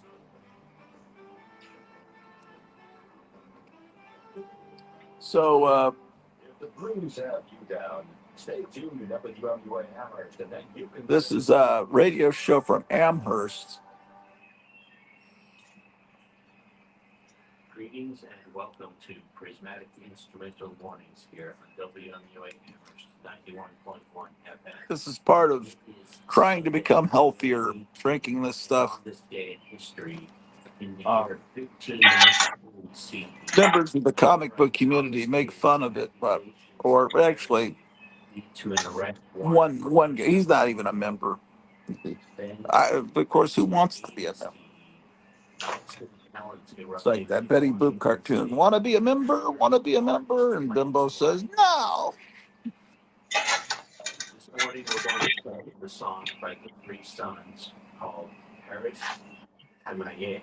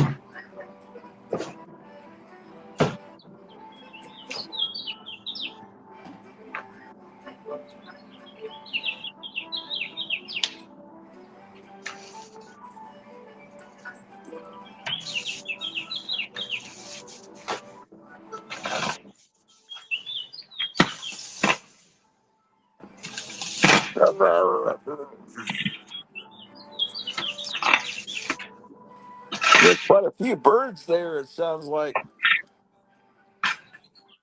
Well, I got two nests out here, Oh, yeah? and I got one in the front, two in the back.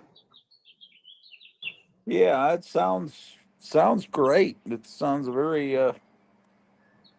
That's a like you're in a cardinal. Mary. I think that's a cardinal right there.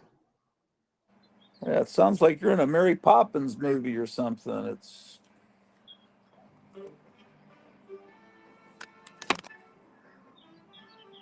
We'll have the perfect backyard for a bird to make a nest because I have all these sticks, all these dried weed sticks. yeah. Greetings and welcome to Prismatic Instrumental Mornings here on WMUA Amherst 91.1 FM. It is Sunday, May 18th, and on this day in history, in the year 1593 CE, playwright Thomas Kidd's accusations of mercy Christopher Marlowe. Then in violence erupted in Washington State, triggering Was the business okay yesterday? No, it's my second slowest Saturday I've ever had. sons. Really? So you keep track of it, or you just it's so shocking that you can't help but realize it? Yeah. Yeah, it's so shocking. Yeah. Well, at least you made a few sales while like you were on. I heard a few people ring up, but Yeah. I mean, A you've lot had of. days where there were no sales ever. I don't think I've ever had that. Yeah, because I've heard comic store owners tell me that when they first started, they had days where no one came in. Yeah, if you're in a bad location, I could see that happening. But when I opened, I had a coffee shop, and I was on Main Street. Oh, There was no other coffee shop, so I would at least sell maybe some coffee. there was some guy approaching you about selling coffee through your store. Did he just disappear? No, I see him. I see him in his little V Dub. He has like a little coffee bar inside his VW bus. Oh, Park. he's got like a food truck kind of thing. Yeah, but even smaller. He can make it compact inside of a bus. You really don't So need he that much wanted to room. use your store so he wouldn't he'd have air conditioning and electricity instead of having to run Yeah, off a generator. Well, I decided against it. He came yeah, back and I just told him I don't really want to do it. yeah, I have to get up even earlier than before. oh yeah, yeah, yeah, yeah. You can't open your store at 11 in the morning because people want coffee at daybreak. Yeah,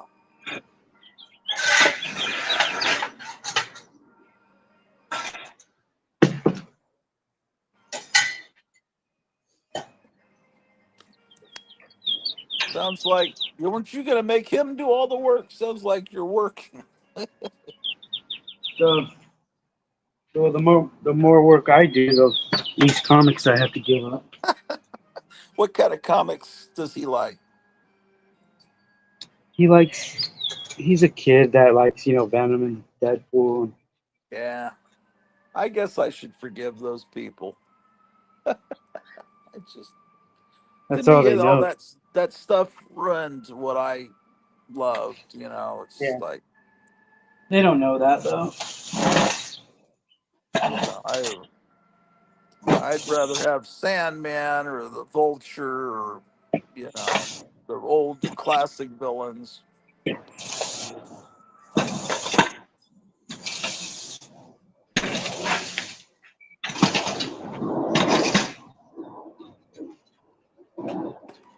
But also, I'm trying to get more exercise.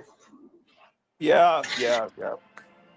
Well, Meyer, I was talking to Meyer, and he's gonna try to do that this summer too. He's gonna try to quit smoking and exercise. So maybe we can all transform ourselves over the summer. I just got to get the AC going because I don't really like doing push-ups when there's no AC. I damn. But I haven't put the link lately. So what am I? I haven't even mentioned the whole purpose of the telethon in hours. So maybe I should redo the.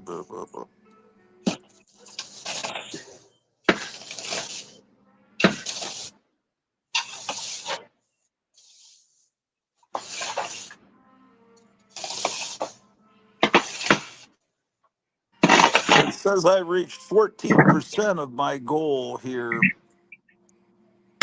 You were at 11 when I checked this morning.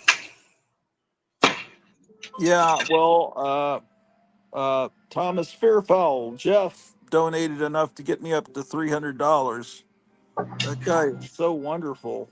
Uh, when was the last time he was in your store? Um, when you put 50 down on your books, Uh, but I talked to him on a text message.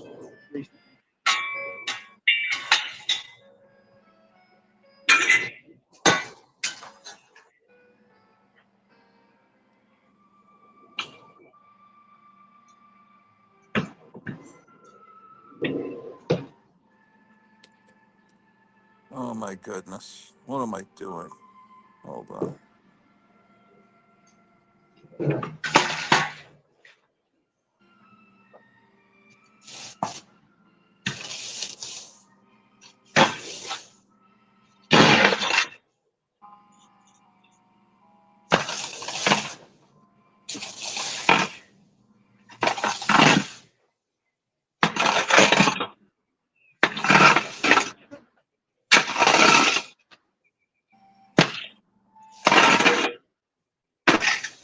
I've got this record called "The Sounds of Torture," and it sounds of people being tortured. It's the kind of the sound effects you've got going. This is like someone on the rack screaming with those sound effects.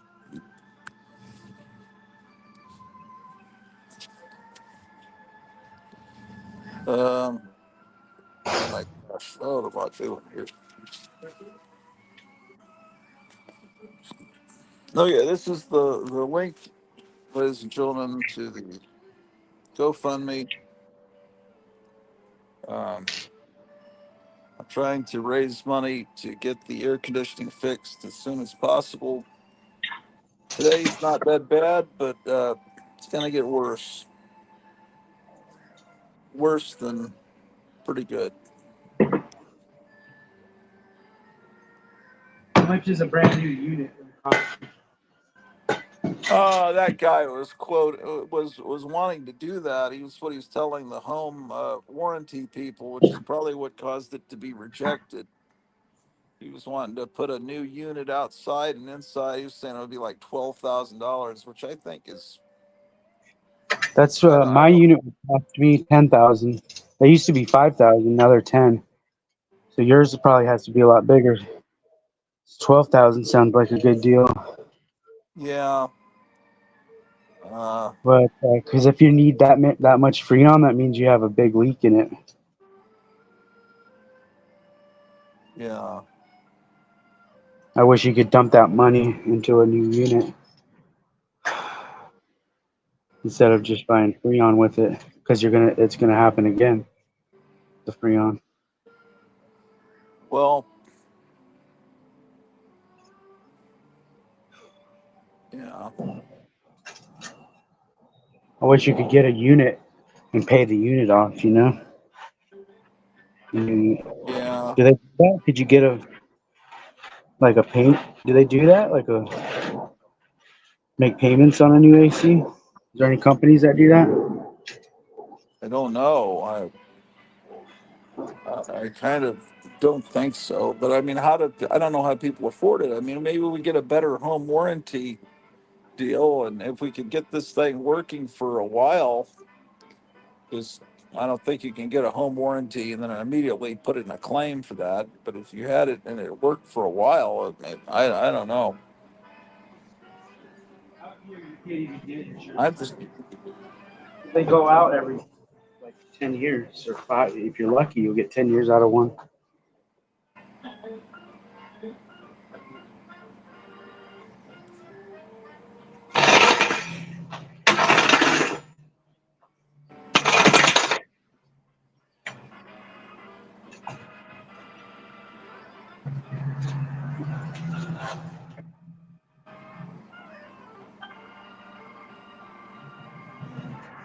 my wife is saying we should just get a unit 100%. I just don't know how to do it.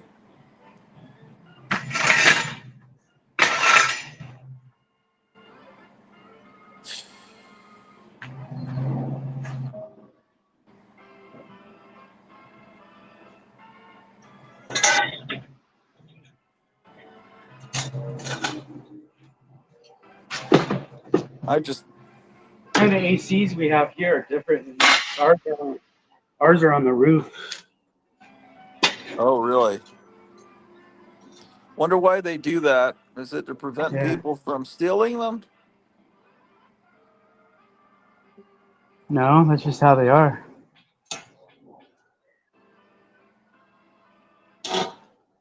Huh.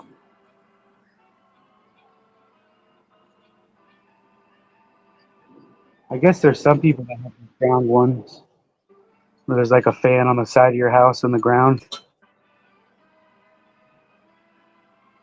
but most of them are all on the roof.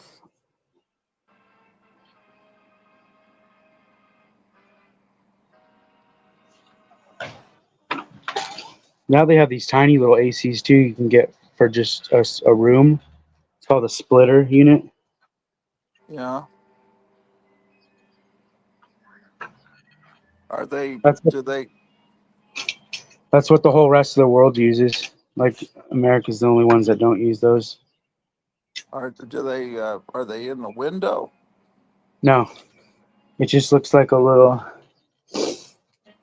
rectangle, little box thing in any room, and then it has these hoses that go, I guess, to where the fan is somewhere outside. Oh, But there's no ducts or anything. do they? Are they cheaper? I Are don't they know. I plugging never into looked work? never looked at prices on them, but there's one in my shop that I don't even use. It's in a closet because they used to use my closet as a computer server room with all these hard drives running, and you have to keep them cool.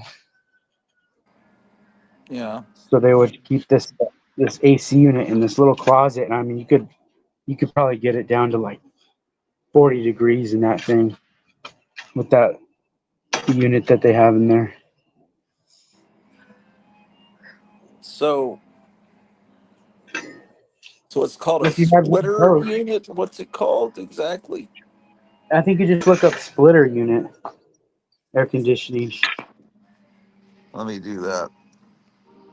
If you had one of the, or just use one, have one of those as a backup just in your bedrooms in case.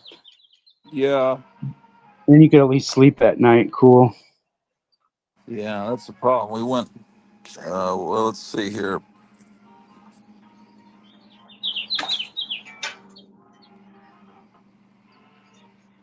Yeah, split. Well, they call it, I guess, split unit, split.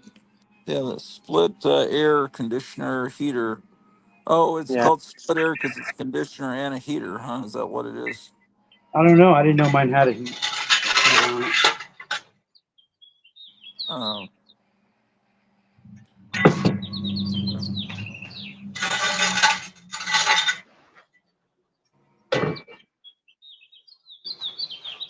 oh yeah, what is the splitter AC unit? It says due to their design, split air conditioners are often referred to as ductless air conditioners as they do not rely on traditional ductwork to deliver. Uh,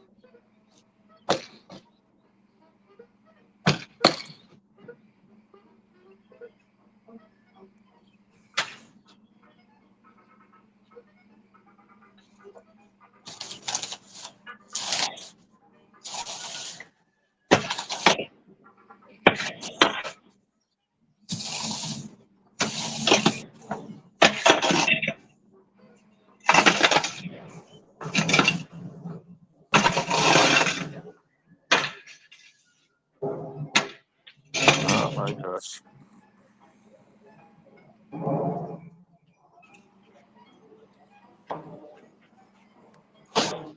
Uh,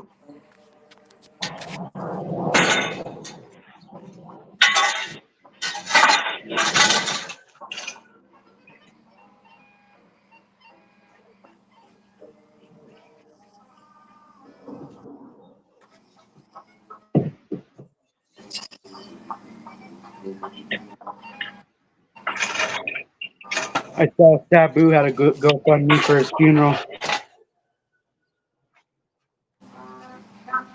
wow.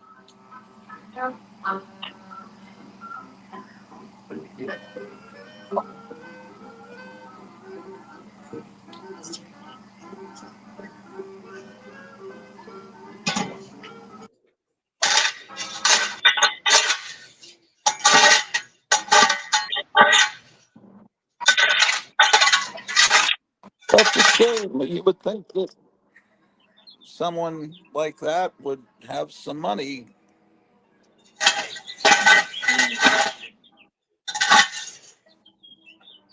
Did he work for Vince McMahon? Did he work what with Vince McMahon? Yeah. Yeah, but they're not really on good terms. Like he wasn't even inducted into the Hall of Fame yet through WWF, even though he should have been.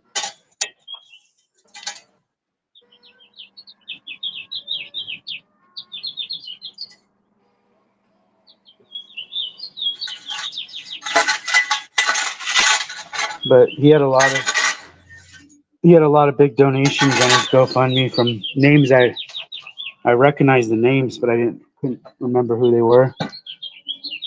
Like other wrestlers, you think?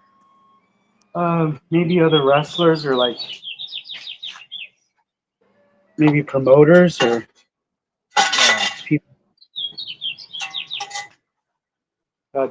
Jericho gave him 5,000. I saw Chris Jericho.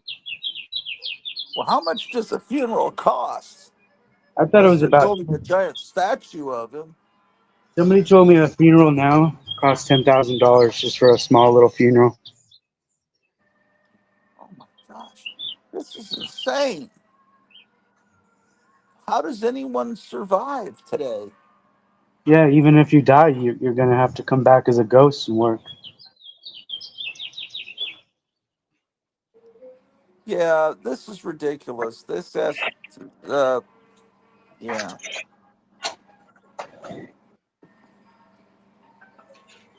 yeah. Trump's right. Every country's sponging off of us, and we're living.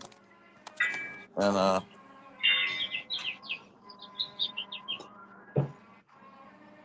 let's see, Mars says get cremated, much cheaper. Yeah, well, um, then he says hello, everyone. Well, Everybody used to be cremated because how many new cemeteries do you see going up? I don't see any new cemeteries.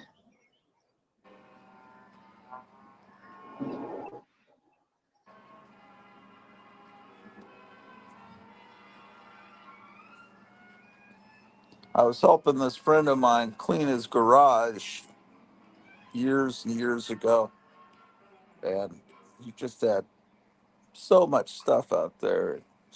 And I had this box, and I said, "What's in this?" Oh, that's my mother. Like an idiot. Had his mother in a box in the garage. Uh, Do you keep the ashes or do you scatter them? did what? Would you keep ashes of somebody or would you scatter them somewhere? I don't think I've ever thought of that. It's not something that occupies my mind much.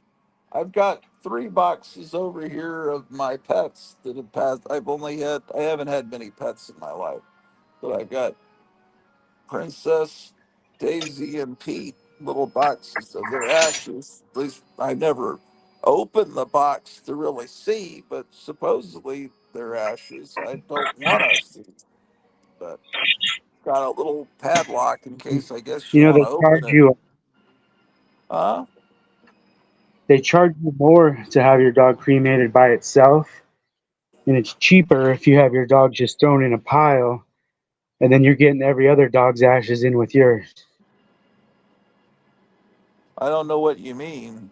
The, Okay, cremate by its your pet gets cremated by itself, and then they collect the ashes and give them to you. Well, if you that's what I. want to save money, there's a cheaper option where they burn however many piles of dogs as they can fit in the oven, and then they give everybody some of the ashes. So it's not just your dog's ashes; you're getting a little bit of I. everybody that was Why in. would what? I hope that Yeah, you that's never heard of that? no. Why would someone want to do that? That I mean, cheaper. I I mean, know, to but save money. I mean, some people. you're saving how much? I don't remember it being that expensive. Hopefully, I didn't get that second option just without them telling. They didn't give me that other option. That seems very strange. Mhm. That seems Well, it's like not strange something a here. Democrat would do. I don't trust that. Well, That's weird. it's something. It's a bigger city. Something a bigger city would do. I mean, if you're in a small town, they probably don't even have two dogs to put in there at the same time. Yeah, man, I don't know. Missing Mars says, past 6 wakes I've been at were all cremated. Yeah, I don't know anything about that. I just want to Yeah. get my air conditioner fixed. Man, I just want it to run for another year. I get this thing fixed. I'll get a good home warranty, and then I'll hopefully not have to worry about it. But it needs to run for a while, or they're gonna just think it's fraud, something. So I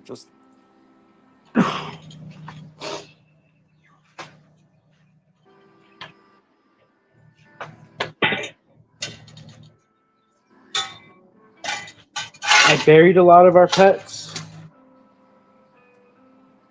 but I buried so many that I've forgotten where they're all at, so I don't want to bury any more there. oh, oh, I see. At my mom's house, that's where we will just bury all of our pets usually. Yeah. Because I've had dogs since I was 5, Oh boy. and my sister and me and her, we've all had always had dogs. So, and the dog I have now, he likes to dig. There's a huge hole over on the other side, Oh boy. but I don't want to bury the dog there if I have to because then the other one might dig her up. Oh my goodness.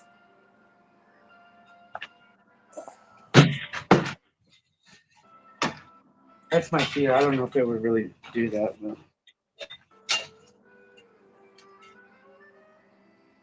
Let's see if I can understand the directions on this cat swing. The English seems to be grammatically correct.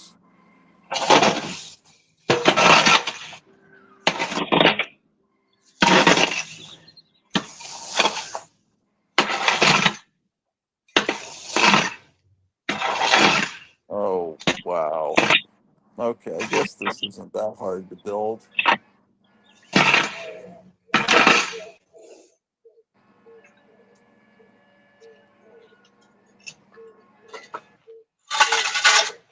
Load the large cloth with number 3 wood and use M screws. Fix with left and right sides. S screw fix with number 2 wood. No, it isn't grammatically correct, is it? Use S screws fixed with number 4 and number 7 with small cloth. The rope is tied as shown to prevent the swing from overturning.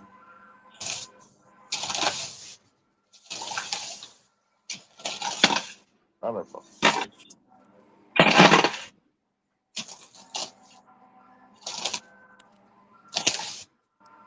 Well, I guess it's time to find a screwdriver.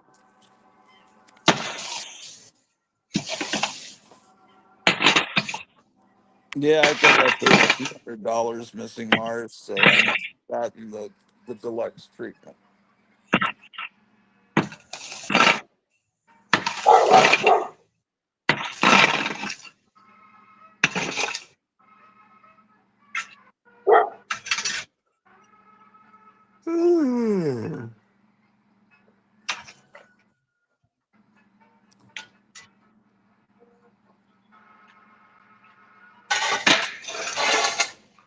I'm getting up, Drew. Drew the dog. I'm getting up. So, Drew, do you hear me? I'm getting up. Okay. Drew has to be informed that I'm getting up first, or she will get scared. All right.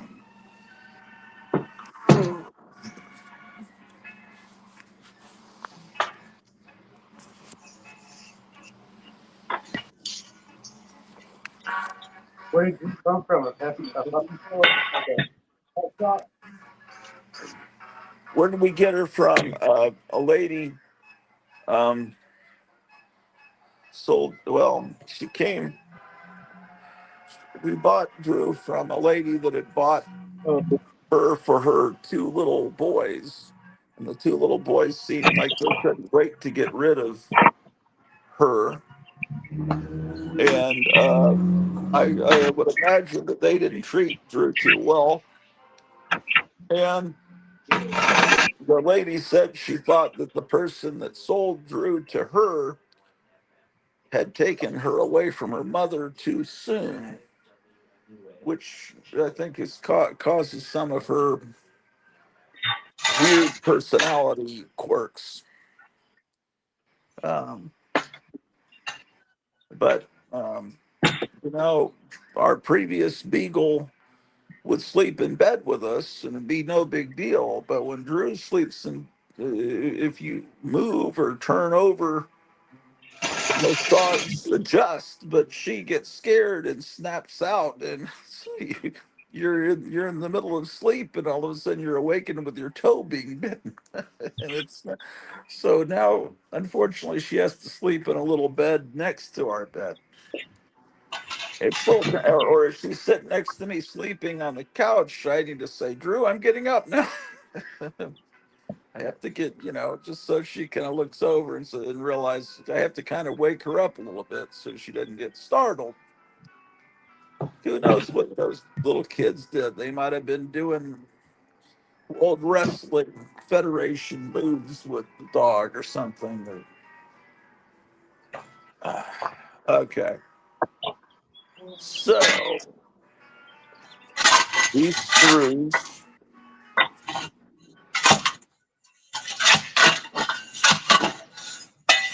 course, these damn bastards. Oh, good. They sent the little tool to do the screws with. I don't need a screwdriver. They sent everything I need.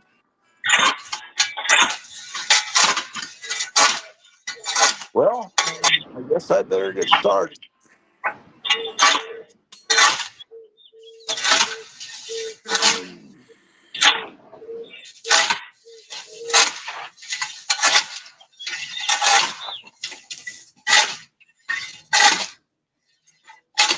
Yeah, I enjoy this radio show. Let me see how many people have watched today's show. 2 views. There's only been okay. 2 people that have watched it. And you guys got to give this guy a break, man, if you like this kind of music. Uh, that sucks, man. He's less popular than my channel.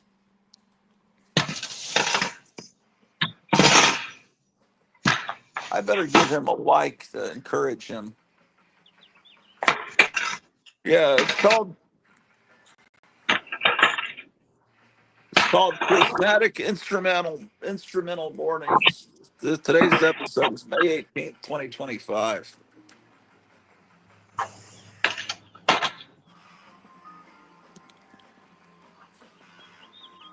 This is great. This sounds like Spider-Man music. It isn't, but it sounds like it.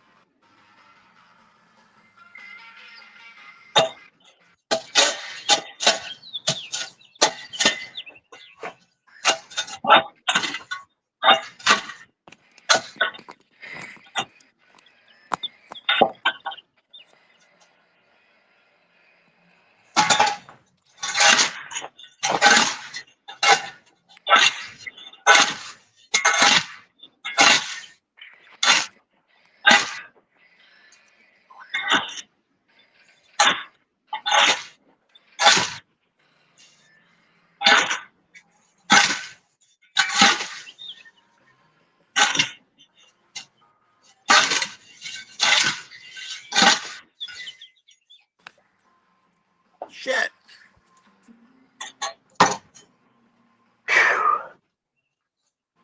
Let's see if anyone's donated to my incredible GoFundMe.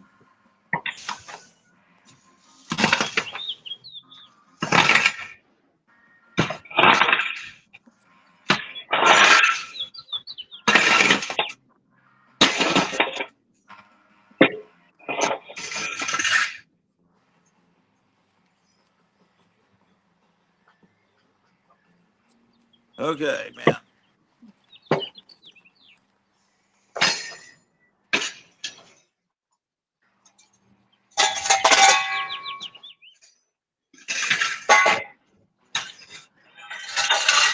Okay. These are apparently called 1 and 6.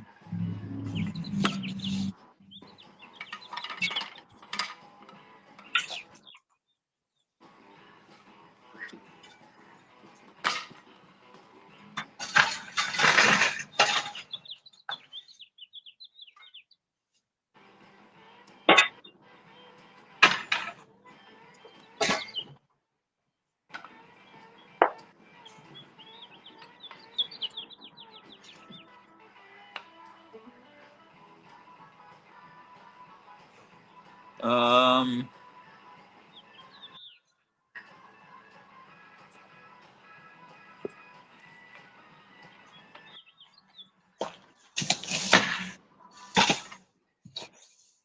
what is this? 2?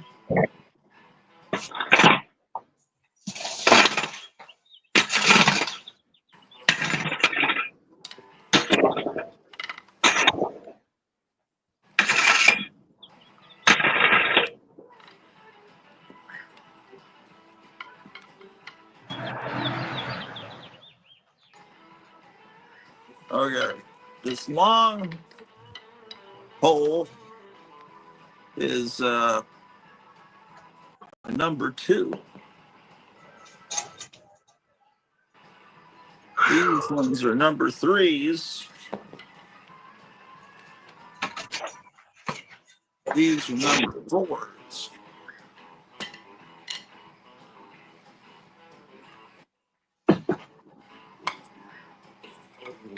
These are number 5s.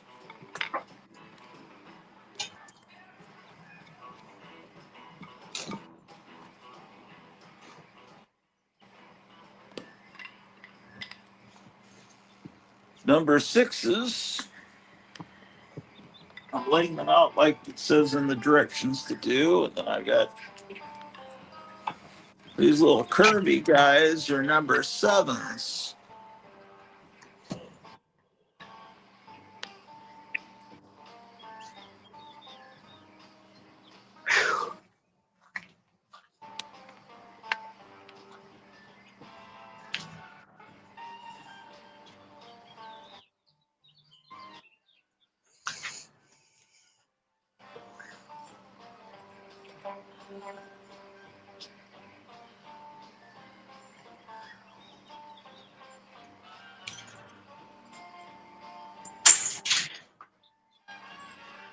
I'm gonna go plug my phone in for a little bit, Okay. drink some water.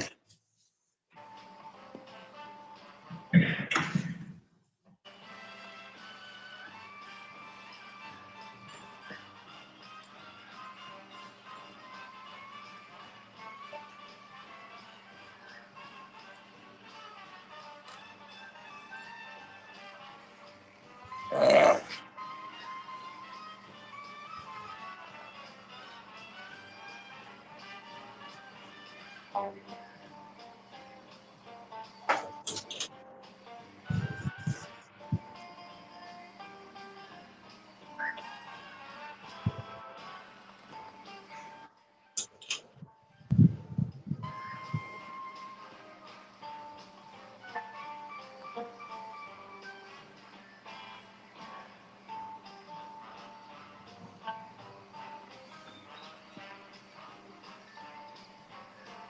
two, three, four, five, six. Just that. Four of those. Okay, everything's here.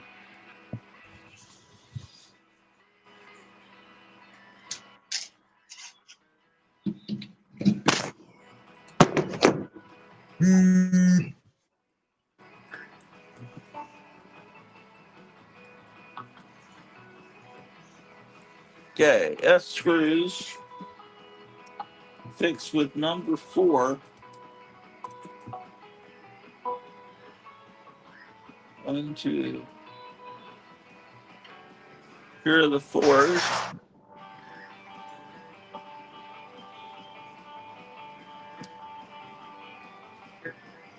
And number seven with small cloth. Number seven.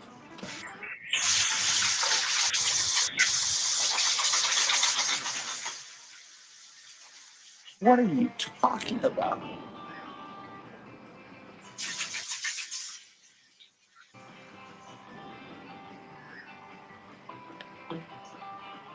I didn't know it was 10 o'clock already. Is it? That means it's about noon my time. For those of you tuning in, I'm building a cat swing. Well, it's the amazing entertainment you're getting from this telethon. Anyway, please donate to the GoFundMe so that we can have cool air. Oh.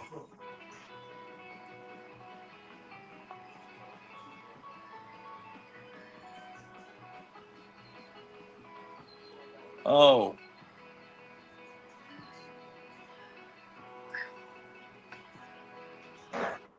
what if they don't even tell the order of these stupid instructions?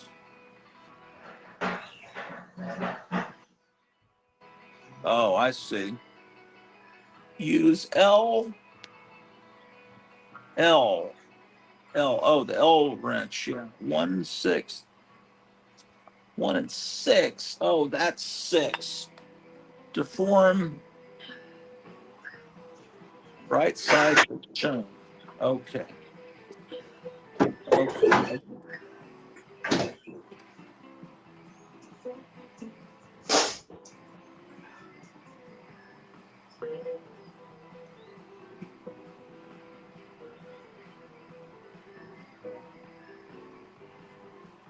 Oh. Oh. Oh.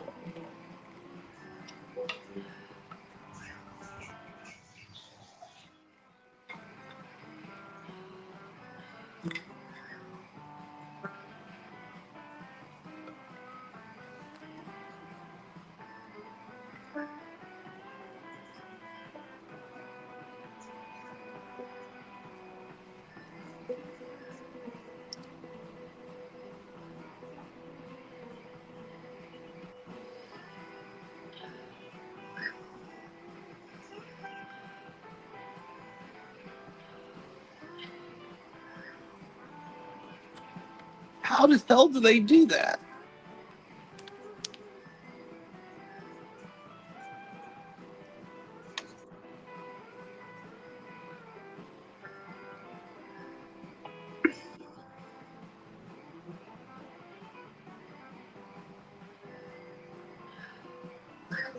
Oh,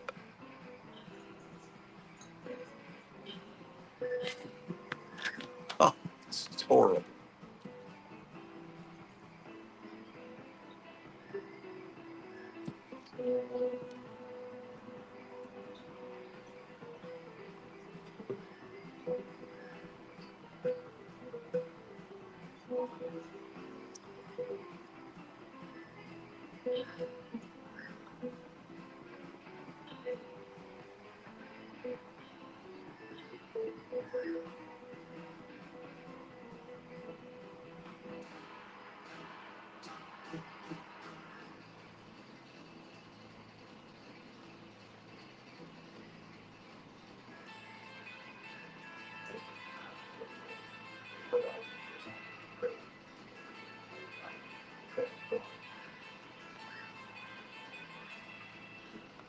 Well, I'm supposed to put them together like this, but how the hell do I do that? I don't see where with these screws. How am I supposed to do that?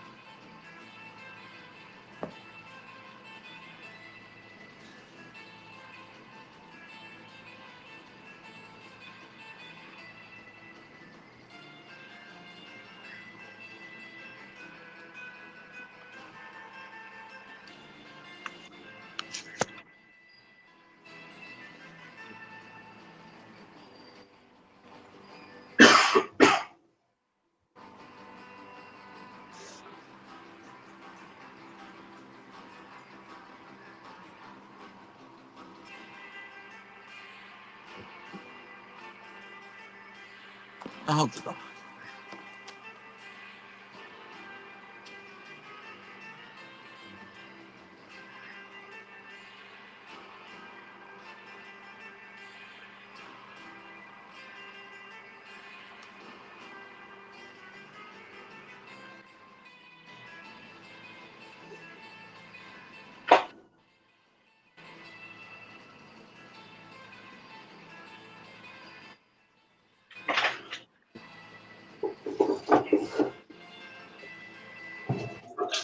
Oh, I see. Now I get it. Son of a bitch.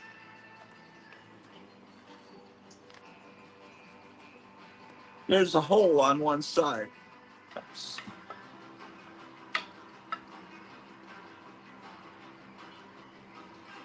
why I didn't study engineering. Okay.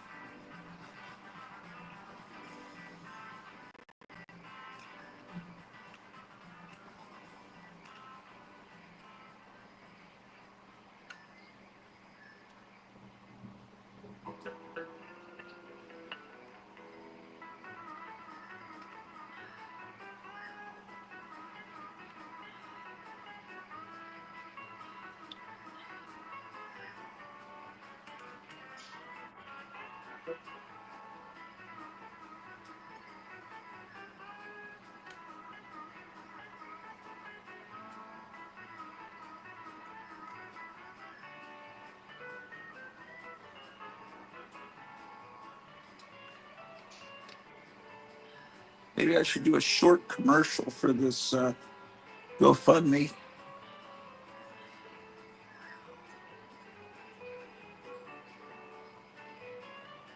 for people with short attention spans.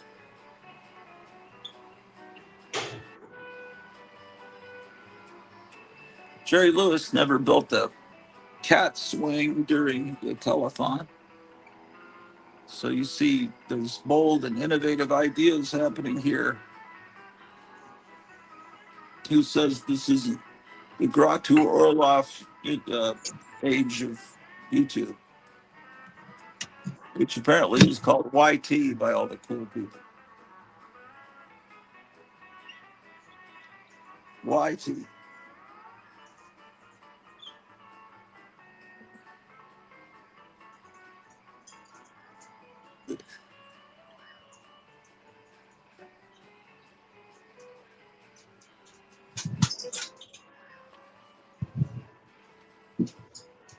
Really?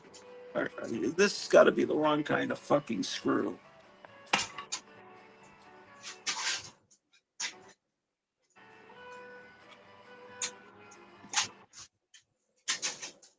Okay. Japanese.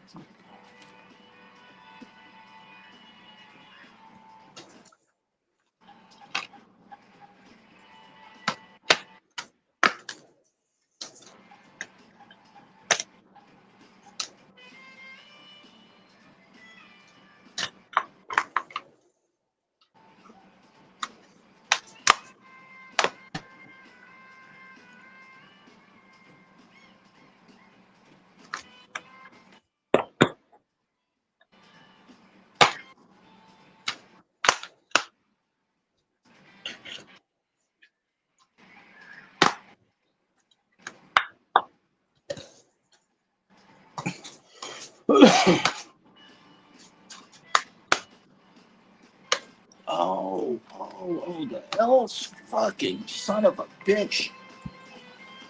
Excuse my language. You didn't hear that.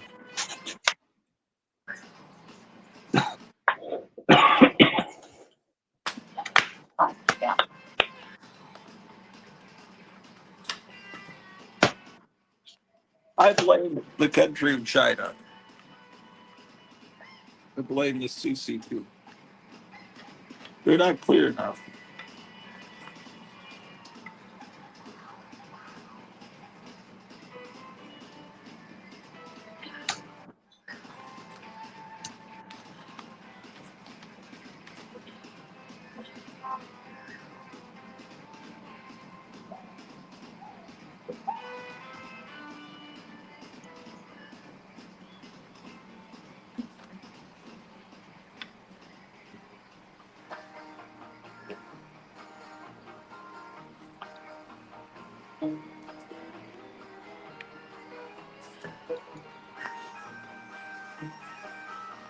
That's a nice stereo sound there.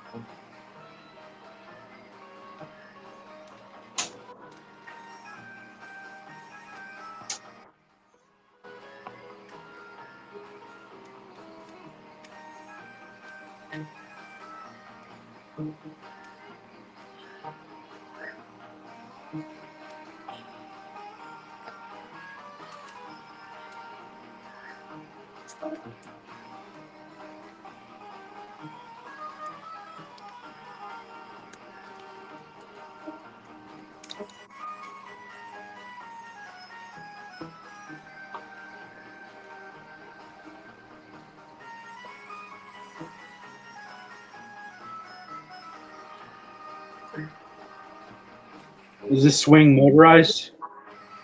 Is the what? The swing motorized or anything? No, it's just looks like that. I couldn't see it. Is there a No. pillow Oh, on it? sorry. It's just like a two-level little swing. It's really nothing. I mean, Oh, it's okay. wonderful. I thought she was buying something for the kitty litter to be elevated so the dog couldn't eat out of the kitty litter. But I guess she, like she said, she was buying something where the dog couldn't get up to it. But maybe this is something different. It's from Timu, so it probably costs 47 cents for this. By the great Buddy Merrill. Oh, that was Buddy Merrill. That was really good. By LP, the guitar sounds of Buddy Merrill. I think all that stuff was on the Accent label. I'm not quite sure what was going on with the entirety of the artist there, but he put out a bunch of records on that label. Um, yeah, it's that matters. So anyway, I just wanted to say thanks for listening, and we'll be back next week. Until then, you're gonna want to stick around for more great programming here on WMUA Amherst 91.1 FM. Amherst is what, New Jersey? I think so. Well, that's it for that today's episode. Now I'll have to put something else on.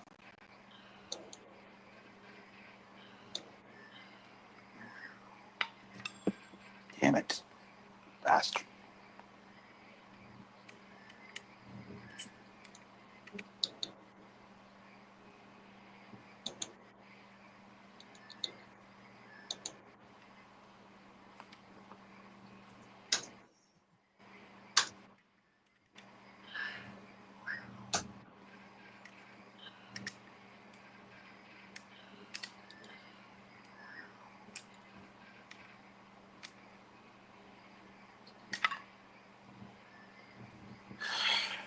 I guess that's more or less what they wanted me to do.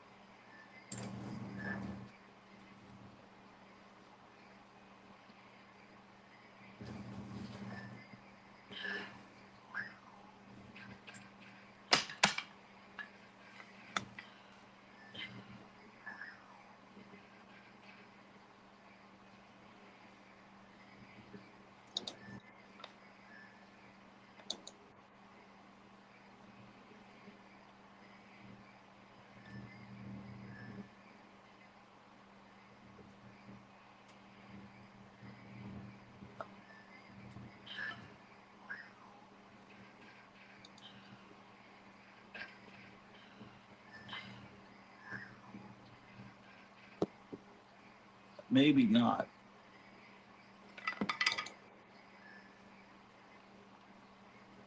That may not be the right way to do it, actually.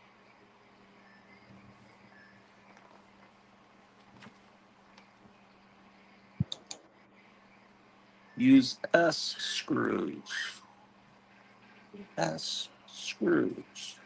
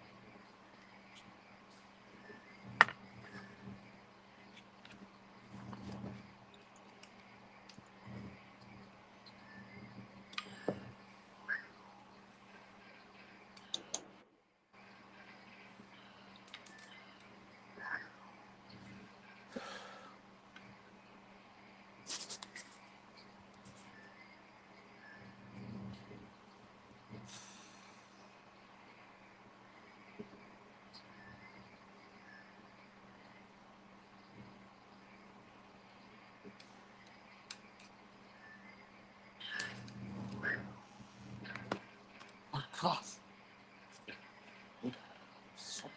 bitch.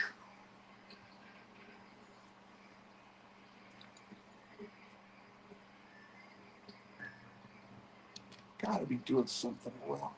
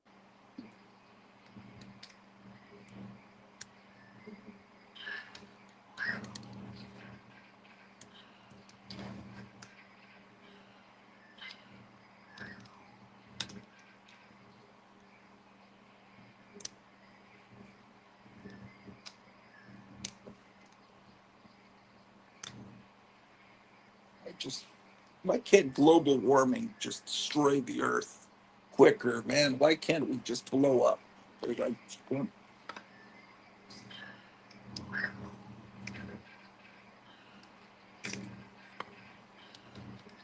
can't have Freon because global warming. So my so replacing Freon is insanely expensive. So it destroys the ozone layer. Who needs an ozone layer? Nobody.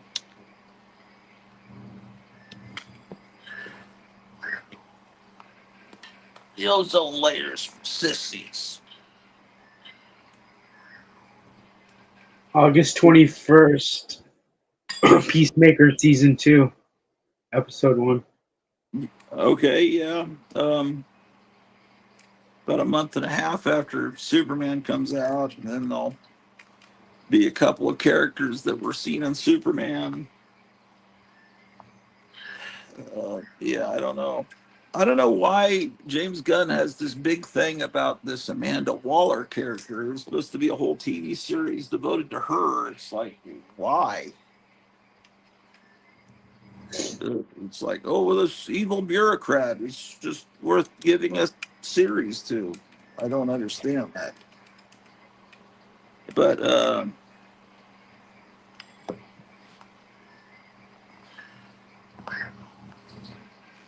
yeah, yeah, I enjoyed the first season of Peacemaker. I have to admit.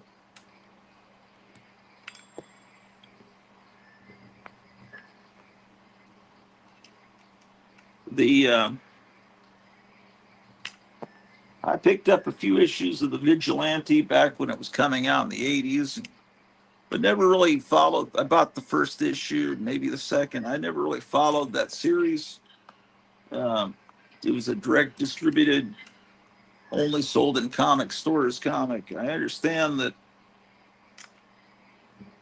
at the end of the series, he unalives himself. It's like, man, what kind of comic book is that? So it may be that James Gunn actually improved the character with the psychotic depiction of that character in the TV series Peacemaker. Um, sounds like it wasn't a very fun comic. You know what I mean? And at least with the Peacemaker series, he made the vigilante character fun um, or funny.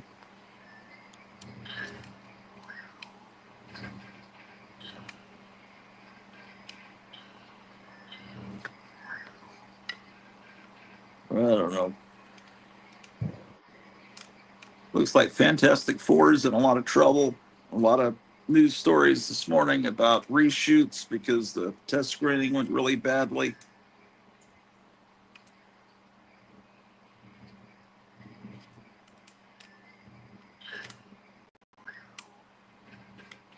Starting to never. I was kind of ambivalent. I didn't even really know who Pedro Pascal is, but now I'm hearing more and more about him that makes me kind of despise him. I guess John Cena has skin cancer. Really? Yeah. Oh man. Well, Two that's spots on his chest muscle and another on his left upper back muscle. oh,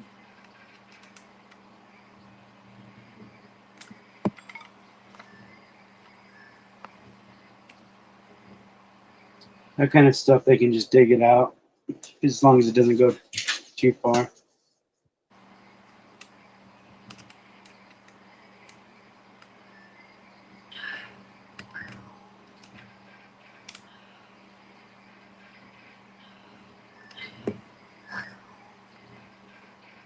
I didn't know that he was only 48.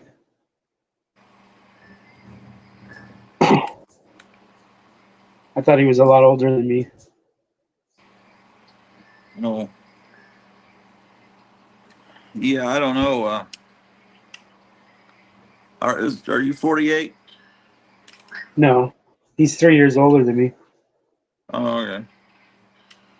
But I thought he was like at least maybe 10 years older than me. Oh, you mean like about my age? No, Well, I remember when he came on the scene you as a know, wrestler. maybe he's just really young. He's got an odd looking face, which I guess is from steroid Well, use. I don't know. yeah, well, he's just really huge. You think someone's older than you when he's like twice as big as you. Oh, yeah. Does he still wrestle? Yeah, he's supposedly on his farewell tour right now. I don't know.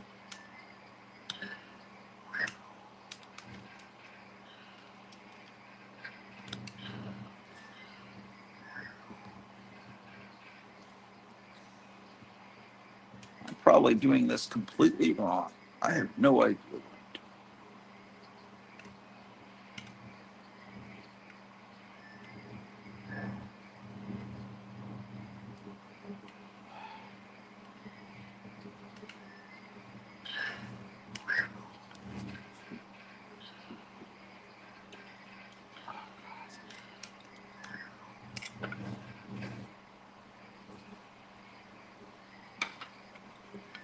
Ah, to hell with that. I'll be back.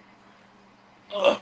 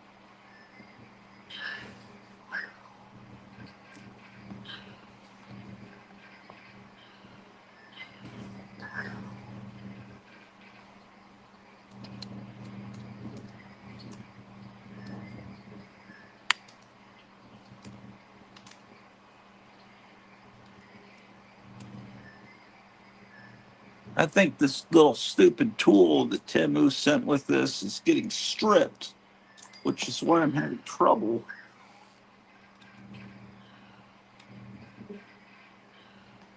What is it, an Allen wrench? I just a little, I don't know what you call this thing. Little L thing. It's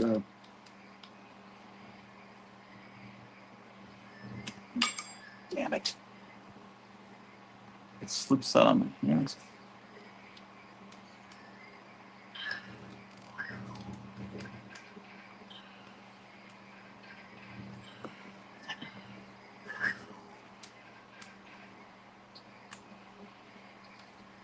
It would work perfectly well if I was a 7-year-old Chinese kid.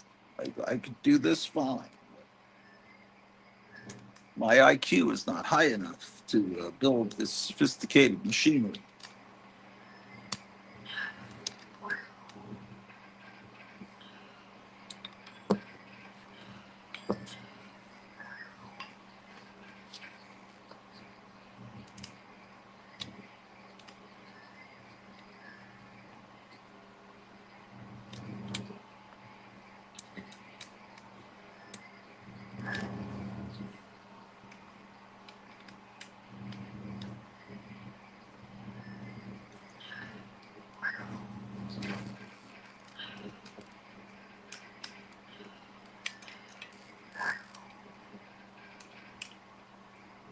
Well, if this tool's already, how am I going to use it on all these other god frickin' screws?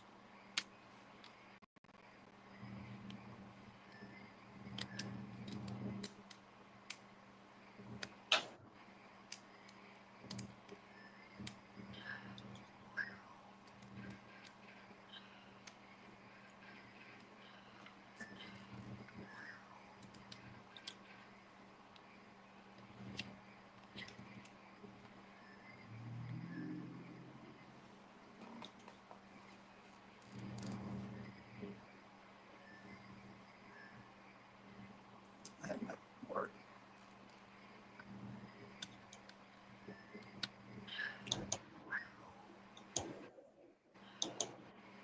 Damn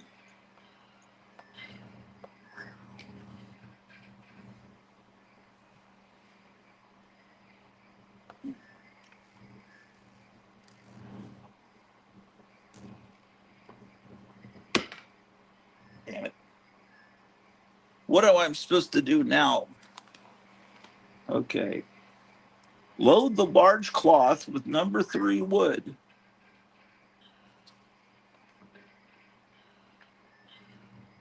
Cool. Number 3 wood.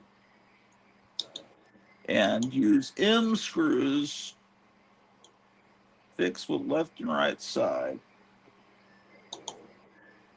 That screw fixed with.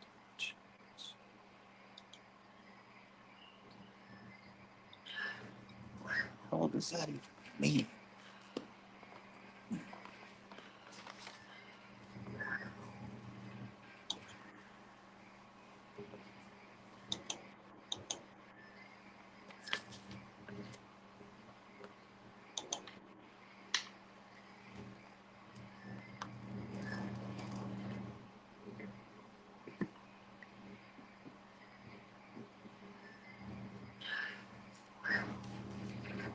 You may be hearing some curse words soon, ladies and gentlemen. So be prepared. Uh, oh, Temu, you bastards.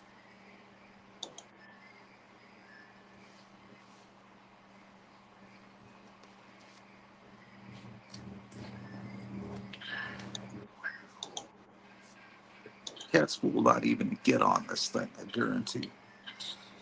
Ridiculous. Okay, well, that the, really? That's the right wood?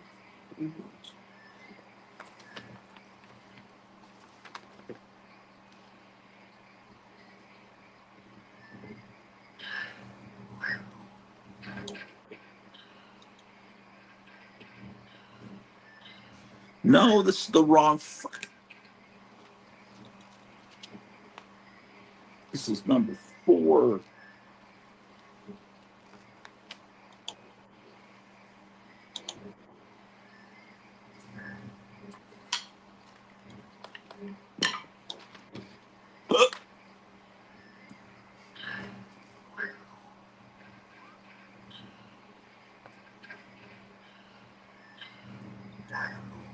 I better provide some entertainment pretty quick. We're down to 4 viewers.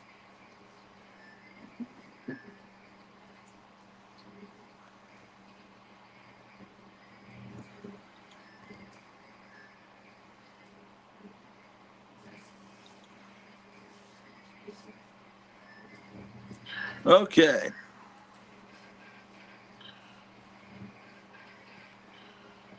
It's no problem. It's easy to assemble. Ladies and gentlemen,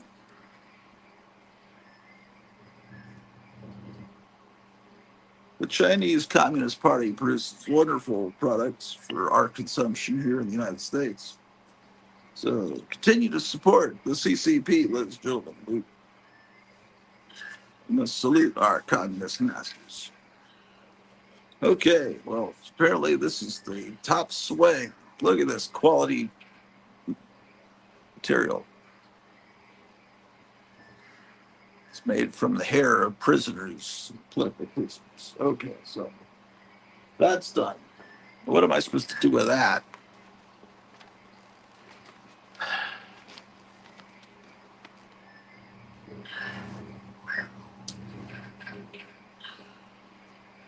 Use M screws fixed with left and right sides.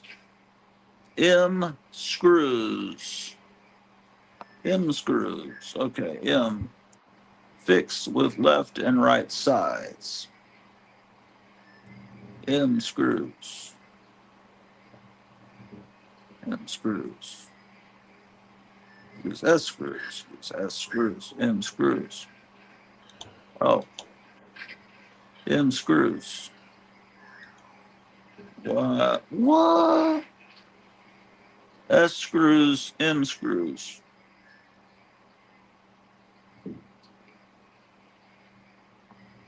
Screws. M screws. S screws, M screws. S screws, M screws.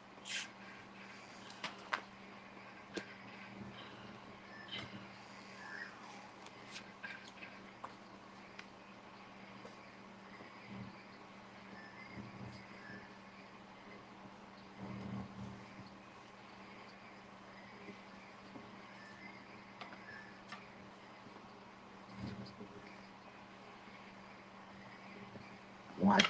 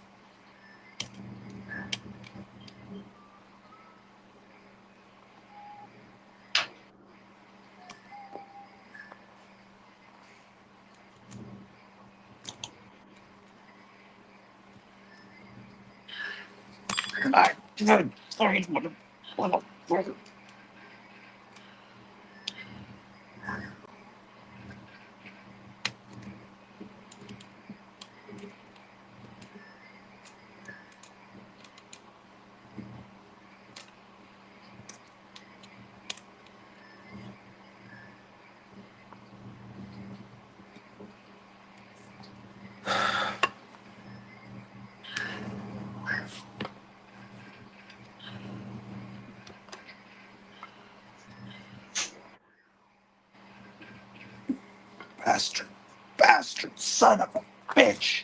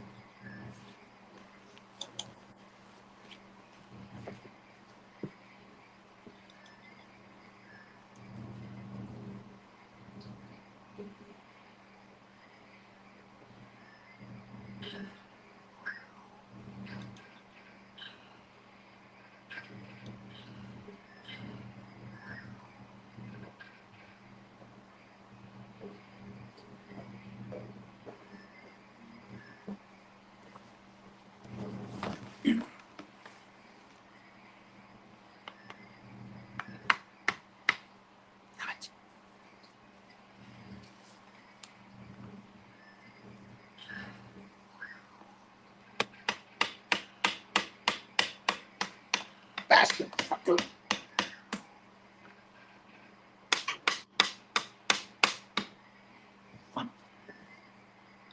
Con bastard.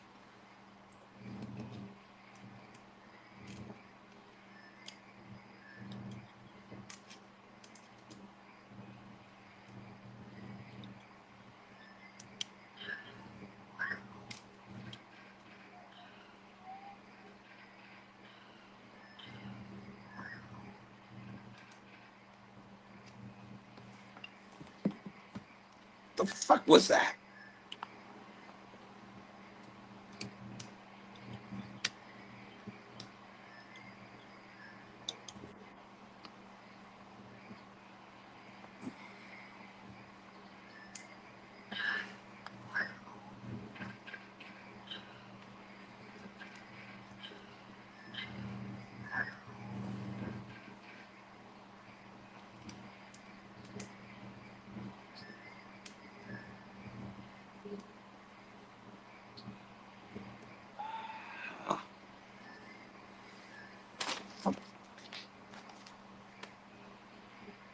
Two.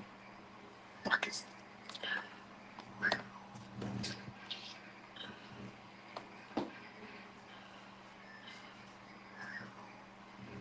what kind of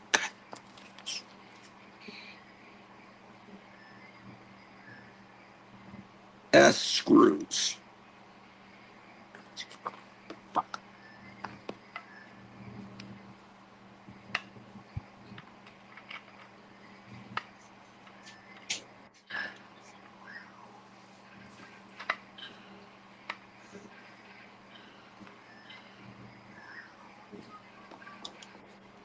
God damn.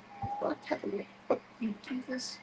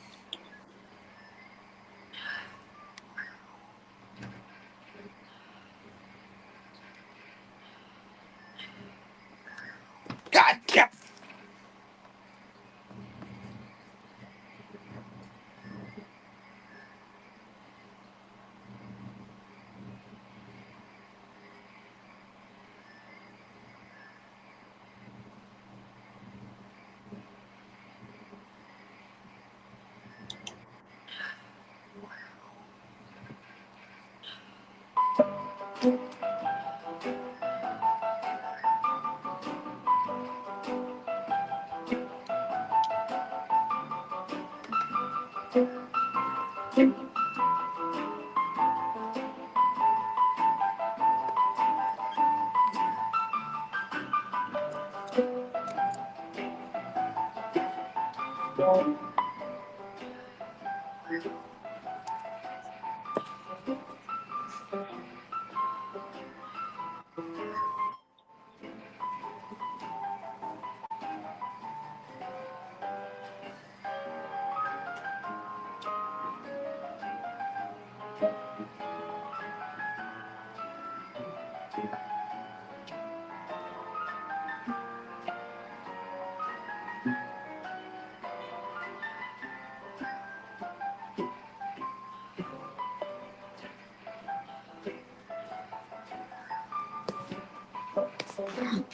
damn.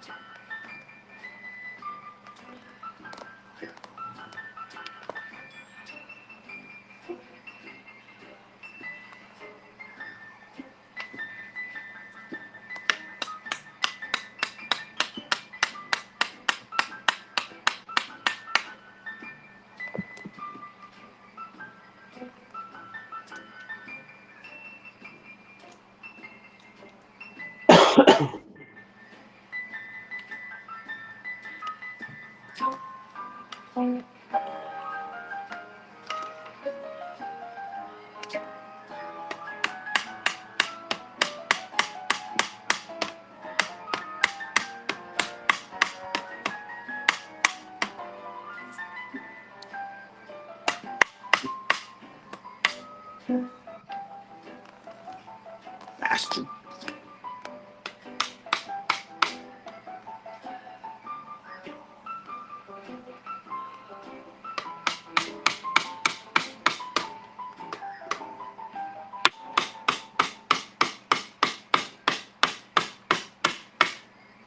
Bastard fucker.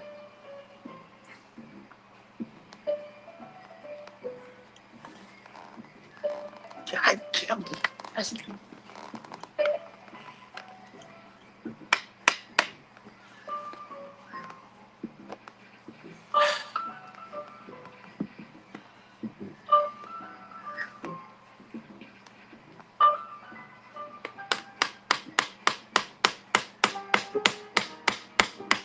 Bastard.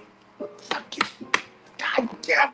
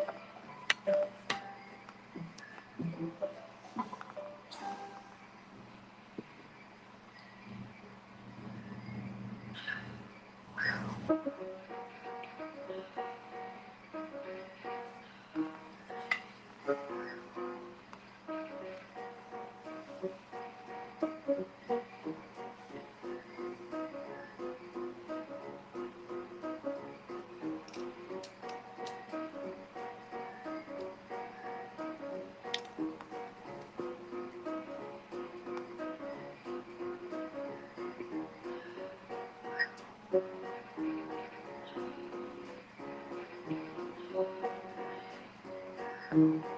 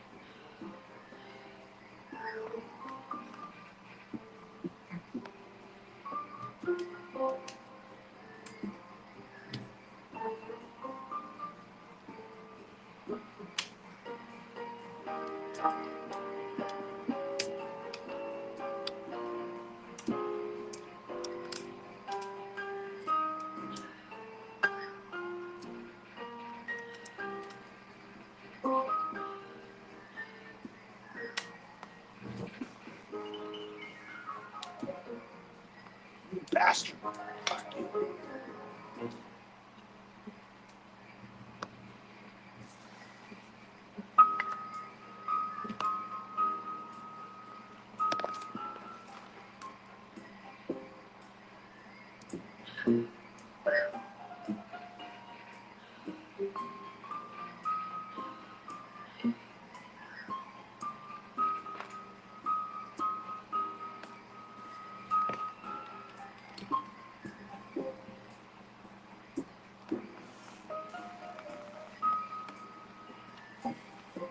Ah.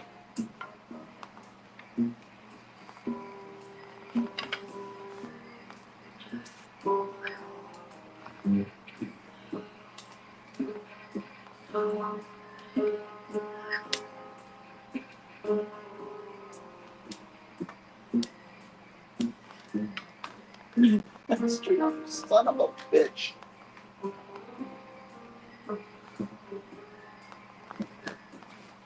Are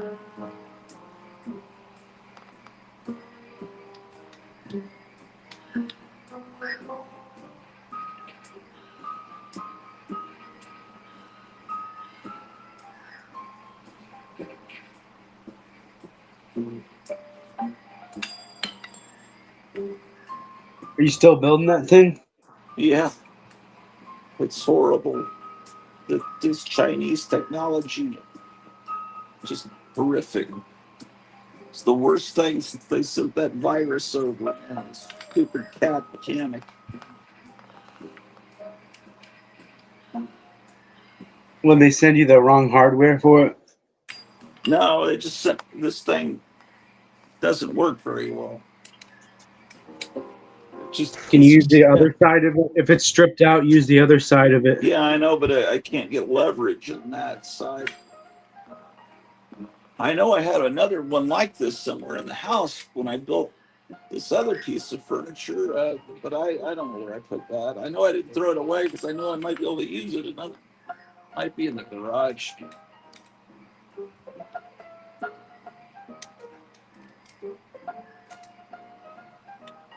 Is that one cat behind you or two? What? Is there a cat behind you or is that two cats behind you? It's one cat, but yeah, he has white bits that does make it look like another cat.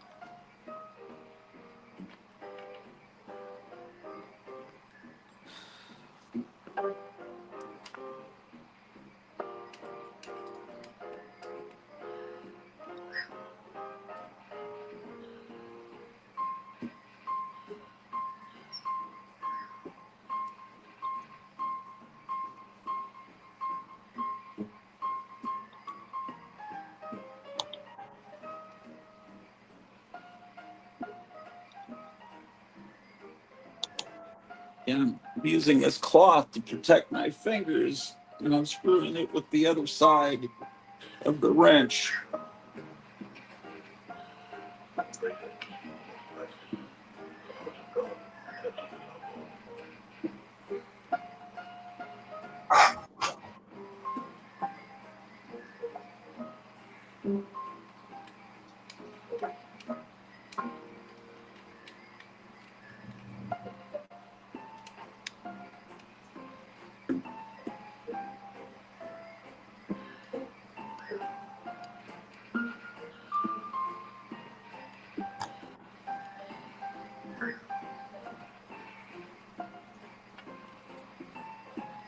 Oh crap! Fuck!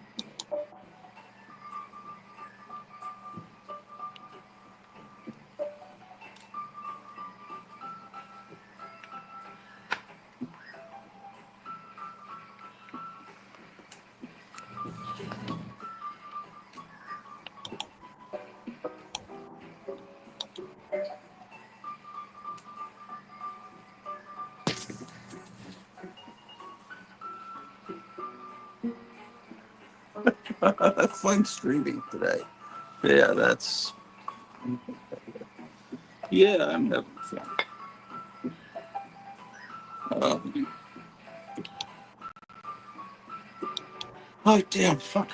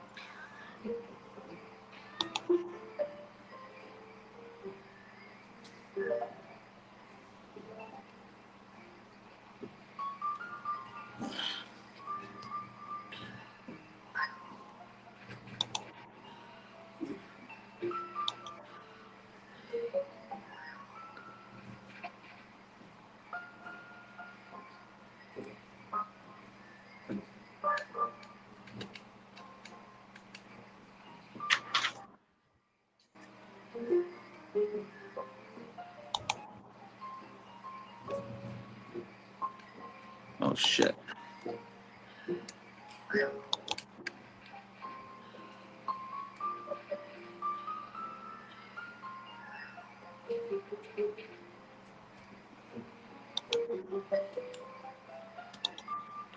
Oh fuck.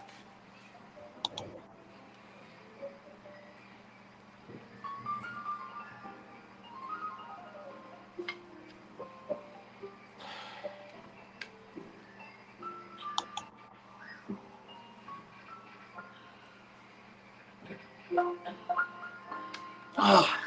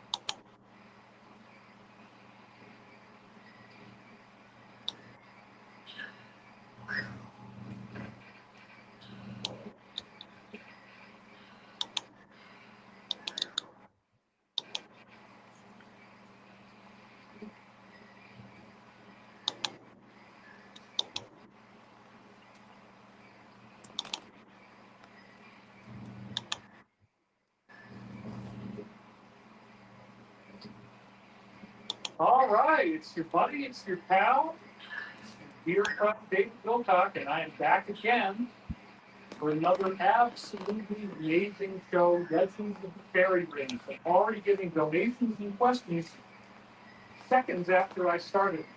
Kayla Wam Tinker. Hi, David. Do you think people with schizophrenia, like in the movie Beautiful Mind, aren't actually physically sick? Maybe remembering being pulled out 20-year cycle we spoke about a couple of weeks ago. That's an interesting theory. Thank you for your donation. Appreciate that.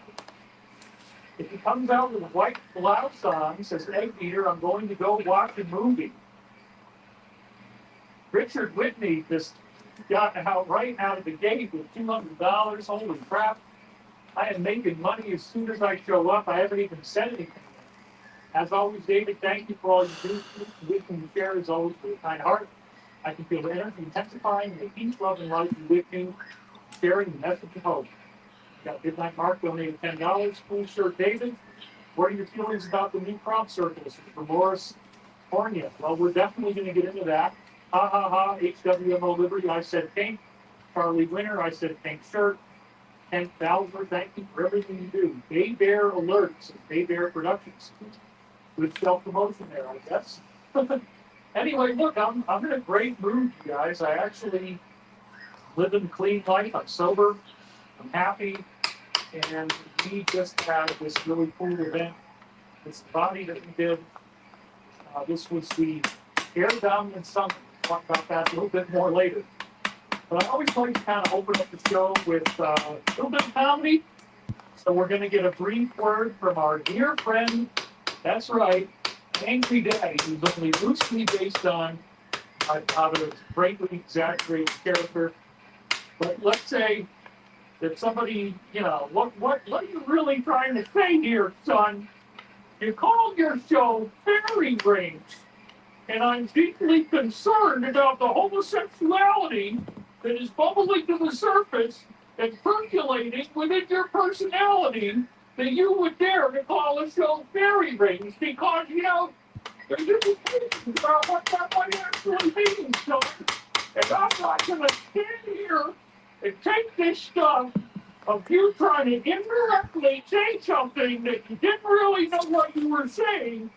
Why, David? Why are you thinking about fairy rings? Now, I thought it all through. Is this some kind of a code for a so-called domestic partnership, son? If you're one fairy and you got another fairy and you're exchanging rings, are you going to ask your old Oh my gosh. He thinks he's funny. Comedy routines. rings in your domestic partnership. Now, Let's son, see. I've spent a long time trying to advise you to be a good person. Sandra Davis, thank you. $50 donation. Daddy's even got to do that one. I do not want to see you go down this road, son. So if there's any subtext in this title of your show, I want to make absolutely sure that Daddy is not happy and I have had it. Beverly Adams, thank you for keeping me sane. I couldn't love you more. We love you too, Beverly, but maybe not as much, maybe a little more than my son, actually, because David, you used to listen to Black Sabbath when you were in junior high school, and there was that song, Fairies Wear Boots and You Gotta Believe Me. I saw, tell you no lie. Oh, fairies wear boots and you gotta believe me.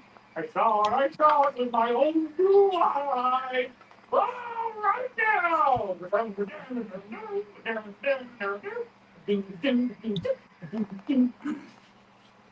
David, better not be coming out of the closet, son, because I am not going to stand by and watch my son become gay. Oh, God, I hope my son doesn't turn out to be gay. All right, fine, Dad, we can spell it a different way, just for you. Don't freak out about this. It's completely inappropriate. It's wildly inappropriate, actually.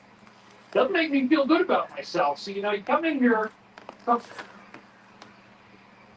absolute comedy from Gary Heider. Black Sabbath was way ahead of their time. So Scarlet Fire. This is wild. We got lots and lots of laugh icons. Angry Daddy sounds like Jordan Peterson. You make me laugh so hard. Thank you, David. I always seem to have something stuck in my eye when I start the show. I'm getting it out now. Woo! Yeah, Angry Daddy in the house.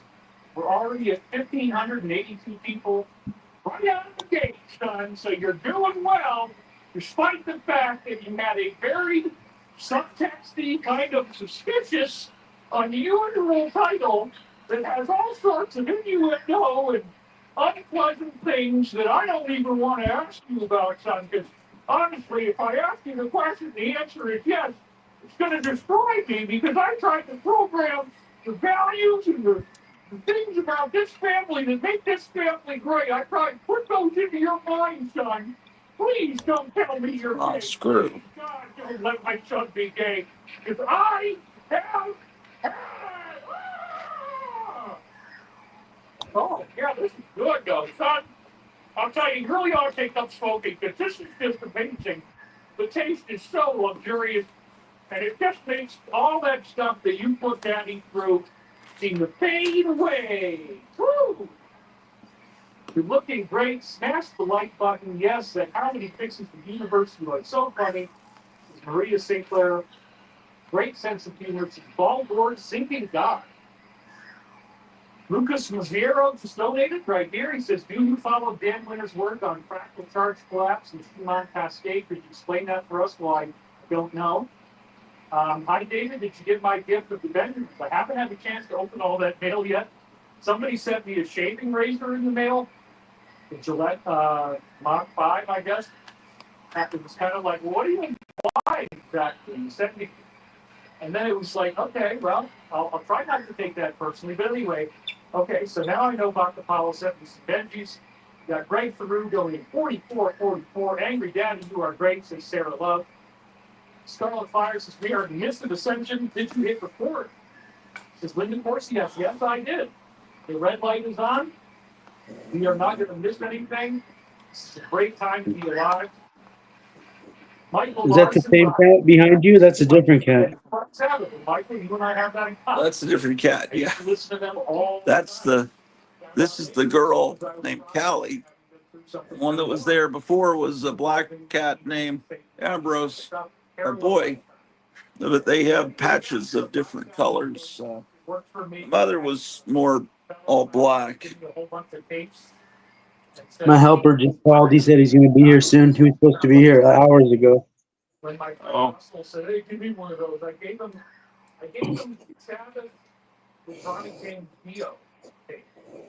I kept all the Sabbath with Ozzy Osbourne tape because I knew those were better albums. So, what was the one that I gave that had Theo and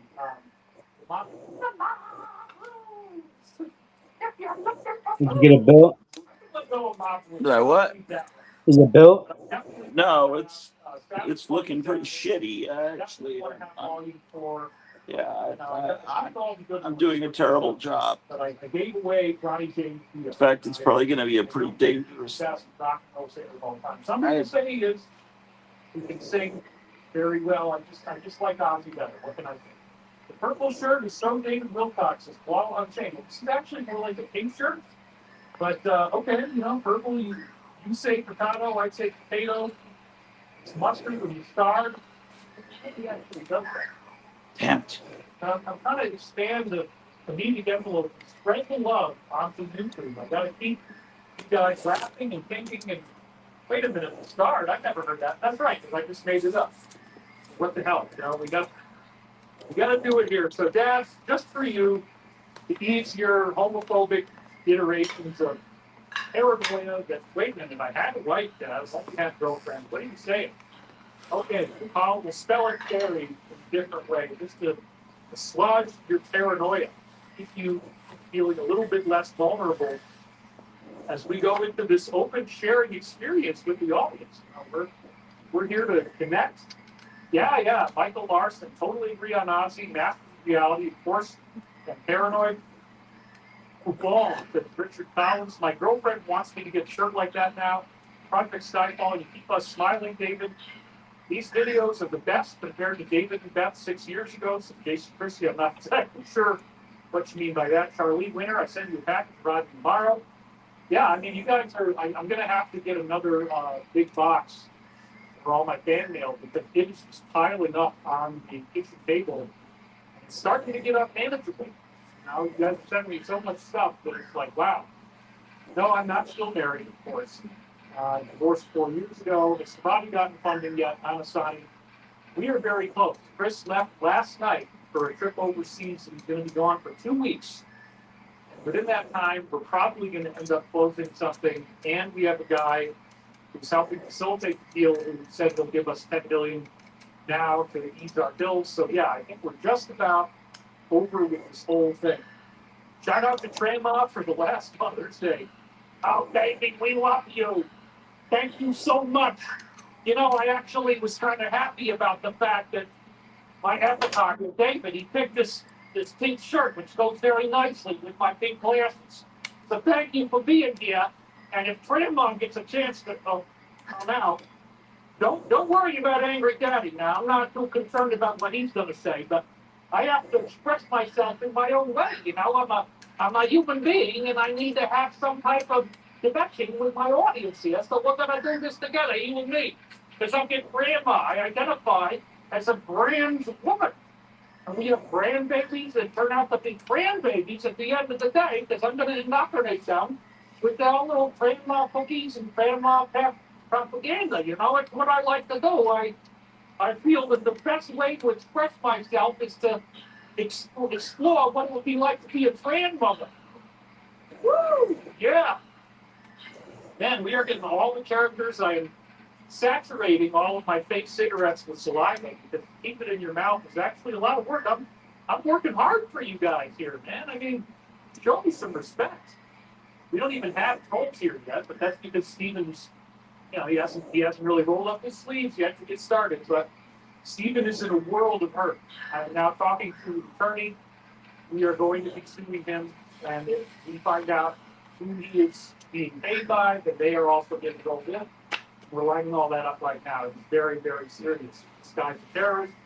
Anyway, don't want to talk about that. So, the Legends of the Fairy Rings. As I said, I had to disappear from the Air Dominance Summit during the week. This was our booth, you guys. Isn't that pretty cool looking? Are you proud of us or what? Yeah, I mean, what you see there, we got Chris Andrews donate $50. Your very first super chat, I want to welcome you in to the club. This is a club in which David is going to act like characters, and some of them might be funnier to you than others. Some people really love Grandma. Some people really love it if I put this alien mask on and then I act gay with the mask. Because, we now find out that these guys are perverts. So that whole thing. I've even got a funny kind of a 47 hat that we could do, which is the Make Earth Cosmic Again. This is actually earmarked for his head. So Galen can wear this hat very easily. It says Make Earth Cosmic Again. Somebody sent me that. I said, oh man, I gotta use that. So I got all kinds of props here. I've got the tardigrade, which is Tramon's little pet, and it actually, unfortunately, has a very valid connotation, which I realized I was playing around it, and somebody made this gay video about me, and I'm like, I'm playing with this tardigrade, and then they thought it was valid. I'm like, okay. All right, yeah, that's probably true. What the hell? Anyway, if I ever really get crazy, we're gonna have the tardigrade as my pet. Grandma's that's her kitty, you know. So she's also got an embroidered David Wilcock. You know, imagine the skill that grandma has to learn to be able to develop this type of The cat's already sitting on the thing. material. Cat's already enjoying it. It's not built yet, though. Yeah. What's the matter then? This is going to be a hit. Because then we are going to think it's spoken. I don't know what you're saying. Oh, people are talking. The show always involves comedy. There's nothing new on that front. Apex says happy Sunday to all. Very close to some exciting stuff. So They says hi, Greta, Greta, Missy Mars, DJM. We had literature on both sides. Yeah. All these models. And then we had another thing over there on the right. And it was great. I mean, I actually enjoyed myself. We went out to Westin Lake Las Vegas Hotel. It's 20 minutes, 30 minutes outside of the Strip in Las Vegas. I didn't want to talk about this in advance for security reasons, but yes, we made a showing big time. We had booths really at the whole event. You'll also notice the floor kind of looks like the global grid. So I cut a video together for you guys, so when I do finally have to take a pee, hopefully not for another 2.5 hours or so, then you're going to see some shots of me drinking a Mai Tai mocktail, no alcohol, at this beautiful resort. And you see Chris on stage, and then you're going to pan out to the audience at the end. You see there's like 300 people in the audience, many of them in military. Both cats are now on this thing. It's not very stable yet. It's the problem. It was epic. It was fantastic, and I'm really excited. Kira says it would be awesome if David went on Joe Rogan's podcast. Surprisingly, I never thought about the awesome combo.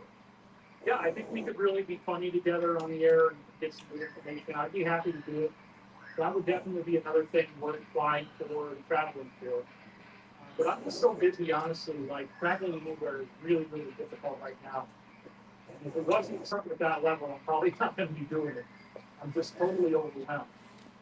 What about Grandma and Angry Daddy have to sit down and have a talk? Which I would prove. That would be fun.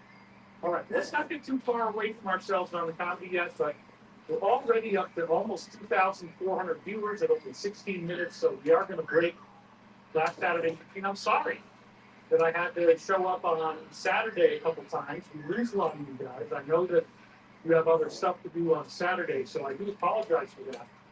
But, you know, we got to get our stuff done too, and so people were complaining about Mother's Day. We've had terrible wind. I come back from this tropical vacation in Las Vegas. It was very warm. The thermostat in the room said 70 degrees. It's not 70. It's at least 74, if not 75. But they just let you think that it's 70 so that they can save money on the air conditioning. But anyway, I had to sleep with, just a shirt, boxer shorts, and a sheet over me, and then I come back here, dude, and it's like howling wind for 2 nights. Blizzard snow on May 15th, the night that I came back, it's blizzard snow. Howling wind. I had to sleep downstairs. I had insomnia. Last 2 nights I kicked butt. I got 10 hours of sleep 2 nights ago. I got 8 hours of sleep last night. I'm feeling good. So I've got a very adventurous talk for you guys planned out today. Vicky Crew Fuller says, I laugh when you laugh. So we've got lots of good things going on, and it's a great time to be alive. Give us a guitar update. Jason Christie says new music coming soon. Yeah, we're working on that. I'm starting to build my calluses back. Guys, I'm just so busy. I mean, To be able to be a good guitar player for you, I'd have to be practicing 2 hours a day. I simply do not have the ability to do that. And I have the capacity to really suck on guitar playing. If you don't like the comedy, you should leave. I'm just going to say that. Live and drivings, it's namaste. The comedy raises the frequency of us and the show. It's by design on purpose. It's Right Guides LLC. Everything is for a reason. That's absolutely true. And the funny thing is, too, that, like, this is not in front of a live audience, people in the audience. So you can't read the room and realize that the entire audience is laughing. You have to look at the icons and see that everybody's got these smiley faces. Anyway, there's always one person who wants to be the turd in the punch bowl, or more than one. Oh, you're not funny. No. Everybody's laughing. You're the one who's actually not getting it. That's okay. Show involves comedy. If you don't want comedy, don't do it. That's all I can say. We love you, but big deal. So, Not very stable, but maybe I can get a replacement little tool for that if I don't have one up somewhere. The fairy ring. Okay, what is the other Widespread legend all ridiculous throughout Europe. instructions say? What are we going to say? What are we going to say about it? We're going to say that it's actually a portal. These are screws fixed for 47 small clock. Could involve mushrooms. They might involve crop circle formation. Okay.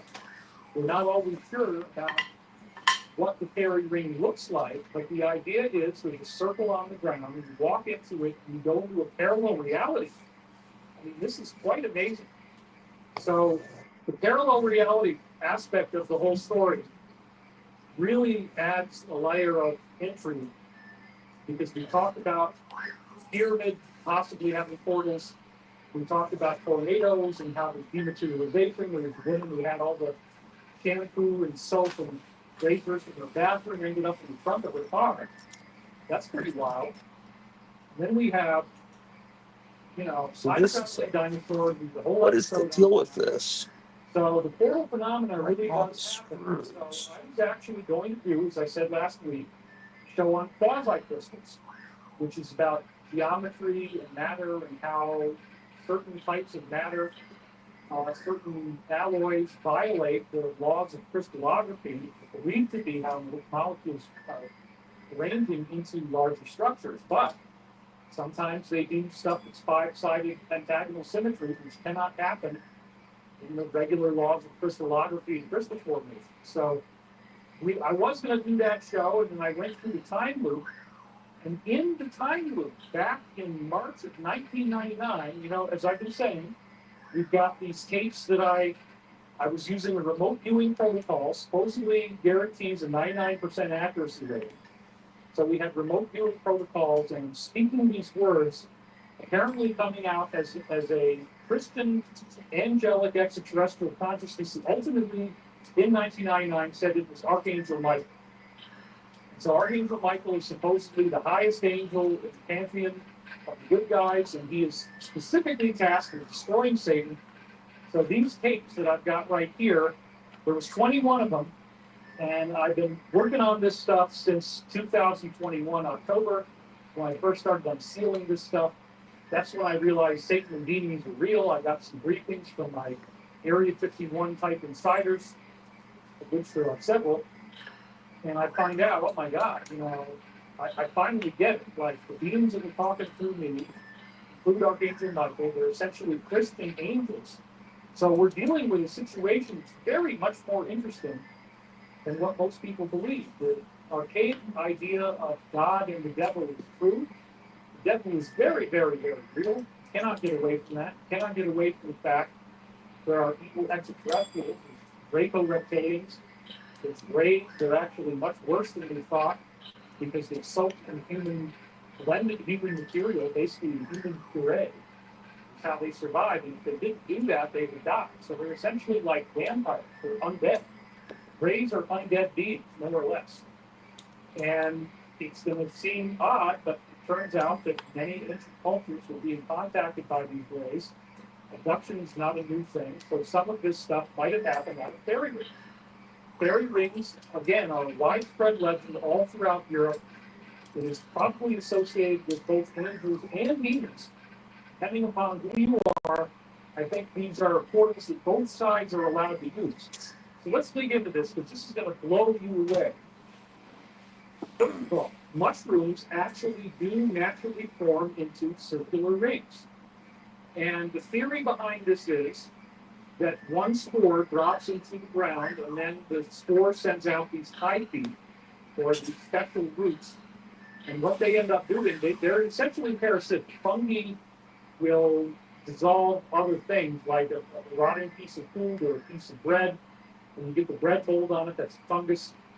So if it falls into the ground, one spore falls into the ground, starts germinating, it's going to eat its way through the ground, and the roots spread out in all directions equally in a radial pattern. Thus, the circle widens as it goes on. So then, as you probably know, the visible cap and stem of a mushroom is only the fruiting body of the fungus that has a much larger mat underground. So in the ideal situation, the spores spread out equally in all directions, and then when the mushrooms come up at the end of the season, when they're ready to sprout in late spring, early summer, boom, they all come up in a circle. So this is a fascinating thing. I've seen it myself. I'm going to show you some pictures of it. So this first one here is from the U of A System Division of Agriculture by Lance Blythe. You can see it's a beautiful mushroom circle. There's some mushrooms in the back, but basically a nice ring here. This is from Urukomo in Germany. You can see once again, you've got a ring of mushrooms. So this apparently is part of where the legend of fairy rings came from. People saw these mushrooms. Maria said, "Hey Dave, did you get my gift? I sent it in a black package. Is that the bracelet? I'm not sure. I think I know what you're talking about. But anyway, I did get two bracelets. I had a lapis bracelet, another one made with black stones. Two different individuals sent me bracelets the same week, which might be a little bit scary for Angry Daddy. But anyway, alive and thriving, mycelium, that's right. Fire Dragon says, whoa, the largest thing on Earth living is a 3.5 square mile fungus. Elder. I would agree with that. So, yeah, we've got cool stuff going on here. I'm happy to be here today. Thank you guys for the donations. And yes, we are very excited. Again, I was traveling. I haven't had time to open up all your gifts. Eventually, what will happen is that these mushrooms will eat the roots of the grass. So there's a danger if you have a fairy ring or mushroom circle. This was taken by Ellen and Amelia Dexter. You can see how the grass is actually, it's got more growth around the ring part, but then inside, you can already see the grass is starting to turn a little more yellow. So there's really no way to stop this from killing your grass, except you actually have to dig out the entire ring. You have to dig out the ring, dig out the mushroom mycelia and the hyphae and all that stuff, and find the mat, and that's the only way. Then you got to replant your grass. So some people in Europe, I guess, it's more common. They get really mad about this, because it will actually create a big hole in your lawn at some point. We have Beverly Adams, and she says you can blend a spore with a cancer cell, and then a mushroom will bloom with that anti-cancer remedy. You can cure cancer with $5.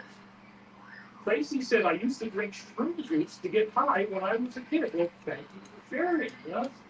Very brave thing to share in public, but Ambrosius XP, if mushrooms are edible, I say keep them and make food with them once or twice a week. I would agree. I mean, but you got to be really careful. So please don't mess around with eating anything. You know, there are mushrooms that look like edible mushrooms and they're not.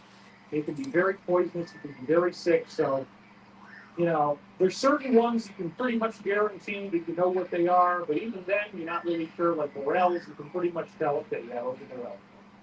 Maybe not. So I wouldn't mess with it. Okay. But anyway, here's another example. This one is from Archive Images. It's a stock photograph from Alamic. Again, you have a mushroom circle, so this is fairly common. So apparently what was happening is that people are walking into, perhaps it was a ring of mushrooms, and then they claim that they are seeing the little people. So this is an illustration of a mushroom circle. Notice there's all these toadstools there. Because toads like to sit on them, right? They're stools for the toads. This was a painting that was done as it was watercolor on paper, done by Walter Jenks Morgan, in which every single mushroom has fairies or wing folk or elves or whatever you want to call them. So this totally establishes apparently these rings. In certain cases, you walk in there and enter into a parallel reality.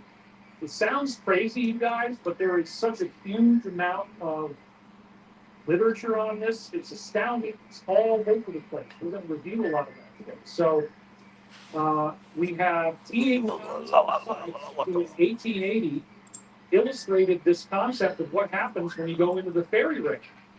And it's called Pluck from the Fairy Ring is the name of it. You've probably seen me use this before. So supposedly, what are you seeing here? You got this is actually an illustration of a modern day fairy ring report where this guy went missing and then his friend found him inside the ring. So you'll notice again, there is a clearing. The way this is illustrated, the ring does have a lack of grass, so that could have been caused by mushrooms. And then why are they dancing and why are there these little people? Supposedly, when you go into the fairy ring, you see these green bubbles. What am I, besides S, what am I building? Well, I'm building some cheap Chinese mid-sized ones, and you communist cat swing taller than everybody that else. You got these two came in a box about a week ago. It's been sitting there and probably cost 47 cents or something. I'm trying to, this little tool is stripped. Otherwise, this wouldn't be very hard. And you dare go into a fairy ring, you can end up becoming invisible. You can end up traveling in time.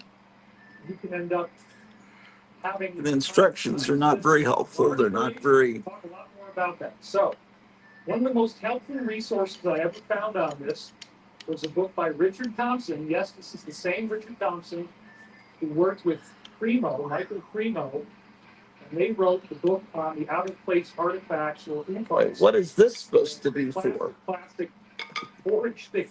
There's some artifacts. Well, on his own, he did an amazing study of the Vedas, the Hindu Vedas, how they correlate with UFOs and weird alternative physics. And so this is Richard Thompson's book, Alien Identities. This is the one I have, the second edition. And so in there, he actually has some really cool stuff about the fairy rings.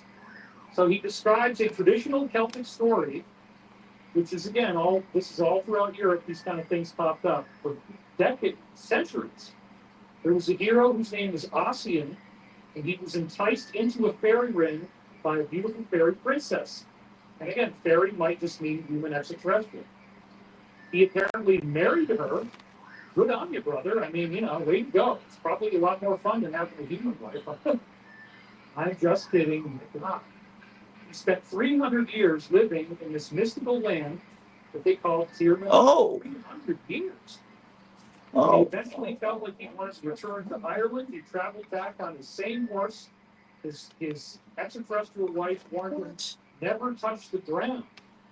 Well, again, we talked about the idea that once you go into this parallel reality, the time is three-dimensional, that if you're not careful, you can collapse the wave function and come back into your reality. So apparently, he exists in past, present, future when he's in this parallel reality. For us, time becomes three-dimensional in our sense, but for him, it still has built in correct. But if he touches the ground and gets off the horse, then apparently he collapses himself back into our reality, and then he's subject to our own linear time.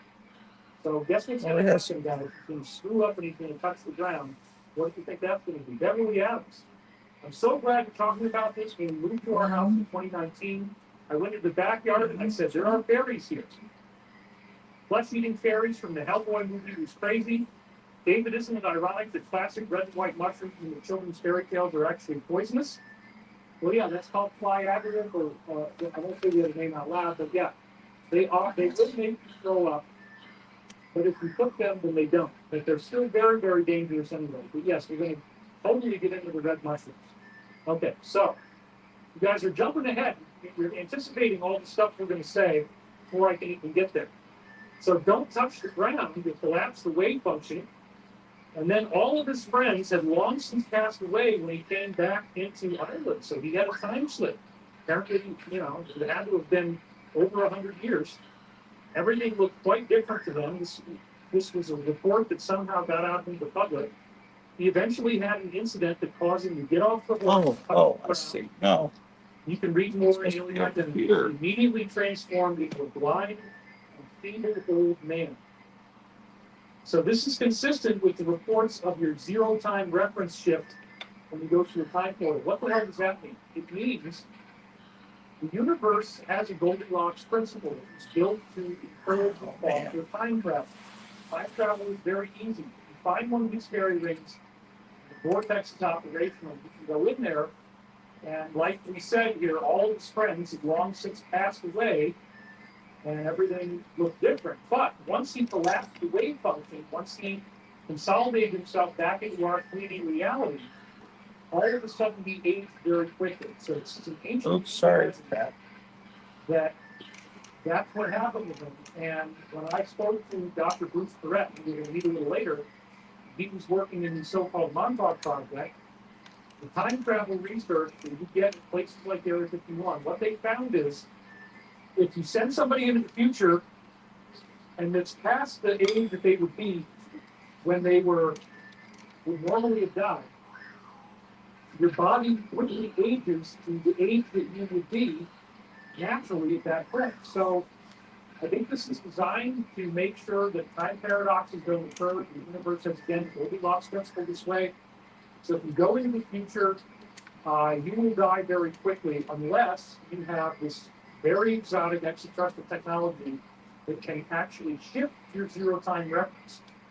So apparently at the moment of conception, your soul and your physical body are joined together, and then as you go through your life, there's an expanding cone where this would be like your physical body and this would be your spiritual body, and the distance between these two determines your biological age.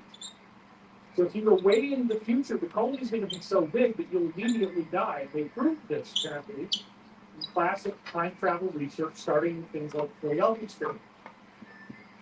So how do you fix that? Apparently, there are ET technologies that will shift your zero-time reference, but if you don't, then when you go into the future, in a matter of a day, you become a feeble old man and then or a woman, and then you die.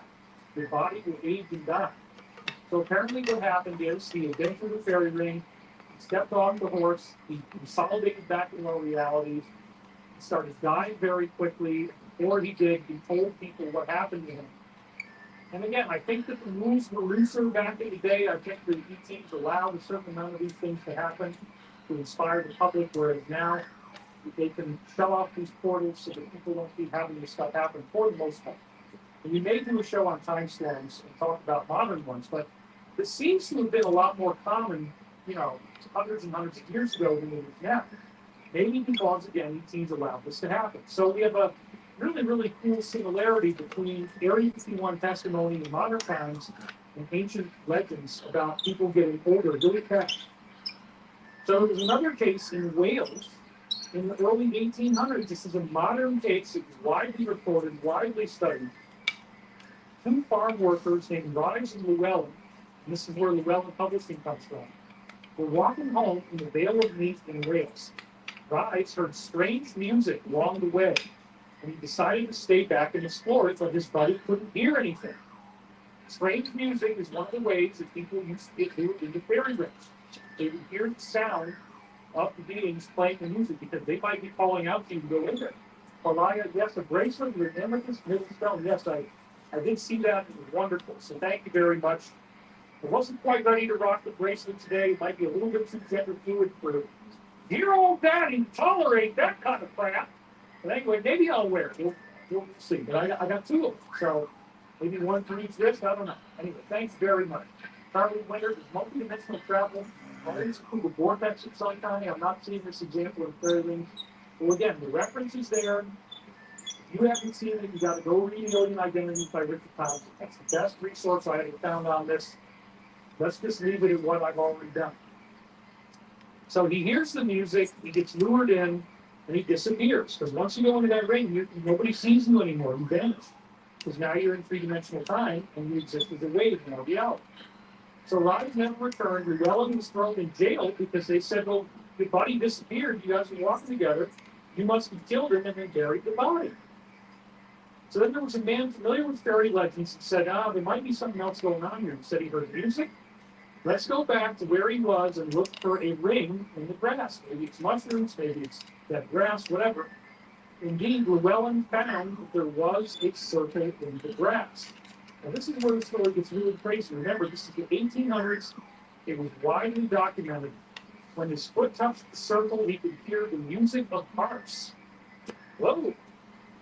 Each man in the party put his foot on Llewellyn's foot. They could all hear the music. So somehow, Rise was more psychic. He was able to hear something. Llewellyn had to actually go into the circle. He still didn't see anything visually, but he could hear the music. And this is exactly what was happening to Rise. While Rise was in there, he was dancing and singing with these little people. He had no idea that he'd been gone for so long. For him, it was only a few minutes. This is again consistent with it being a time portal with a time distortion going on.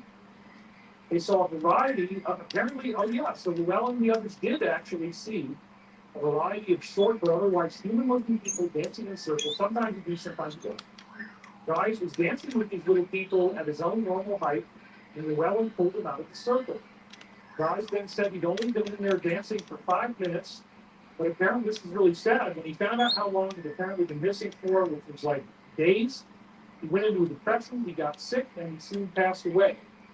And again, this could also have been because he traveled in time, shifted his zero time reference, and when he came back, he quickly aged and died. And in this case, it was manifested in some really sick. So it's dangerous. If you go into these portals, you might not ever. Now, what are those people saying? Yeah, I think I'm starting to figure out this. Book even more. And again, if you want to know about all the portal stuff, you got to go to source like this. The other world of the Celts has various names. This includes Avalon, Tir Nanog, which means land of youth in Irish, I guess. And it also is called the Plain of Delight. So when you hear about people saying, oh, I saw fairies, I saw gnomes, I saw dwarves and elves, that's because they went into a fairy world. You don't just see these people walking around most of the time. Leprechauns would be another example. Go into their portal. This could be a crop circle too, but it also could be a circle of mushrooms. And we'll talk about why that might work. And you actually go to parallel reality. So now we're way beyond last week. And tornado physics, we're like, yeah, they make things liquefy and the boards and the metal merge together. But now we're talking about actually going into an entirely discontinuous reality. Very, very interesting. The examination of these stories made it clear to this author that this realm would have to exist in some type of parallel reality to the Earth or a higher dimension. In order to reach it, you have to go to the right time and place in three-dimensional space. You travel in a mystic and fast without understanding. We'll talk about more about what that is. So also, when people harvested the grain at the end of the season, it was often associated with fairies. Robert Rickard says, quote, throughout the range of Indo-European cultures, fairies were given tithes of corn and milk at the time of harvesting. So people believed in this so much they would make offerings for these little beings. And again, in the old days, the rules allowed people to see this much more often. This raises the possibility some people actually live in our parallel reality of time and space and remember distance rather than here in space-time. We'll talk about that later. These people, little people, may well have their own traditions, customs, and languages. Over time, the reports become mythologized, the stories got stranger and stranger, but there may well be a seed of truth in them. So one of the first people to talk to me about this in detail was Dr. Bruce Perrett, who worked at Montauk, and his insider name was Daniel. So that's what when I used to talk about Montauk Daniel, we were talking about Dr. Bruce Perrett.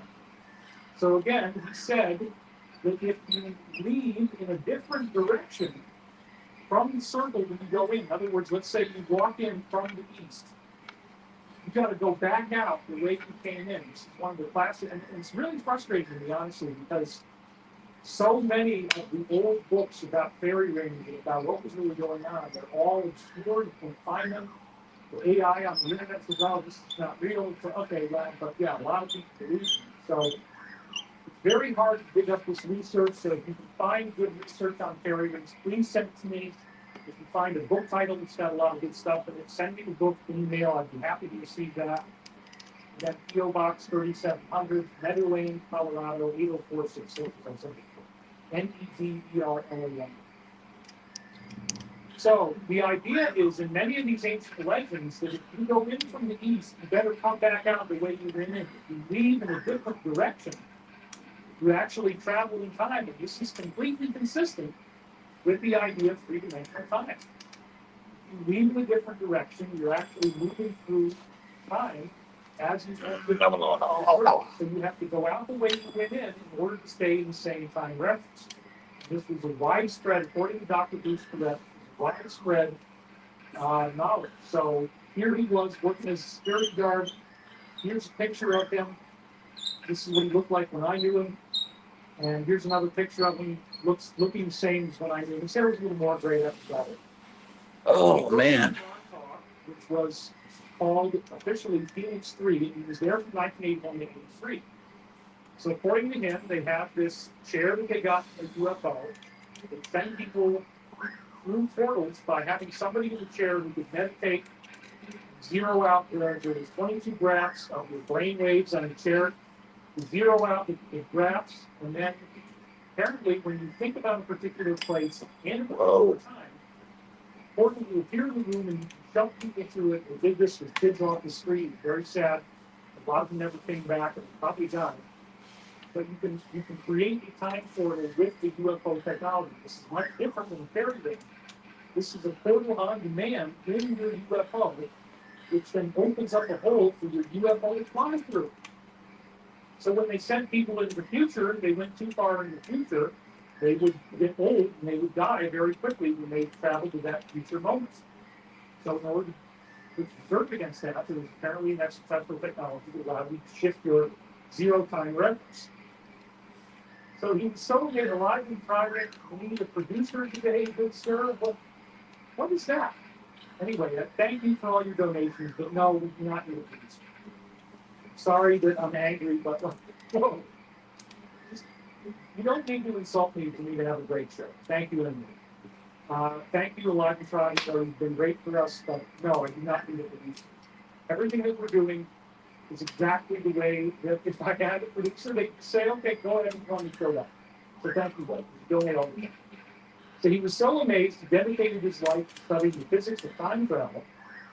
And this is him. He actually got into the whole idea of three-dimensional time, which was done by Dewey Larson, Dr. Dewey Larson. It's described in Law 1, and it's called reciprocal system theory. So you'll see right there, it says reciprocal system of theory, the ultimate answer to life, the universe, and everything.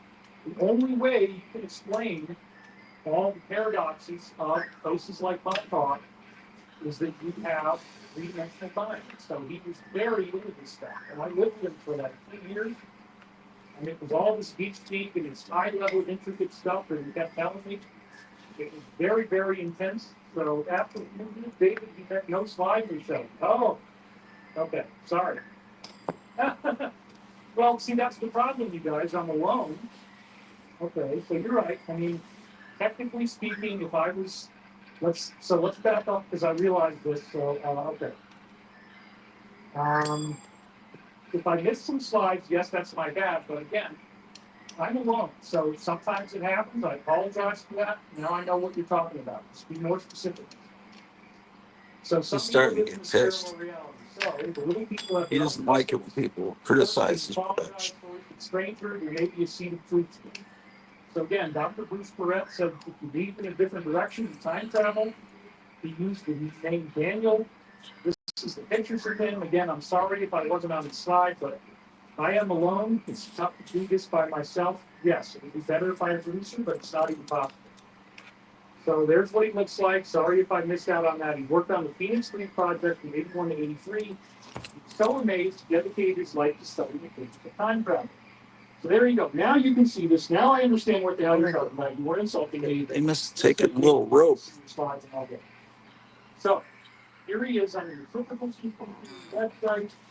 It says, rewrite of Maxwell's approach to electrical engineering and derived use of long dormant Copernican mathematics. I mean, it gets very, very deep. But the point is, you look at the top, it says reciprocal system of theory. The ultimate answer to life, the universe, and everything. So this was their website. They hired him as a scientist because he got very technically deep into the three-dimensional time discussion. And the Parisi, who never alone, is donating in honor of early and brother many strong units to Black Open. Great, thank you very much. So Bruce came to L&L in December 2003, insisted on an elaborate cover story, and then I ended up moving to Milton, Kentucky, in the middle of nowhere. We lived together from 2004 to 2006. And I got extensive briefings on this concept of three-dimensional time. And it was even more ironic because we lived right next to the land that Avalon, the land that L&L had, White Love Research, which was created the Law of One, and it was called Avalon, and that's the same name as the alleged kingdom of the fairy Weepo. So hopefully I won't lose track of my slides again. We love you, David. No shame, and your daddy did here.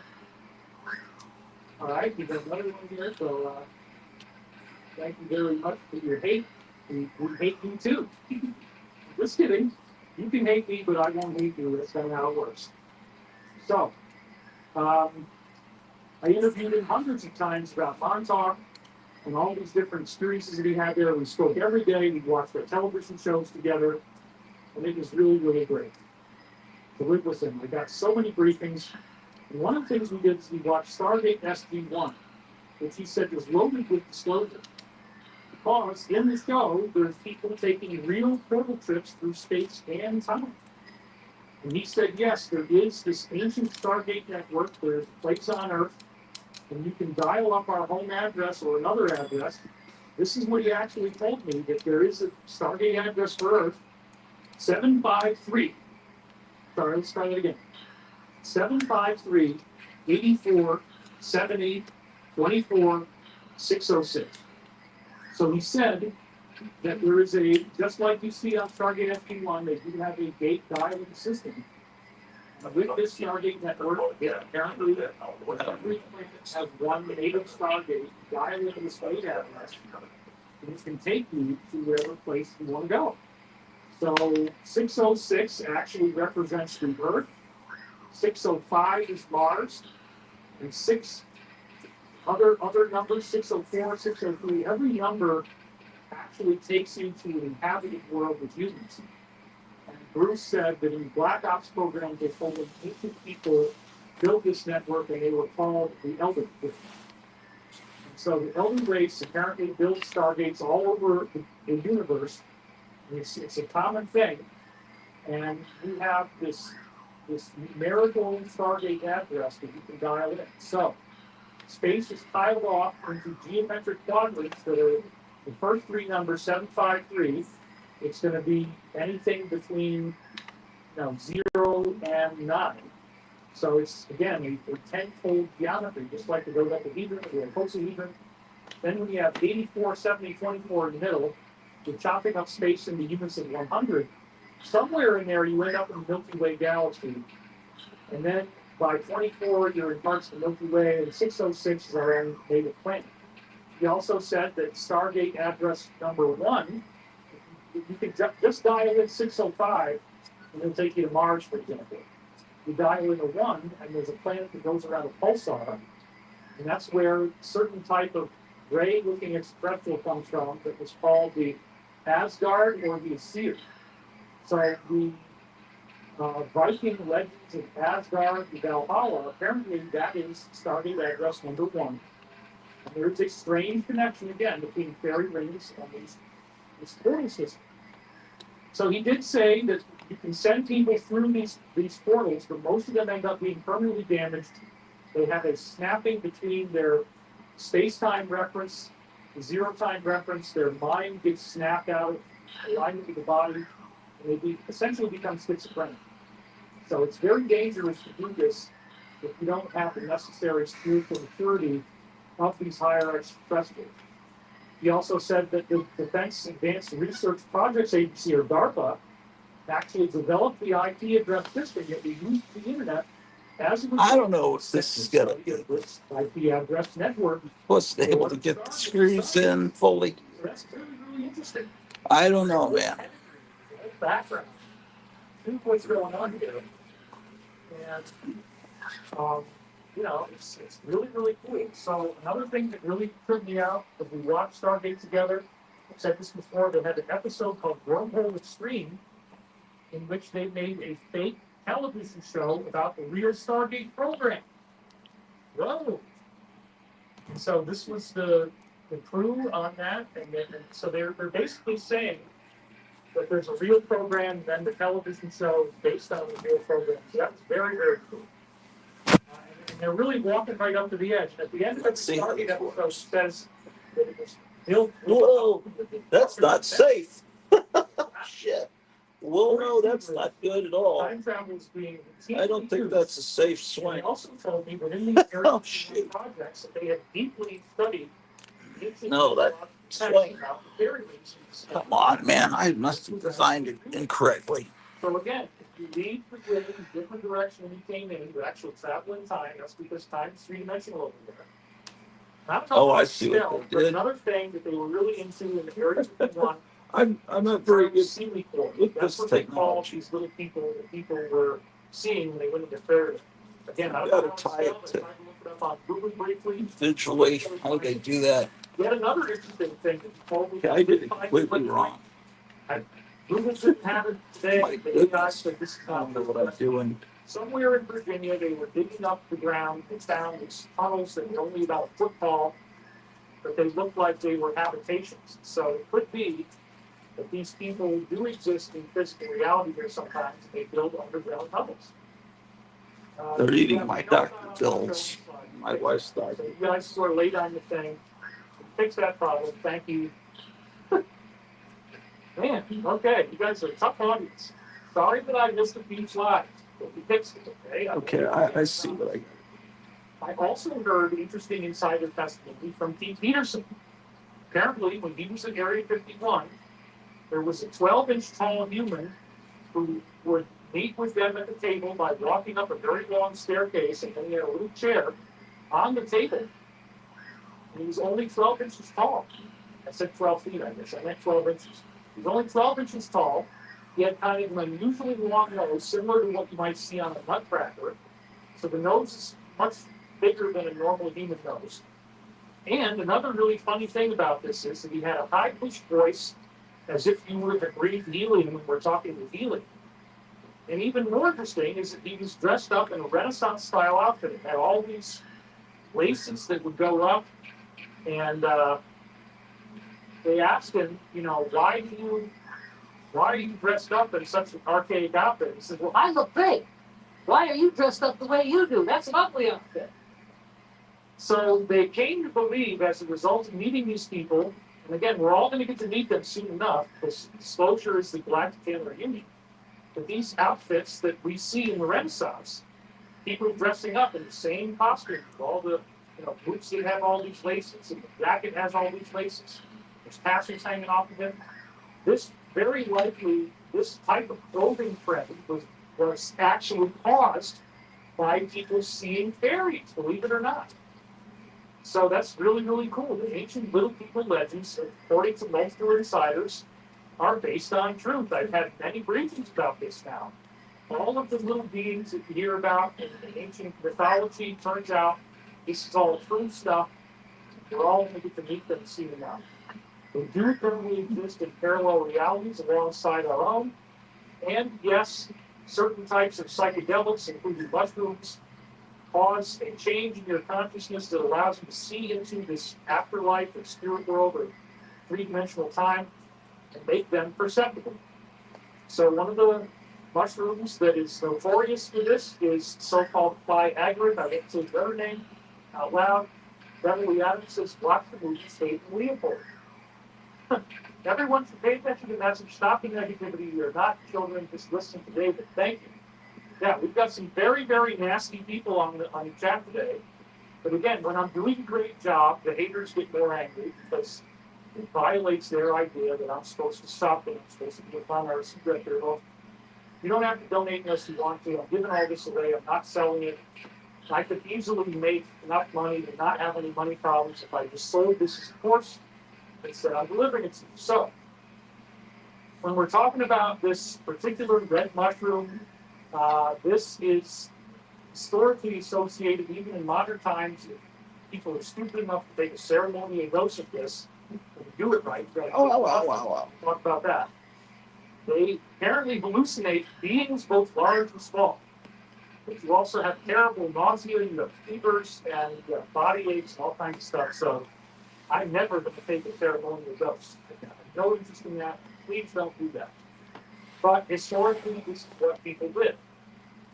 One of these red mushrooms, the Siberian Yaku shaman, would actually I trade. gotta get off that for a minute so I can adjust this. How valuable it was. Please. Apparently, to make contact with spirit world. There's also an entire book in Taoism based on Viagra. So it was illegal in Louisiana, but there's other, they grow in swamps, and here Yeah, is a man. circle. You So just these grow mushrooms up. are another type that grow in the fairy ring formation, which is really cool. And here's another image of the fairy ring of the red ones. Damn. So right here in my own Beware the claws of the cat. in the Netherlands, we No, had no. amazing season of these mushrooms in July 2021. And here is yours truly. So if you love me, a couple of you guys hate me, that's okay. We don't really care. So we don't do that. We're gonna do some interesting stuff. So this was my own picture. I was very happy.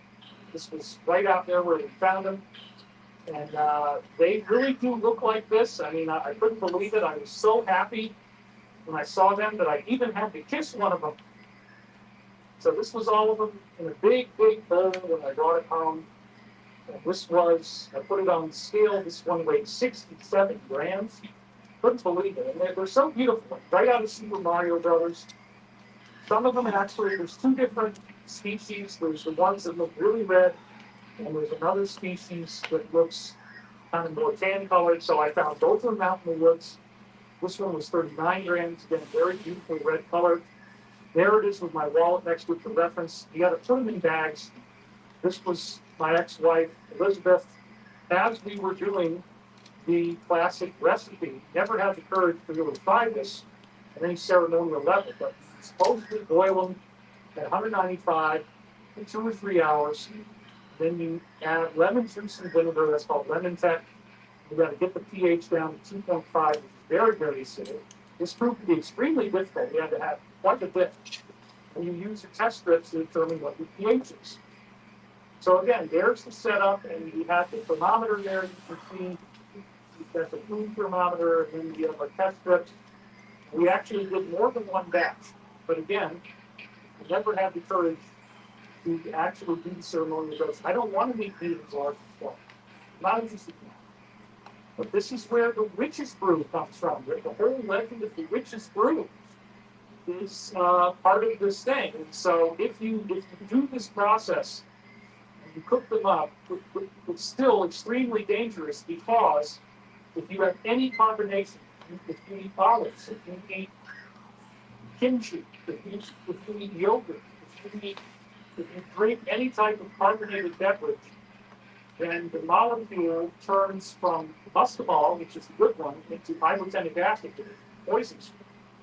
And you will have an immediate projectile vomiting experience. So it's extremely dangerous to mess around with this, and I do not recommend it at all. But we certainly had a lot of fun picking them. This is Elizabeth, putting them on her head like flowers. We were both very excited. I think it's a childlike glee. And if you want to see the fairy ring that we found, you can get the Mikey Prophecies course, 35-hour course. It's a whole entire video just dedicated to our mushroom hunt. So here's a really interesting thing. Stonehenge is actually stylized to look like a fairy ring of mushrooms, and the mushrooms may have been key to being able to access the deep sea portal in the first place, and meet the beings who live in the fairy circle. So it's a funny interplay between the psychedelics and then the portals. And, again, this doesn't really work in modern times anymore, but I think that's because beings have tightened up everything so that there's not as much leak-through between realities. I don't even want to look over there. Let's take a look. Elizabeth is amazing, yes. Saw the haters earlier. Okay, you guys talk. Brady give us doing right stuff. Brady information. It is. This is what I know to be true. I'm not lying to you guys. I'm sharing with you what I find to be very fascinating stuff. I don't know how to make this thing work. Actually, they do show on fairy rings. That's why we have this concept. This is not. So actually, Stonehenge Well, it looked like a fairy ring. Very, very cool. And how do they do it? I found the Storage and Force Company website. They have some good stuff in there. In Ireland, there is an old association between fairies, fungi, and giant stone megaliths. Wow. It was sometimes believed that stone circles would pop up overnight, just like mushrooms pop up overnight after rain. Ah, isn't that interesting? So the megaliths also get you into the fairy kingdom. Stone circles were credited to the industry of the fairies, giants, or the devil. And this was a book from 1944 of the Folklore Journal, The One Night House. There's an article in Folklore. The Gaelic expression for a one night's growth is Fas na Haon Oidiche, probably ruining that pronunciation. And it applies both to giant stones and mushrooms. So they use the same phrase for both megaliths and mushrooms. This was in a North American fungi journal in 2008. Isn't that interesting? Right? That's why I say anybody who's not interested in this is clearly a paid troll. Because to me, this is about as fascinating as it possibly can get. Michael Larson, I've heard fairies are master intergalactic spaceships. That could be. So anyway, Fungi says like fun guy. That's right. Gay Archangel Michael. Dwarfs are short, mythical creatures that commonly being spotted next. So yeah, it does happen all over the world. So isn't that interesting that the expression for one night growth applies to megaliths and mushrooms? So this is what Stonehenge looked like when it was originally made. You've known this because they dug up all the stones that fell down. It's a fairy ring, you guys, and then it's got that big trench around it. Just like we see with these mushrooms again here. And so think about that. And now that you're thinking about Stonehenge, look at these different circles that I'm showing you. Yes, Stonehenge is a very curious, stylized mushroom fairy ring. So we're going to now go back to something I've been talking about in other weeks. In case you missed some of the shows, I'm just going to cover this very briefly. The hidden science and portals, which really Ivan T. Sanderson, to me, he's as big as Galileo. Text me, Grot's about eating. I haven't eaten either. He discovered really the whole legend of the Bermuda Triangle. He's the one that put that on the map. This is him in 1965. How's that cat swing coming along?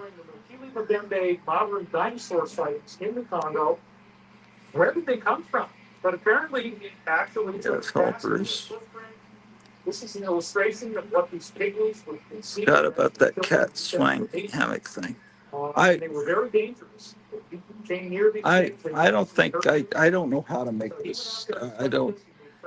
The tool they sent doesn't work, and I can't. I don't make this swing.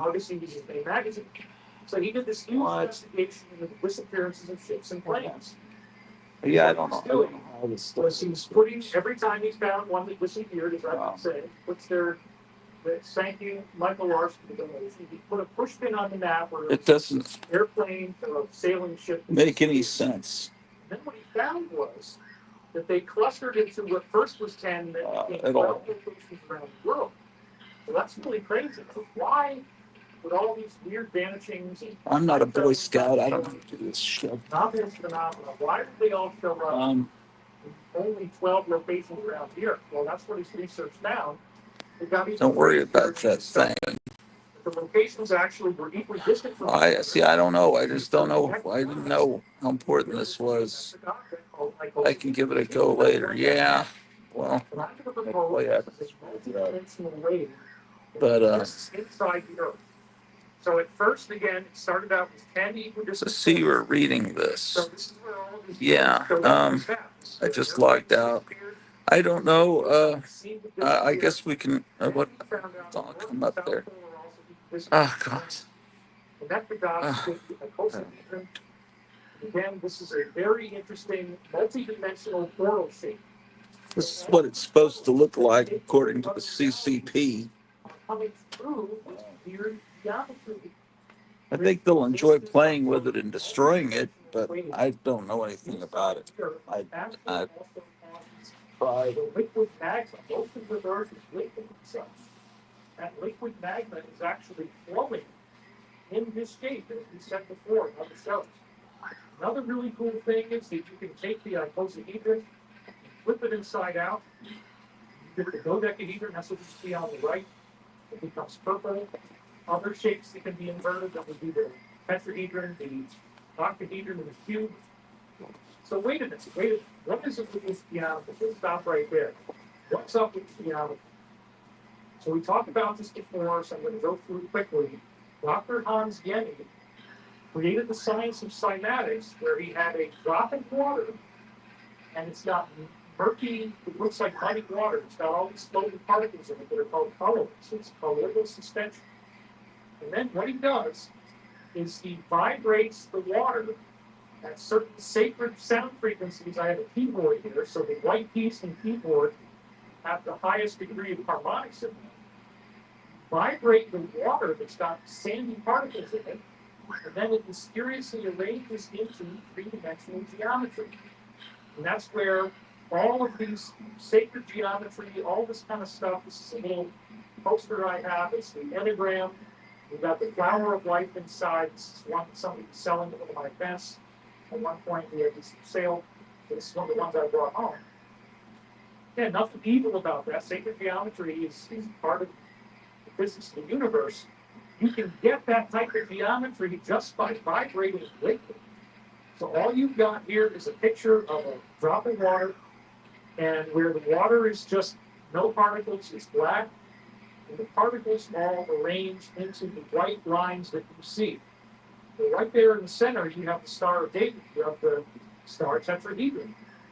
And when you change the vibrational frequency from one form to another, the geometry also changes. So what you're seeing on the left could include the cube, because remember, it's a three-dimensional drop of water. It's a three-dimensional shape. The cube or the icosahedron. So the basic idea here is that the universe exists first and foremost as a plenum. They used to call it quantum vacuum, but it's not. Vacuum implies it's empty, it's actually filled. So we'll call it plenum, or we'll call it ether, we'll call it Einstein's term, time-space continuum. We'll call it the dark energy, dark matter. Those terms might not really be appropriate, but they all kind of fit together. And the idea is, again, there's an invisible substrate, an invisible material that our material universe of matter and energy emanates out of. All of the particles and atoms and molecules are actually crystals of this higher dimension. And when you get the geometry vibrating in the liquid in its pure form, this creates a time portal because it's happening in a three-dimensional time realm. It's confusing, but I can explain it week after week, so if this is like going way over your head, I apologize. Please go back and watch our earlier shows, because this is probably what, the seventh show I've been doing on this physics now. And I love this. It's my favorite stuff to talk about. So here's the cymatics. We'll drop of water, 9 different vibrational frequencies given to all these different patterns. Notice the one up at the top in the middle, looks like a pyramid. You've got lots of square shapes, but even down on the bottom right, you've got pentagonal geometry. It's very, very cool. And there's some hexagonal stuff in there too. So then when you take the water and you put it in a big pan and you got all that muddy liquid, and then you vibrate it, you get multicellular structures. And so one of the questions that we ask is, if matter is made like this, then what happens if your frequency increases? Well, clearly you're going to get dematerialization. And the way that we know this could be possible is with this experiment that was done with carbon-60 atoms, as I said, from Orloff mirrors. That's what it looks like. It's called Fuller, developed by Bucky Fuller. He takes Orloff mirrors and his team took these carbon-60 molecules, 1 nanometer wide, shoots them through a hole, which is called the fractal radius, just like a keyhole, 100 nanometers wide. They slam against the wall. Making true forces. I was born with buried DNA. My lab remembers. Great. So we're at 3,400 viewers. Thank you guys for being here. hopefully I never screw up my slides again. That was a awkward, embarrassing way for the show started, but we fixed it. So again, you're taking these bumpy balls and slam them against the wall, and they somehow dematerialize for a little while, and then they'll strike like 5 different places on the other side, which creates what's called an interference pattern. So the idea here is that the balls actually roll inside out, and they spread out into 3-dimensional time. This solves your right wave particle dualities performed at the University of Vienna in Austria. So if you wondered, like, wait a minute, you got to know all that quantum physics stuff, and you're like, no.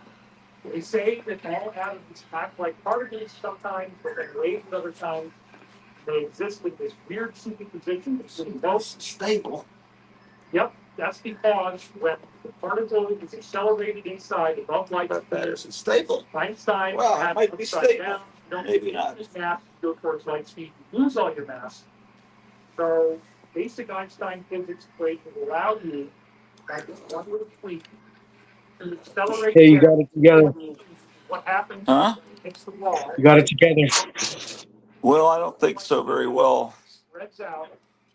I don't think it's. Why the particle. Whoa. Again, it's really weird. It's really scary. It's like, oh my God. She'd rather play with her toy taco. All you need to know is that this works. And it's built this way, the universe. I mean, he. Sorry. She used to be a she.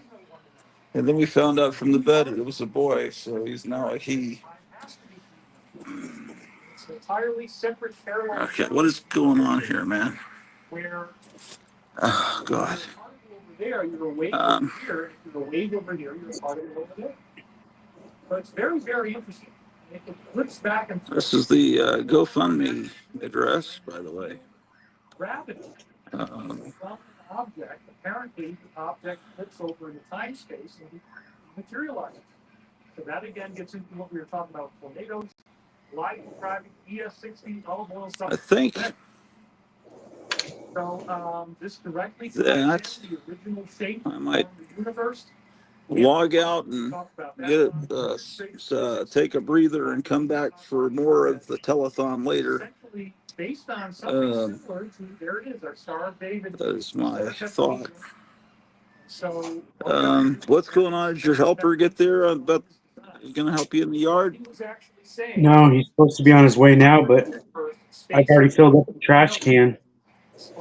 Oh, boy. So I have to wait till next Saturday when they dump it in the morning, or next, Saturday. Yeah, well, what I'll do is I'll start another stream later and possibly within the hour. I'm going to take a breather and make sure my wife is eating and everything. And I will try to see how we're doing later on. So, everybody, thank you for all of you that have contributed to help us have air conditioning. And I'll see you guys real soon. Take care, everybody. Goodbye. Bye.